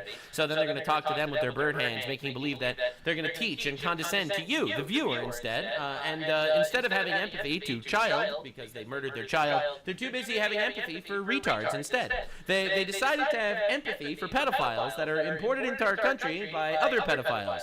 And those are the guys that they're running defense for constantly. And everything else doesn't really matter. Isn't that nice? Isn't that nice? That's my psychoanalysis here. So anyway, Donald Trump has also been a bit racist. Everyone's losing their mind. So Donald Trump posted this on Truth Social. It's a whole AI video, but this clip specifically is absolutely fucking diabolical. All right, and the left is losing their... Yeah, Trump posted this. And, left is losing their mind. Look what this racist-ass pedo president posted. Shitty. Once again, they got nothing on him, so they have to call him racist and a pedophile. Governor Newsom, disgusting behavior for the president. Every single Republican must denounce this. Now! Now they must denounce it! Denounce it! And everyone's talking about this now. It's amazing. Now, let me make something clear. First of all, this is very offensive, and I do want to say that I actually personally, I do condemn this. It's deeply offensive to monkeys, because monkeys don't destroy America.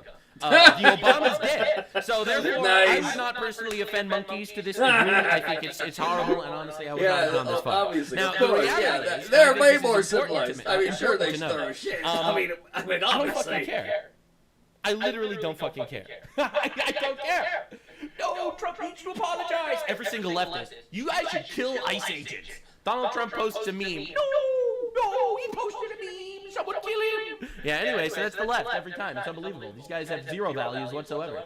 So anyway, now that I'm showing you how the left is fighting back. So the left fights back in multiple ways. First they do this.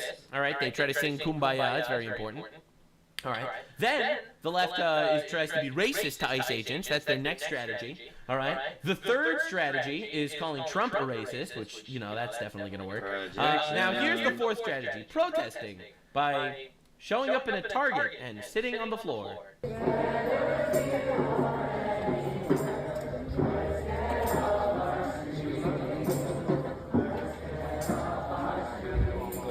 Yep. Yeah, and you will notice, if you're an analyst, you will notice they are all fat women. You'll notice, because my analysis is once again correct. Anyway, moving on. So yeah, it's helping. It's like ICE is deporting rapists, so obviously all the pedo protectors had to get together and sit in a little circle singing Kumbaya in the middle of Target, just to annoy people, I guess. So yeah, anyway, don't worry, because it's not just in Targets, it's in woke churches as well. Yeah, it's truly diabolical. Whenever I see a woke church or like a woke rabbi or one of these guys, it always just makes me cry inside, because these people are worshiping the other guy. They're not worshiping the right guy. Our neighbors in Ghana, de-ice our neighborhoods.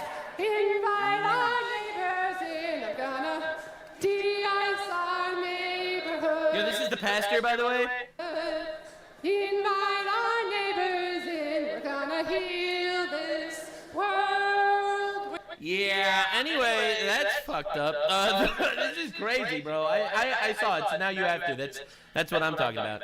So yeah, no, these people, they just hate God. It's unbelievable. They hate God, and they are not living in reality, and it's evil. It actually is evil. Oh my God. At Grok, is this a Lutheran church? Nope. It's a Methodist church. Yeah, there's retards of all shapes and sizes these days, it seems. No, these are heretics. These are, again, look, people tell me, they show me Candace Owens clip and whatever, but in my opinion, this is the synagogue of Satan. Anyway, moving on. Kamala Harris also tried to fight back, right? So they're fighting back in the churches with songs. They're fighting back in Target with songs. Between killing ICE agents, they're making songs. Kamala Harris, however, is changing the game. So there she is, dressed like the Joker. By the way, a lot of people don't know this, but those churches, the woke churches, they don't even believe in God. That's a real thing, by the way. I was shocked. I was actually on a plane. All right, this is totally random. I was on a plane near a woke pastor guy, actually. And I was talking to him, obviously, because I have to ask always. I have to annoy these people. It's super important. The first thing I always say is so what's your thoughts on the idea that the Bible calls gay people an abomination? We see where it goes from there. And then they hit you with, well, God is just a collection of positive ideas. And I was like, yep, you're a heretic. Anyway, moving on. Anyway, so anywho, so Kamala Harris, we call her the woke joker. She showed up and she decided this is how they are going to fight back against Donald Trump. Madam Vice President, what's going on with Kamala HQ? Well, I'm so glad you asked. I have good news. She has good news, guys. Kamala HQ is turning into headquarters. All right, they're renaming the Twitter account Kamala HQ to just HQ. It's where you can go online to get basically the latest of what's going on, and also to meet and revisit with some of our great, courageous leaders, be they elected leaders, community and a podcast. So this is basically how she's trying to this is how she's trying to win the 2028 election. For those of you that are unaware, she is actually running again. She is trying again. This is incredible news, by the way. This is unbelievable. I love that the leftoids are their whole thing is Trump bad, but their actual politicians are such ass. It's incredible. So this is them. They're reaching out to the kids. Podcast and an account called Headquarters. Headquarters. This is the account. It's called Headquarters. Now, the pretty awesome stuff is, they called it Headquarters 6-7. Get it? 6-7! 6-7! Do you get it, guys? 6-7? Do you get it? Oh my God! Oh my God! She did the thing. Everyone's gonna vote for her now. The woker is actually gonna win this time because they put 6-7 in the handle. It's for the youths. Now, you want to know the funniest thing? Leftists melting down over leftists is my favorite thing. It's actually two retards fighting. It's incredible stuff. CNN called her cringe. By the way, the handle they're using, you can see there, we're zooming in on it, at headquarters_67. 6-7, as the kids used to say. Well, used to say a lot of things. And I think they also used to say, that's probably cringe. Damn. From a freaking CNN called her cringe. I absolutely love it. Because these guys are pathetic. They're their entire policy is let's not deport the rapists from the country. This is the craziest thing in the world. That's their policy. So they can't talk about their policy because that's insanity. So if you look at the presidential polls for the leftoids, it's the greatest thing ever. It's literally the greatest thing ever. Harris at 34%. They're going to run her again. They're going to run her again. She did historically the worst campaign in the history of the country, bro. They're actually going to try to run her again. They are so cooked. Newsom in second place at 20%. This dude destroyed California. Destroyed California. Shapiro at 10%. This is Josh Shapiro.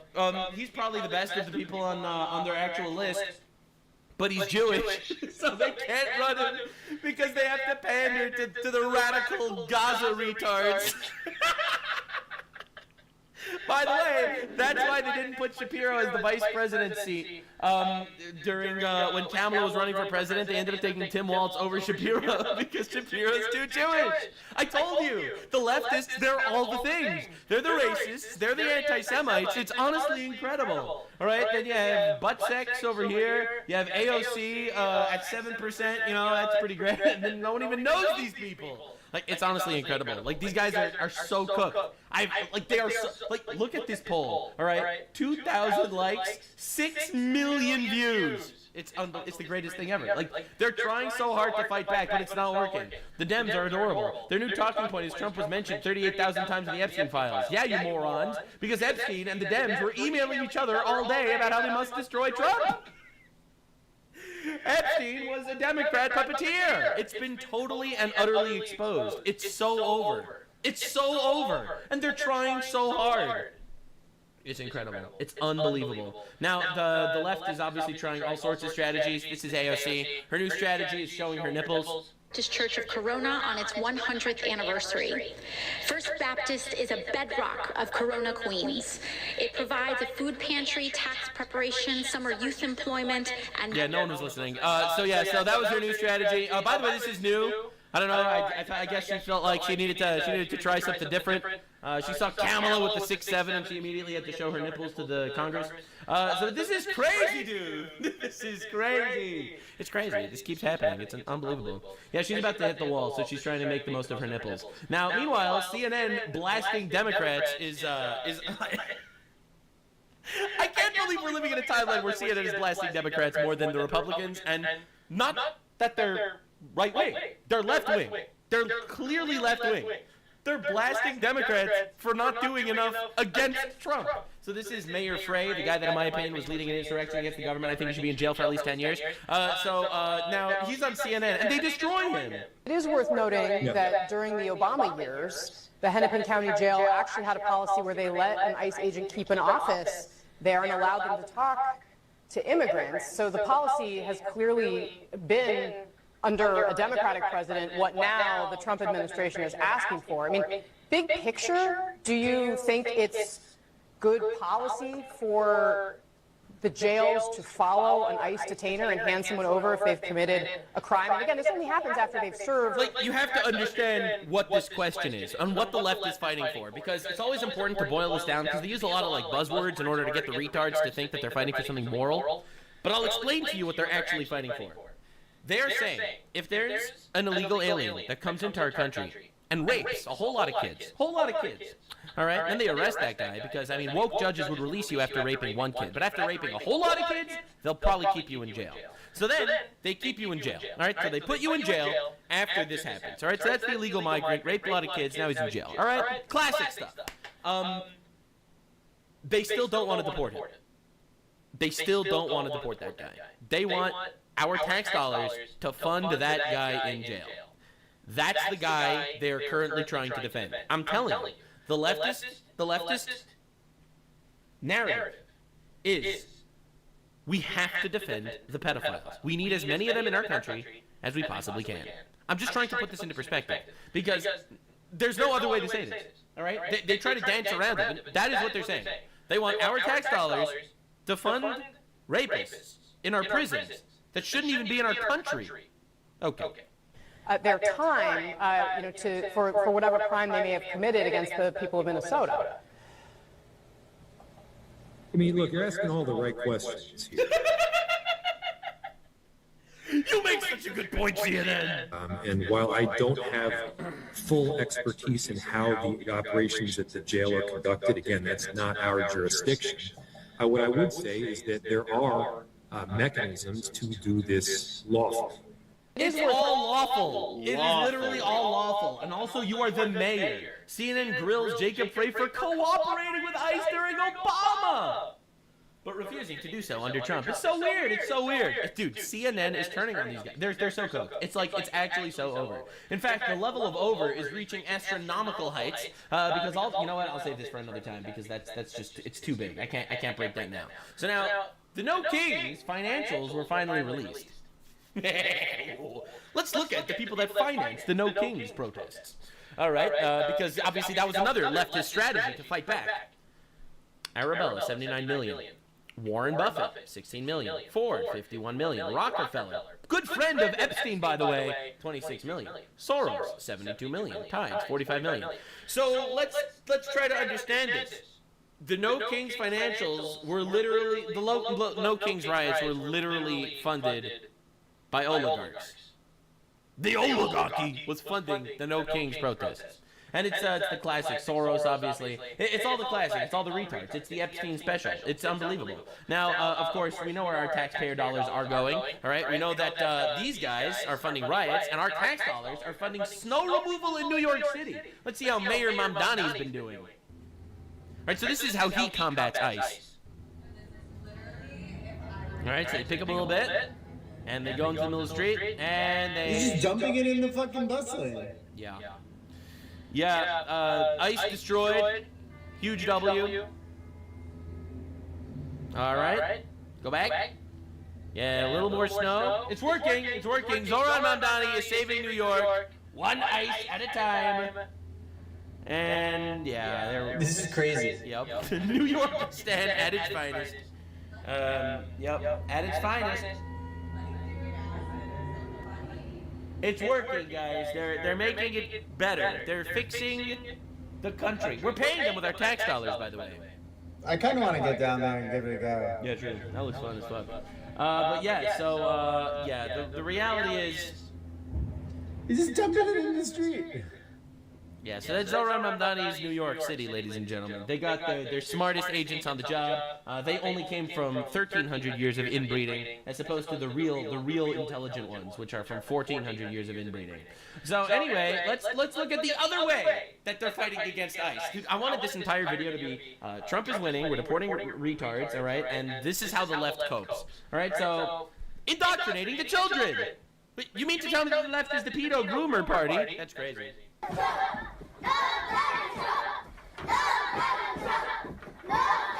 They're literally teaching them to be retards. There is a 40% literacy rate from these schools, and they're teaching them to be insurrectionists?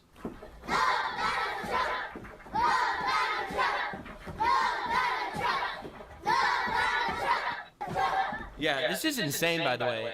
Our taxpayer dollars are funding people that are grooming kids into this NPC brain rot. This is the craziest. This is in Boston. This is the craziest shit in the universe. This is an individual whose name I will not pronounce because she's Nigerian, and Nigerian, names aren't pronounceable by English people, which is why they probably shouldn't ever come into our country. Who was appointed to be a you might think that's racist, but it's not. It's logical. Why would we put people in our country if we can't pronounce their names? I'm sorry, man. A lot of people would be like, oh, no, I don't know, man. I don't know, bro. I don't know. Who was appointed to the State Executive Committee, and Michigan Governor Gretchen Whitmer pled guilty to stealing $1 million to an early childhood education nonprofit. Every single one, it's all of them, bro. It's all of them. It's all of them, bro. It's all of them. It's not all of them. It's not all of them. But it's a lot of them. Democrat Representative Ayanna Pressley went from a negative net worth to $80 million. Since getting elected to Congress, she owns 5 rental properties, including one in Martha's Vineyard, generating $350,000 annually from rent. Well, from $12,000 in 2019 to as Fun much. fact: her husband is serving 10 years in prison for drug trafficking. I thought I should mention that. Did you make all this income from the rental property? Sir, I submit a financial disclosure, just like everybody else. Dog, why are they bald?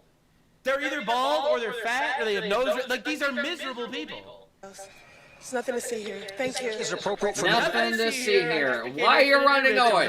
Why are you running? Why are you running? When they're in office, should there be rules?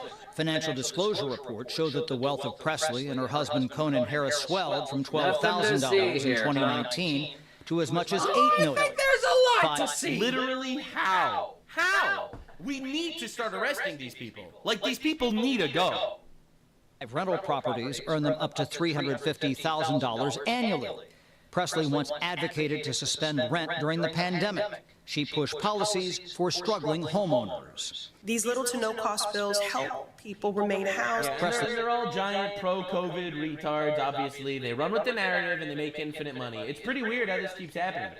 Speaking of COVID, I thought this was a super incredible report that we needed to talk about. Because remember how I said that everything's fraud? Everything on the left is fraud these days? What if I told you that they found a Chinese-owned COVID biolab in California? New at 2, we're half past the hour, a possible biological lab inside a Las Vegas home. Now, oh, my bad. In Las Vegas. Under investigation. A federal investigation. Agents seizing vials of unknown liquids and probing a potential link to a Chinese national accused of running a similar lab in California that held deadly pathogens. Our senior national correspondent William Lajeunesse is reporting live on this out of Los Angeles for us. Hello, William. Well, Sandra, two amazing things about this. It came from bats. It came from bats. Did you not get the news? Bats, they fucked each other, and then bam, COVID happened. Did you not hear the news? Story one. The man who owns that Vegas lab, he's a Chinese scientist linked to the CCP. It's a coincidence. And has been in jail the last 3 years. Secondly, the lab is not an FDA licensed facility. It's in a house. Coincidence. Raided Saturday morning by the FBI. Maybe he was making Chinese food. All right, guys. China was not involved with COVID. I was told. reliably told by Dr. Fauci and his army of Nazi scientists that should probably get a Nuremberg trial, that it was quite literally not involved with China. That's what I was told. Pulling out boxes of what police believe are hazardous biological agents and pathogens normally found in a secure university or industrial lab with airlocks designed to prevent an outbreak. Weird. Almost immediately. Yeah, so anyways, that's pretty odd, right? I feel like that's pretty weird. It's like, it's all the lies of the last 4 years, well, 5 years, I guess, of the Biden administration, because we knew we were wading through lies. We were wading through it. We were swimming in lies. And little by little, we're realizing it's worse. It's even worse. It's even worse than we could have possibly imagined. All right, we got real reporters doing real journalism. So this guy went to Billie Eilish's home, because Billie Eilish is a retard who is retarded, professional degree in Leering Center, and she decided to say no one's illegal on stolen land. So we have people showing up to her house now. First of all, isn't that ironic? Massive gates keeping people out. I thought Billy didn't believe in borders. Well, according to the That's weird. The driveway, Billy does believe in borders. She believes in massive gates keeping people out. That's so weird. A couple of cameras up there as well. The lights are on, so somebody must be home. Let us in, please, Billy. We are here because this is stolen land, Billy. Exactly. And we think we should be given access to your quite lovely $3 million mansion. It's not hers. It's the Tongva tribes. And such is Billy's concern for security and privacy. It's surrounded by pretty decent security fencing. It's so weird because it's on stolen land, which is why Israel needs to take the West Bank immediately. Because, to be fair, that's also stolen land. I don't know if you got the memo.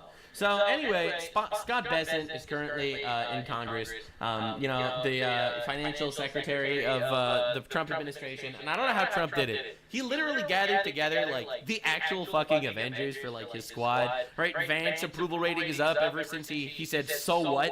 So what? Like, what should I apologize for? It's unbelievable. It's crazy. Serious question and a serious issue for the financial services industry, especially as the Secretary of the Treasury. Well, that's an important, no, this is my time. I haven't asked any more questions. I haven't asked you any more questions. It's the gentleman from Massachusetts. I'm trying to get to my next question. Could you speak a little louder? I can't hear you. Yeah. Okay. Bro's just sitting there yelling and spitting all over him. Could you speak a little louder, sir? I might.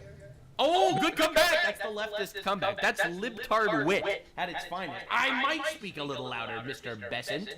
All right, well. Mr. Secretary, let Mr. Lynch proceed with his Poor time. guy. Put 4 seconds back on the clock, please. Thank you, Mr. Chairman. Yes, Mr. Lynch.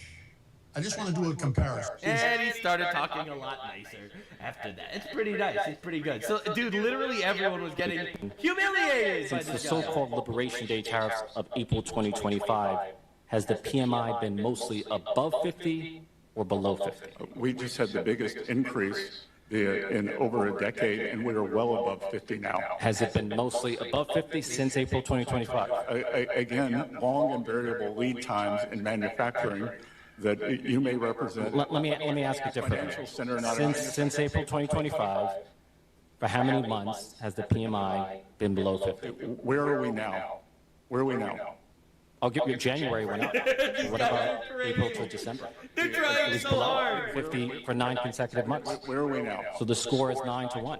9 months of manufacturing contraction versus 1 month of expansion. I look forward to seeing you next year.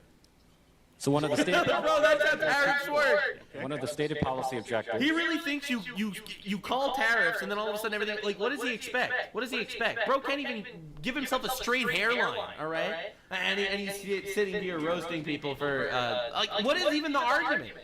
Like, literally, what is even the argument? It's 9-1 because it's been getting consecutively better every month and now it's good. Huh?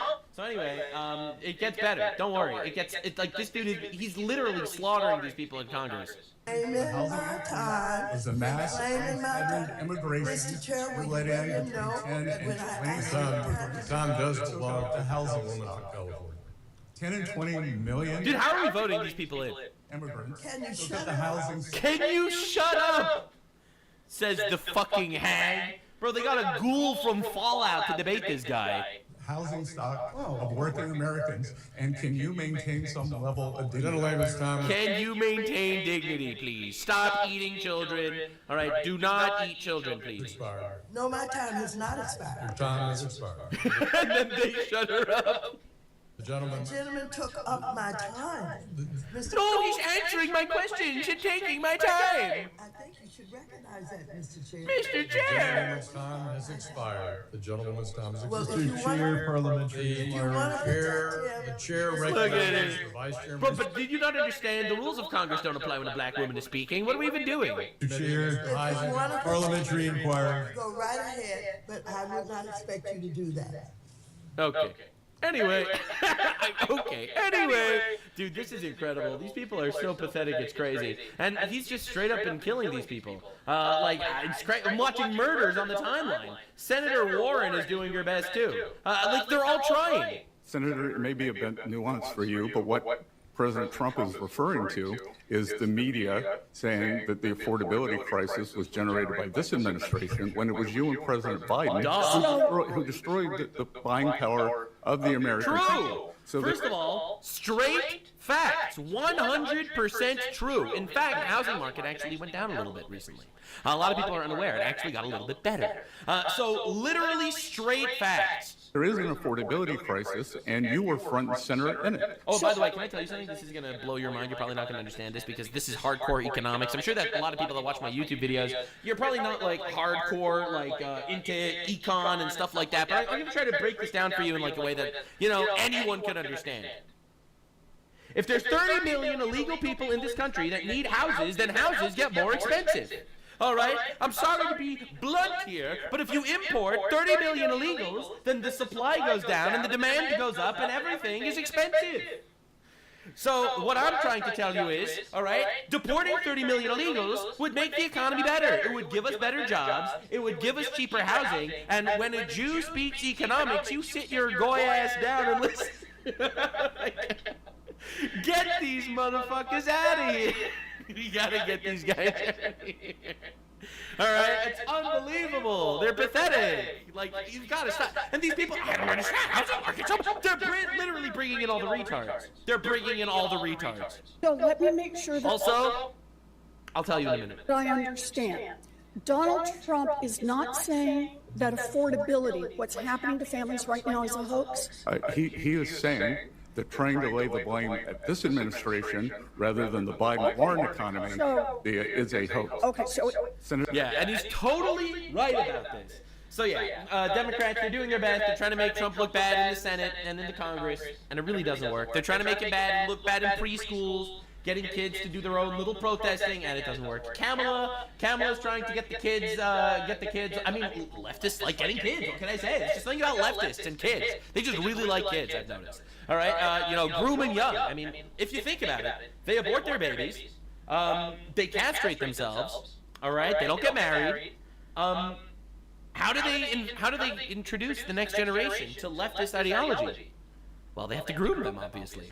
They're vampires. They have to do it vampirically. So, they got put 6, 7 in the handle, and this is obviously working. Everyone's going to freak out, call Trump a pedophile another 30,000 times because he was mentioned in the Epstein files by people that were trying to prevent him from getting elected. Quite literally, I have never seen meltdowns this bad in my entire life. It's honestly incredible. Never forget what is happening to this country. Never forget the actual statistics that 20% of crime decreased, of homicides decreased last year. Never forget that it is an unbelievable W that these people are leaving. 2,085 pages of these retards. 25,000 pedophiles, rapists, and murderers getting deported. All right? Got deported. All right? And never forget that these are the people that the left is trying to protect. Now, they'll never talk policy, because policy doesn't matter. It's just Trump bad. They never actually talk about why they want these people in the country, aside from the generic buzzwords of, you're removing our neighbors. Quite literally, your neighbors have to go. I'm sorry. Only the narrative matters. Only the messaging matters. I call ICE agents N-words. Maybe that'll help. I'll see you in the next one. Thanks for being here. This was my deep dive analysis on retards fighting back. It's so over. They're literally so over. We got the President of the United States citing crime statistics. Oh my, I love crime statistics. I love crime statistics. They're my favorite thing. Did you know that 13% of the ninjas throw about 50% of the shuriken? I'll see you in the next one. Bye. Like, subscribe, and this video was streamed live on kick.com/Nuxanor. See you there. Stay weird, fed. These monsters.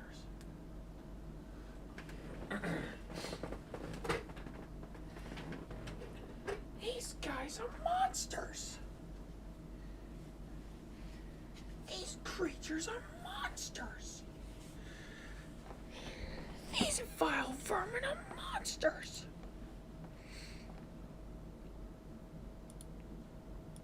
Merchant banker or globe-trotting businessman. This was one of the first times journalists questioned the mysterious aura surrounding Epstein. No one really knew who he was, but one thing was obvious. He and Ghislaine had become inseparable. Did she know what he was? According to Epstein's previous girlfriend, he never talked about his past. The journalists did some digging, writing that he had grown up in a poor family, which was more or less true. His dad worked as a groundskeeper and maintenance worker for the New York City Parks Department. The journalists looked into his work at Bear Stearns, writing that the National Association of Security Dealers had no record of him with that company. He was an enigma with an inexhaustible supply of money, but no one knew where it came from. Over time, he had built a fortune worth hundreds of millions, maybe even $1 billion, but not by conventional means. From 1987 to 1989, he worked with Stephen Hoffenberg, who ran one of the largest Ponzi schemes in American history, defrauding investors of $450 million. Hoffenberg, who was sentenced to 20 years, claimed that after his release, Epstein had been his wingman and the architect of the scheme and pivotal to its design. Yet in what would become a familiar story, Epstein wasn't implicated in any criminal activity. As the years went by, his job title remained vague. He called himself a fixer and a financial bounty hunter. Through his management firm J. Epstein & Co., he claimed to handle the assets of the global elite. Surrounded by young, attractive assistants, he bragged that he only worked with clients with more than $1 billion.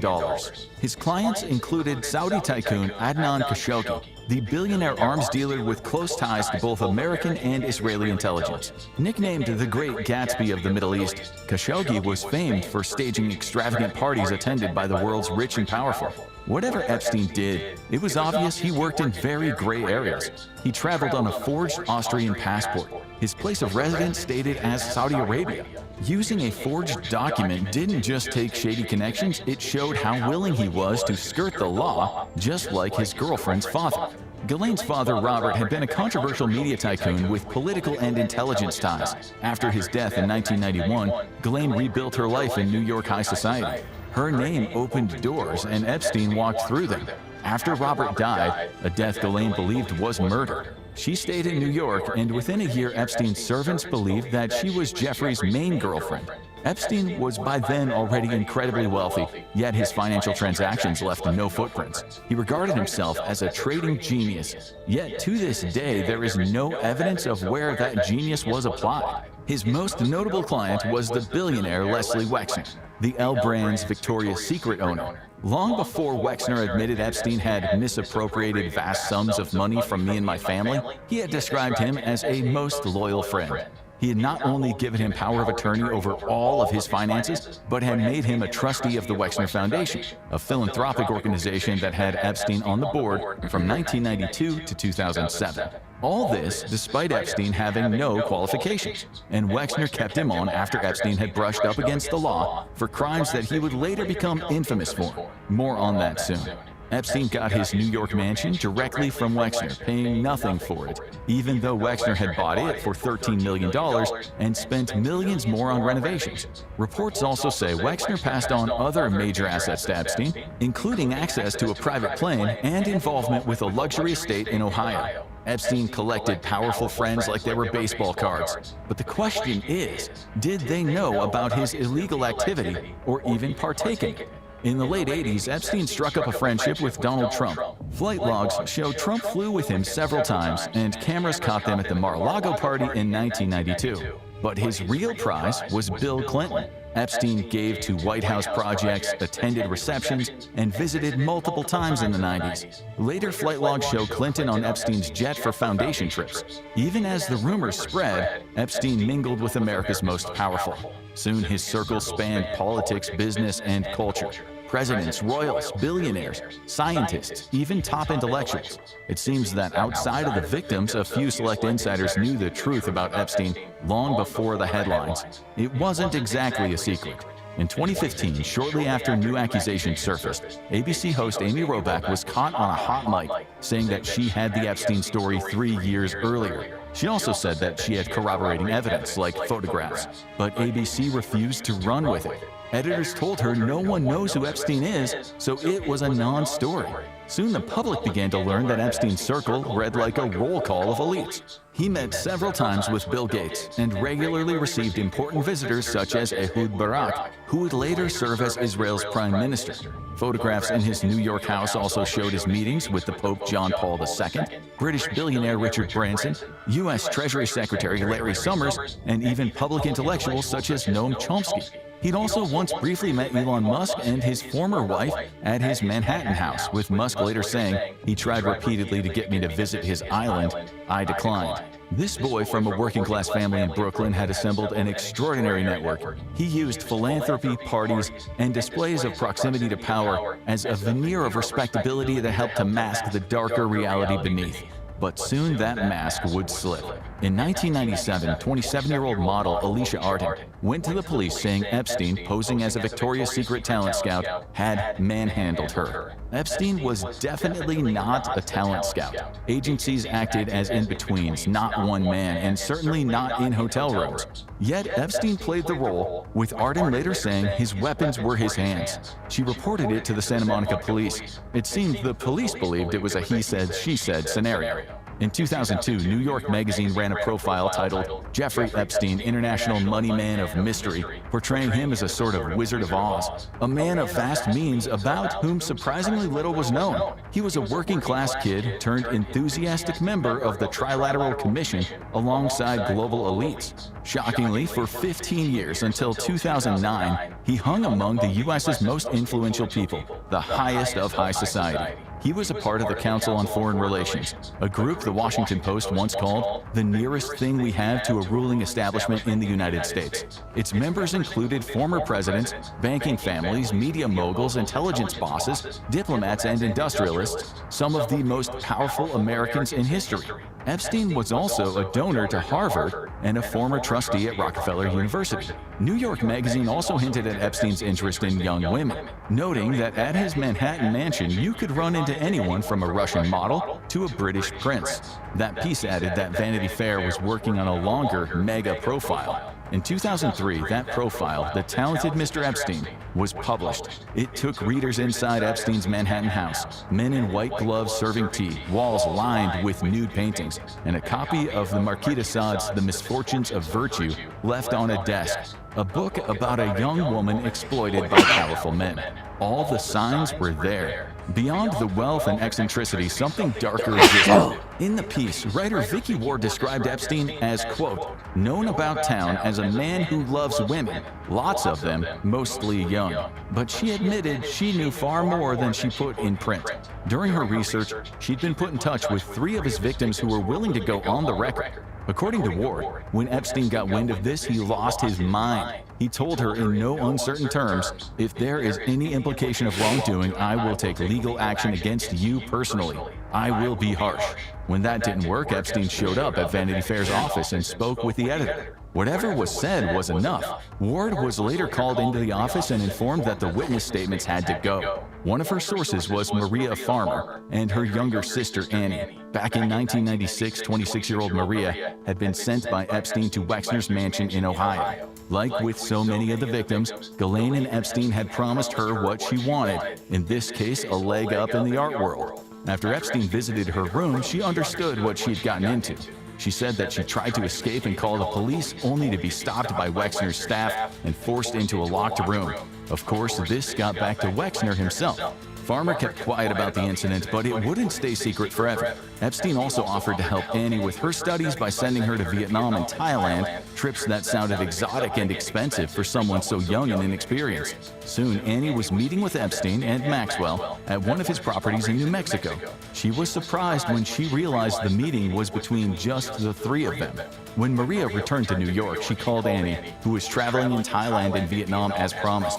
Annie didn't share many details about what had happened in New Mexico. As the older sister who had made the introduction, Maria felt responsible. When she called the NYPD, they told her take it to the FBI. She told the agents everything. She believed she would receive help, but that was the last she had heard from the FBI for a long time. And Epstein? He'd kept on hanging out with politicians and remained on the Council on Foreign Relations. Vicky Ward took their accusations to Epstein for comment. He dismissed them, claiming the girls were immature, infatuated with him, and seeking revenge when he refused to give them what they wanted. Epstein told her point blank that any mention of the farmers and her life would be made very difficult. Back then, no one knew how big the case would become. Epstein's crimes had reached beyond America, into the Caribbean, and eventually the wider world. But it was Florida where his impunity finally collapsed. His Palm Beach mansion, bought in 1990 and worth millions, sat on a stretch sometimes nicknamed Billionaire's Row. Close by, Epstein kept private planes and a helicopter used to reach his private island, Little St. James. Like his New York residence, the Palm Beach house was described as opulent and oddly themed.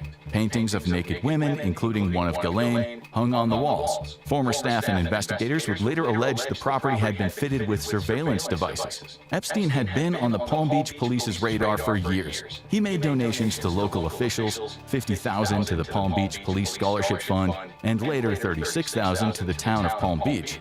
He then donated $90,000 to the Palm Beach Police Department, not long before he became under investigation. The money was later returned. In 2003, Palm Beach Police Chief Michael Ryder received reports from neighbors that many young women were coming and going from the property. Detectives in Palm Beach's Special Investigations Unit, led by Detective Joseph Riccari, gave it their full attention. At first, the case moved slowly, but in 2005, a mother called the station saying her stepdaughter had been paid to work at Epstein's house.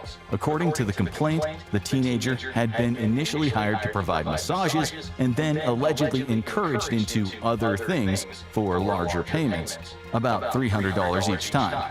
For the first time, Epstein, then in his early 50s, faced a formal investigation into a pattern of alleged manipulation and abuse dating back years. Detective Riccari spent months interviewing other girls. Many said the same thing. A friend had told them they could earn some money by visiting a rich man. Sometimes a woman, Maxwell, approached them when they were walking down the street, but usually the girls recruited other girls, like a pyramid scheme. There were dozens in total. Many of them came from broken families. Epstein and Maxwell picked carefully. Girls with behavior issues, drug or alcohol histories, even those abandoned or semi-homeless. The detectives believed they had enough evidence to put Jeffrey Epstein away for a long time, at least in a functioning justice system, that is. Getting from evidence to indictment proved far harder than it first seemed. Palm Beach investigators reported that Epstein's staff either refused to cooperate or claimed ignorance. But a review of Epstein's trash turned up disturbing evidence: a high school transcript, school records, and a handwritten note ordering flowers for a student. Police then obtained and executed a search warrant on the mansion. Detectives described the house as shockingly sexualized, what one investigator called the dwelling of a first-class pervert. At the same time, investigators found that key video and computer equipment, hard drives, recording gear, and more was missing. Tables and wires remained, but the machines were gone. Former staff later said the equipment had been removed before the search. Chief Ryder called it disappointing that Epstein had been able to clear the house out, but he still believed there was enough evidence to send Epstein to prison for a long time. The victims' accounts matched the descriptions of the house and the routines. It wouldn't be hard to prove that many of them had been to the mansion, in some cases repeatedly. Memos and notes also linked straight back to victims and to women who, in some cases, acted as recruiters. But as detectives tried to put the case together, they kept hitting brick walls and met what they called resistance, sometimes from law enforcement. And not all of the victims were willing to testify. Some seemed trapped in a kind of Stockholm syndrome, professing love for Epstein or even imagining marriage.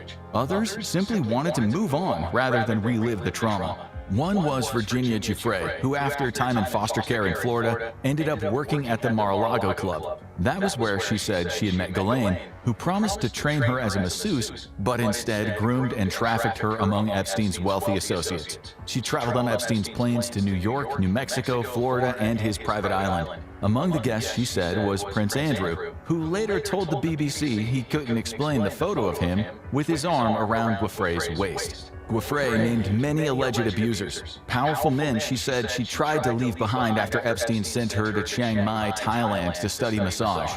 There, she met her future husband, later moving to Australia, marrying and having children.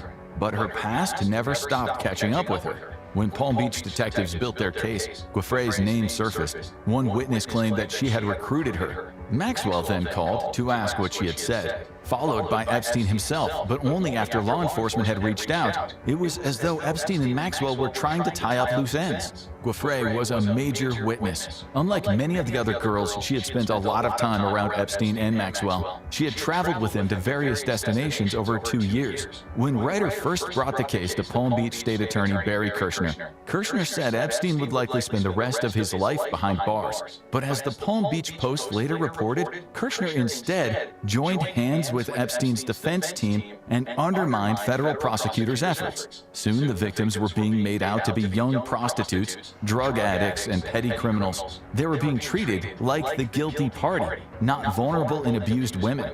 As the case went on, Epstein's dream team of lawyers put Ryder and Detective Riccari under surveillance, going as far as to hire private investigators to go through their trash. They followed the witnesses and staked out houses, and then Kirshner suddenly changed his mind. The case against Epstein wasn't so strong. In 2006, Epstein was charged with just one count of solicitation of prostitution, a very minor charge in view of what he had actually done. He had spent one night in the county jail and was released the next day on $3,000 bond. That was when Ryder turned the case over to the FBI. He later called what happened the worst failure of the criminal justice system in modern history. The FBI revisited Maria Farmer's 1996 complaint. By then, she and Annie had tried to move on. Maria left town after Ghislaine called her again and again, saying that she would fail as an artist, warning her runs weren't safe, and hinting at, quote, accidents. Maria said the threats started only after she spoke to journalist Vicky Ward. In November 2006, Maria, then living in the mountains of North Carolina under a new name, had 2 FBI agents knock on her door. A detective told her, "Don't worry, this time we're gonna get him." She was safe, she could talk. After Maria and Annie recounted their stories again, they were convinced Epstein and Ghislaine were finally going down. Detectives informed them they were not the only victims. There were many, many others.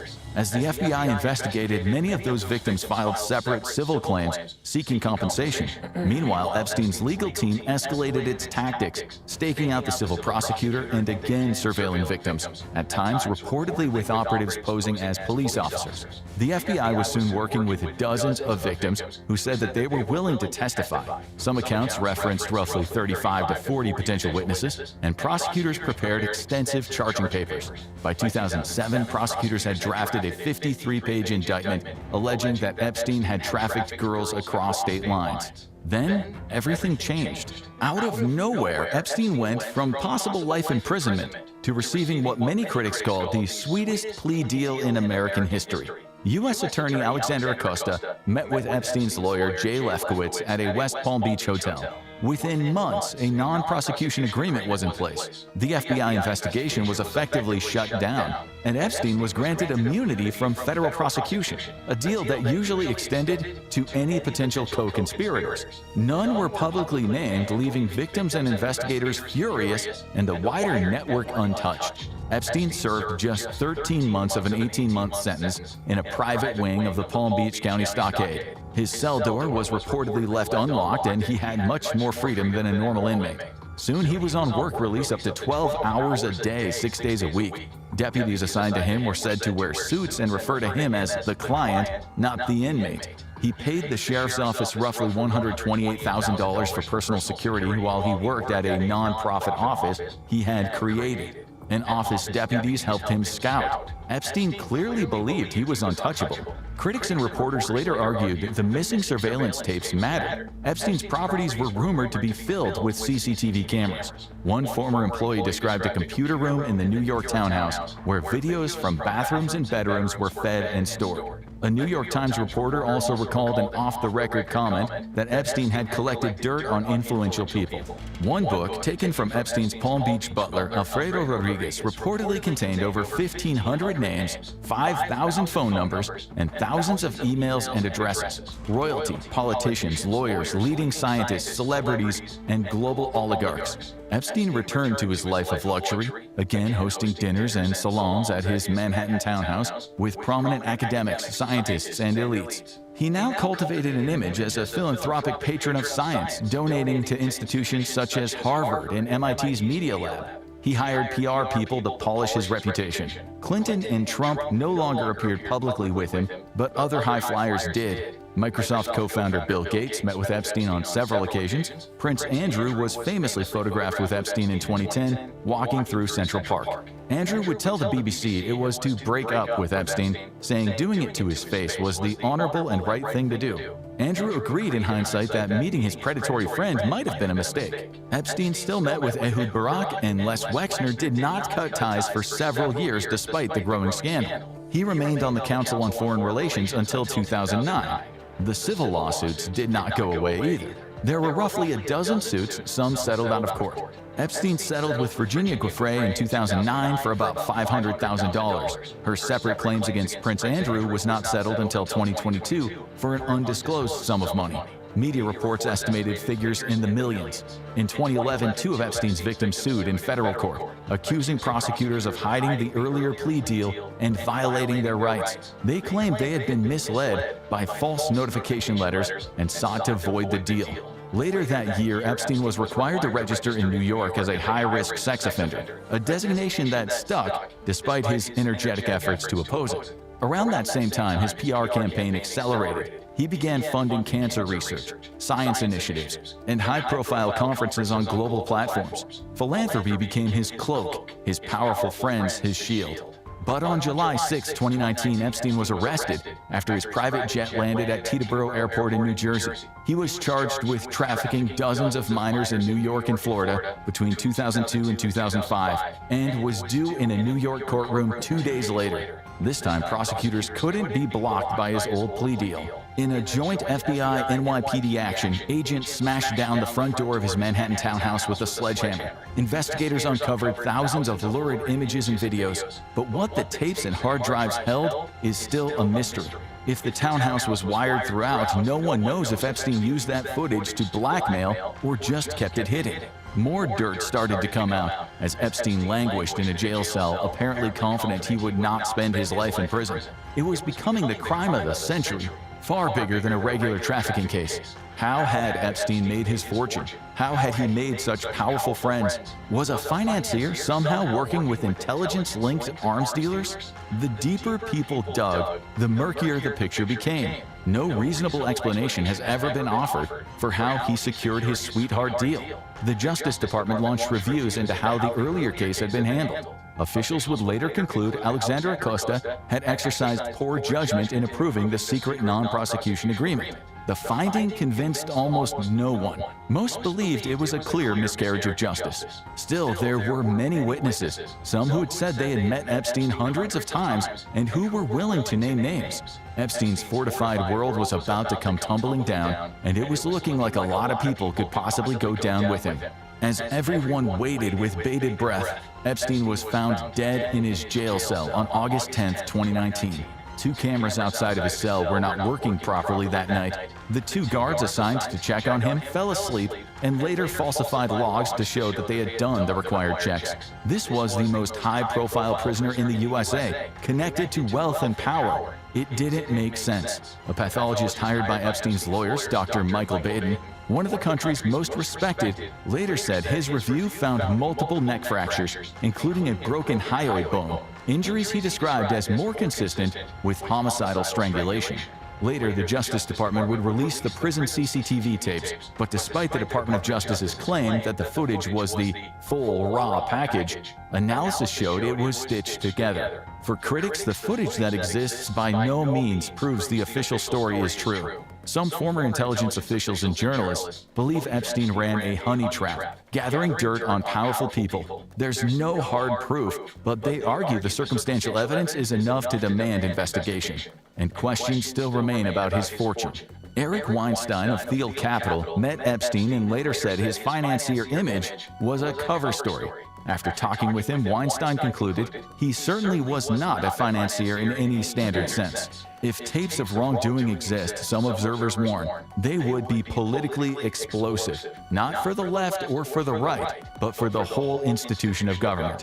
Those theories remain speculative. They have not been proven, but there is still a whole lot missing from the story of Jeffrey Epstein. You've seen how Epstein was caught, but the bigger mystery is what happened next. Watch what really... And was welcomed in Medina. Okay. Surah An-Nahl 1642 tells us, as for those who immigrated in the cause of Allah after being persecuted, we will surely bless them with a good home in this world. Huh. Or as the Prophet Muhammad ﷺ said, Islam began as something strange and will go back to being strange. So I guess New York City is doubling down on sanctuary status. But wait till you hear what he says next. Day after day, we bear witness to cruelty that staggers the country. How? Masked agents paid by our own to enforce the law violate the Constitution and visit terror upon our neighbors. Oh my gosh. They arrive as if atop a pale horse, and they leave a path of wreckage in their wake. Are you kidding me? People ripped from their cars, guns drawn against those the people unarmed. Shouldn't resist arrest and fight them. Lives shattered. That's no. This is all false. Brutal. If these are not attacks upon the stranger among us, who's here illegally? This cruelty is no faraway concept. Wow. ICE operates here in New York, in our courthouses, our workplaces. They skulk at 26 Federal my Plaza, goodness. the same building where I waited in fear as my father had his citizenship interview. He's a multi-millionaire with super rich parents. His mother has directed Disney movies. What is he talking about? If these are not attacks upon the stranger among us, what is? ICE is more than a rogue agency. Oh my goodness. It is a manifestation of the abuse of power. This is the Democrat Party today. They really think this stuff. Listen to the cheering. The people in New York want this. They want to fight the federal government. This is wild. And it is also new. It was founded only in 2002. 4 mayors ago, it's over 20 years old. Its wrongs need not be treated as inevitable or inherent. They want to abolish ICE. In fact, we know that there is no reforming something so rotten and so Oh, yeah, they're going to call to abolish ICE. If they abolish ICE, you better believe the police are next. I think of a story that Reverend Galbraith, the senior pastor at Clarendon Road Church who is here with us today, shared. Look, if there's a pastor that's here listening to this, I don't believe it.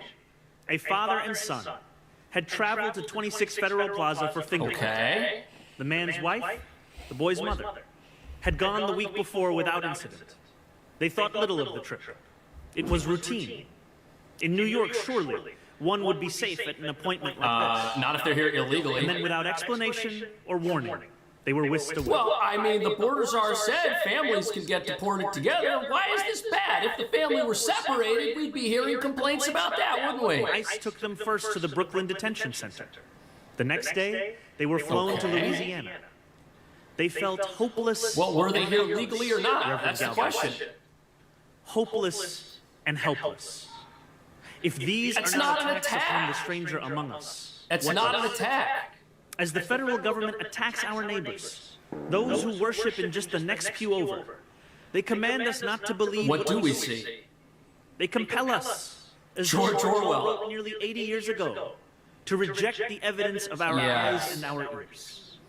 And they would succeed, were it not for the many among us who have not only read the Scripture, but who live the Scripture. Those who refuse to abandon the Scripture. This is crazy. I speak of Renee Good. What we're hearing here is the leader of the Democrat Party now telling the entire left side of America what they need to think about ICE, immigration enforcement, and that they need to think of people who entered the country illegally without permission, with the help of criminals, as their direct neighbors. When they say neighbors, They're referring to illegal immigrants that way. This is a tactic. Alex Preddy, who died as he lived, Yeah. caring for the stranger. No, this guy was attacking He was a federal man who agents. held the hand of the afraid and the afflicted in their final Unless it moments. was a Border Patrol He was a agent. man who dedicated his life to healing those he had never met. Except for these ICE agents. I speak of the tens of thousands across our city and our nation who took to snowbound streets in the dead of winter, refusing to allow those with the most power to impose their will upon those with the least. If that is not love for the stranger among us, what is? Okay, so as we hear all of this, I guess you could say propaganda, there are other New Yorkers who do not feel as if the quote-unquote stranger among us is being treated the way the mayor says they should be. New York's new mayor has been called a socialist, a Marxist, and a communist. Many are deeply concerned that Zoran Mamdani's statements and policy positions encourage anti-Semitism. Well, the mayor appointed a new leader of the Office to Combat Anti-Semitism yesterday. Oh, he did? Hateful incidents against Jews in New York last month spiked 180% over last year. CVN's chief political analyst David Brody reports from New York. So help me God. Bernie Sanders. Zoran Mamdani comes across as all smiles as he promises so-called free programs and other services for all New Yorkers. While his leftist social views will surely be under scrutiny by conservatives and moderates, this city appears to have embraced it. What's the deal with Mamdani? Why do you support him? Oh, man, it's like, why wouldn't I? That's the question you should be asking. That's easier to answer. Is it? Despite that affection, plenty of Jewish New Yorkers have a much different view. Are Jewish New Yorkers on edge because of Mamdani? Yes, yes. Liz Burney is a researcher weird. with the Zionist He Organization says he for loves America. everyone. She keeps Why would they track be scared? of Mayor Mamdani's past views, statements, and policy positions, which have given her and others much to consider.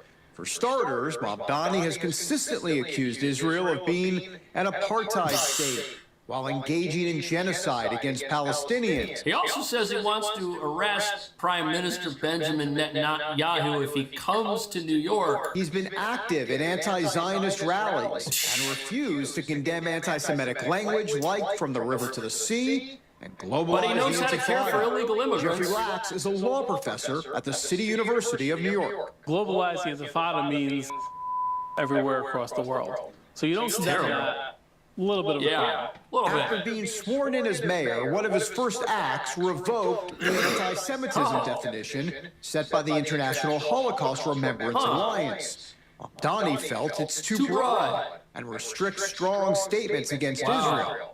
But that can be a dangerous game. Anti-Semites, what they try to do is restrict the definition of anti-Semitism. And all of this emboldens the anti-Israel groups. Just like calling illegal immigrants neighbors emboldens the open borders crowd. That makes people who aren't supposed to be in America feel perfectly safe in a sanctuary city, which is a bad thing for the country. Because all it does is create a reward structure around people breaking our immigration laws, you see? Also on day one, Mamdani moved to allow New York City employees to participate in the boycott, divestment, and sanctions movement against Israel. Yeah, they shouldn't do Under that. the previous mayor, BDS involvement wasn't allowed. Yeah, nobody should He's be a also city threatened employee to to do arrest that. Israeli Prime Minister Benjamin Netanyahu for war crimes if he comes to New York. He also says he will not march in the city's annual Israel Day parade. That's crazy. Mamdani lives here at Gracie Mansion behind me on the Upper East Side of New York. He's got the biggest apartment in the city. We have asked multiple times for an on-camera interview, but so far, no response. Mamdani says he wants to root out anti-Semitism across all 5 boroughs, but so far, his actions have not matched his rhetoric. He also wants to root ICE out from all 5 boroughs. So we got a lot going on here at the same time that doesn't bode well for law and order or safety of all New Yorkers, that's for sure. Good on the surface. Protecting Jewish New Yorkers is going to be a focus of my administration. I'm looking forward to being the mayor for every New Yorker, for every Jewish New Yorker. Conservative Jewish New Yorkers, however, say everyone they wants don't that. trust him. He is using very fuzzy language. He's getting advised from his advisors about how to speak about this. But in his heart, what he wants to do is pure evil. Even some influential rabbis who signal support for some of his progressive policy positions are concerned after meeting with him. He believes that Israel has no right to exist at all as a Jewish state in any territory. It is the ideology of Hamas. Wow. Hezbollah. And since Mamdani has taken office, that ideology has reared its ugly head. Oh, yeah, they were protesting at synagogues, some people. And this goes back to the idea that the things elected leaders say and do can encourage stuff like this, rioting, civil unrest, even if they themselves are not on the street to be present with it. We see that with the open borders crowd, where we've got representatives like Ilhan Omar out there talking about how ICE is attacking everyone's neighbors and how we need to stand up and save America. And some people would argue that with the new mayor of New York saying Israel shouldn't exist and he wants to arrest their prime minister, that leads to stuff like this. The Zionist crowd recently surrounded the Park East Synagogue. Karen Lickbaum, a pro-Zionist defender who was at the event, couldn't believe what she saw. The police permitted the anti-Zionists to cross the street and protest in front of the synagogue. That was outrageous. So you're looking for, like, hey, there needs to be a level of protection here. It's not permissible to intimidate anyone from going into a house of worship. Why is this being permitted? Shouldn't be. You know, to protest right in front of a synagogue. Yeah. Are they just empowered? These groups are empowered more? Is that your concern? Oh, without question, because they know that there are no repercussions to their actions. They know that the mayor supports them. She's right. Mamdani's initial response included criticizing the synagogue for holding an event he deemed controversial. Yeah, see, that's another tactic that the revolutionaries want to use. If you do something that they don't like and they show up and they come after it, it's your fault for doing that. You can tell which side is the good side and which side is the bad side by which side wishes to restrict freedom of speech. The side that is restricting freedom of speech, that would have been sort of Stalin, Mussolini's of the world.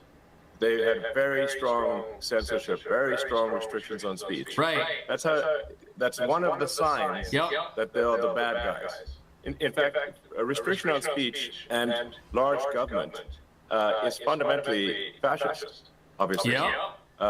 So, ironically, in pushing for censorship, it makes it very clear that the left is the side that is against freedom.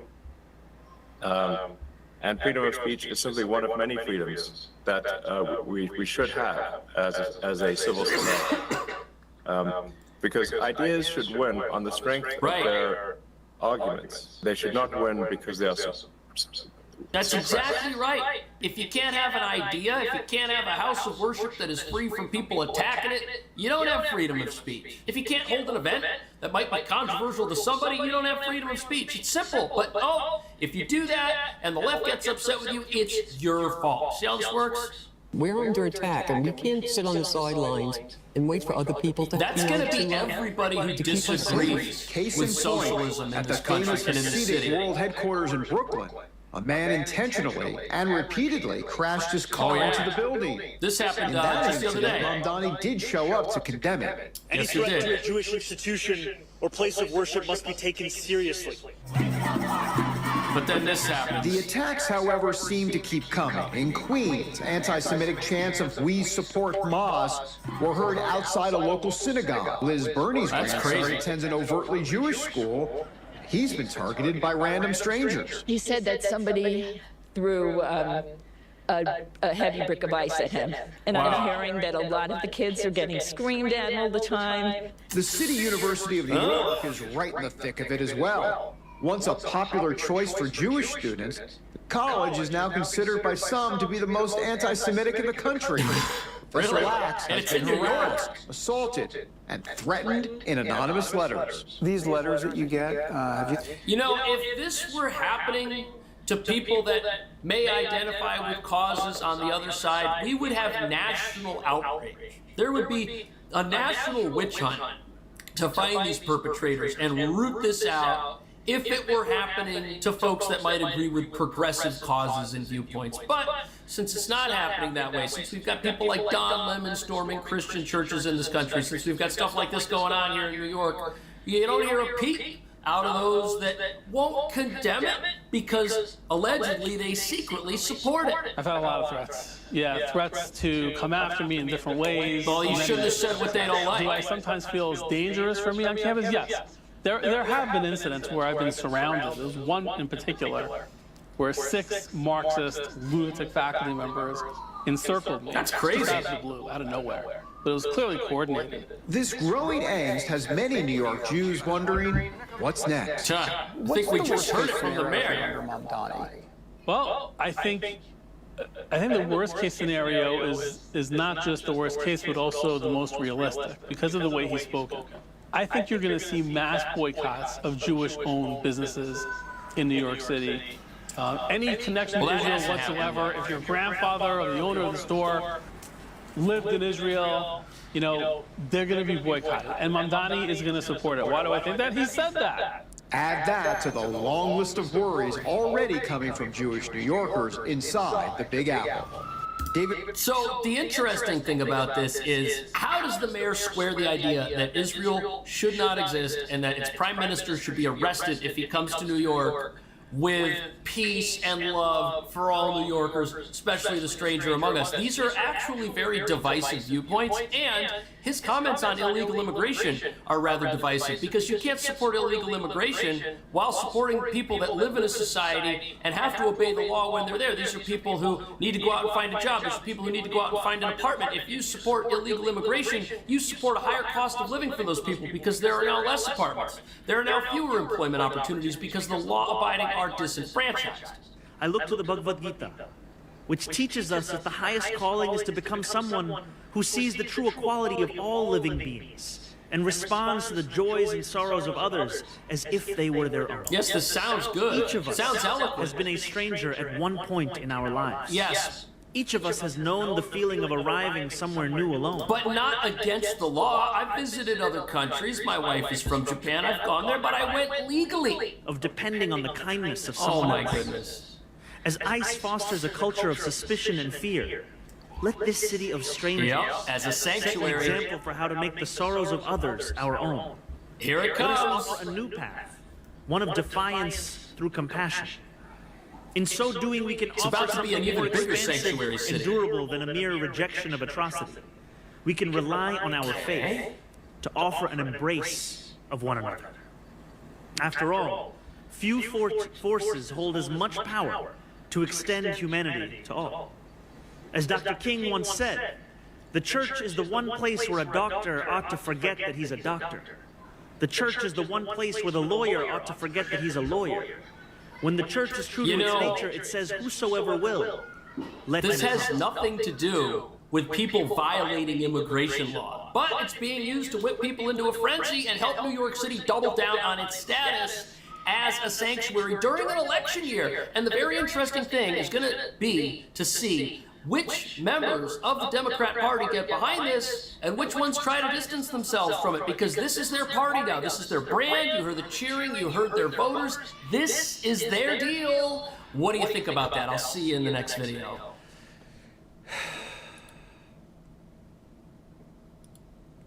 Monsters.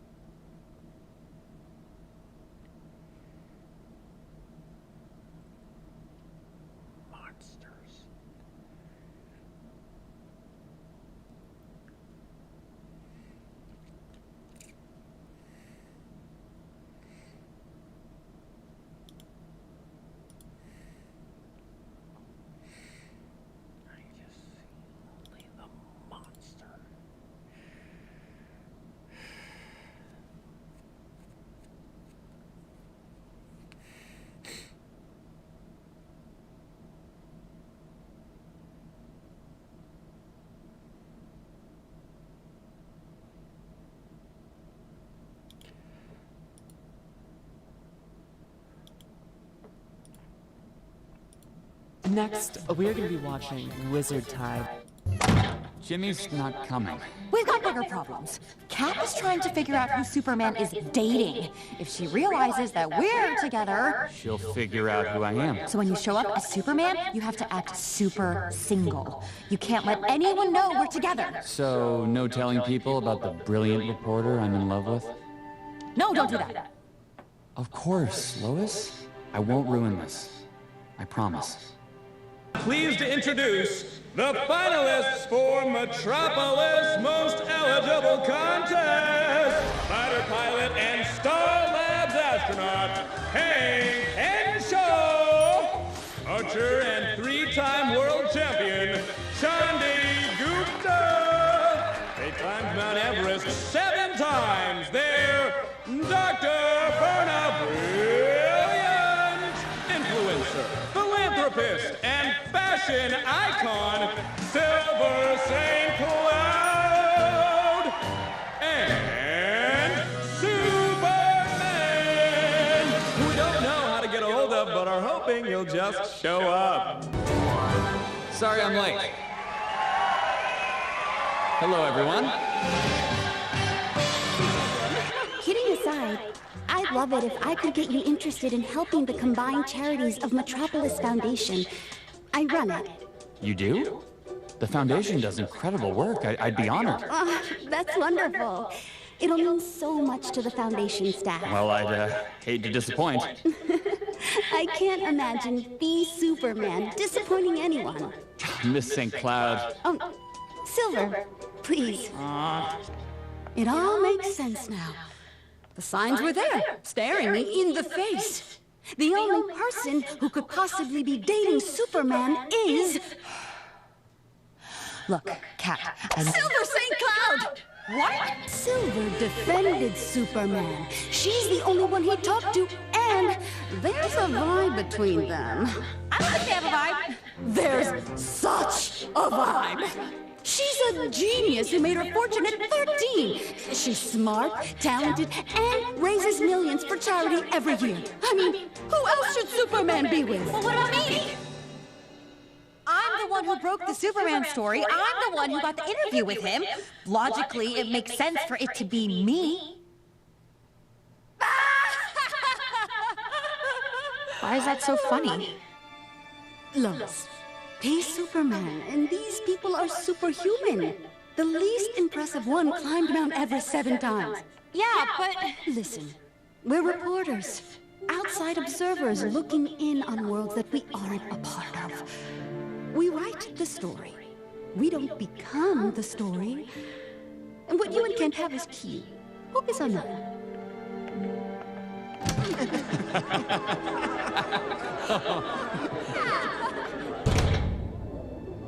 This is the moment you've all been waiting for. Out of these luminaries, only one has captured the city's heart. And the people's choice for most eligible is Superman!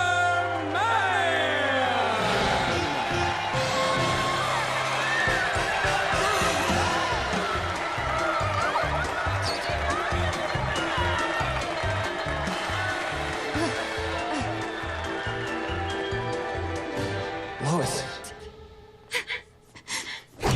Lois, are you hurt? What's wrong? Everything is wrong. The contest, my dad running off, the job offer, it's all too much. Job offer? What job offer? Vicky asked me to move to Gotham and become her number 2. What? Why didn't you tell me? Because we never talk anymore. I've been trying. I wanted you to be there when I set off the beacon. You what? This isn't coming out right. Because this isn't working. We don't make sense, Clark. There's a whole room of people way better for you than I could ever be. I mean, I'm not a genius or billionaire or a super person. I'm just me. And it's not enough. Everyone always leaves me in the end. So why are we even doing this? Lois, are you breaking up with me?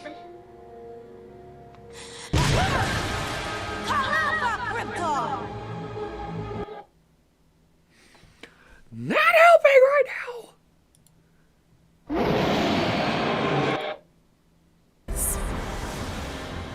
In Area 1, we'll explore the Japan Gallery and discover Volume 1 and 2. Compilation of shorts. Fantasy settings love a weird weapon, from chain weapons to laser sword. Another tool that was not specifically designed for war, but shows up a lot for thematic reasons, is the trident. You look really cool standing there. It does, yeah. I mean, it's a cool silhouette, you know? What can I say? It feels badass to just hold, you know? Even my shadow looks awesome. Yeah, and it shows up, like you see it in all the classical mythologies. You've got like Poseidon with his trident, you've got the gladiators that wielded them in gladiator.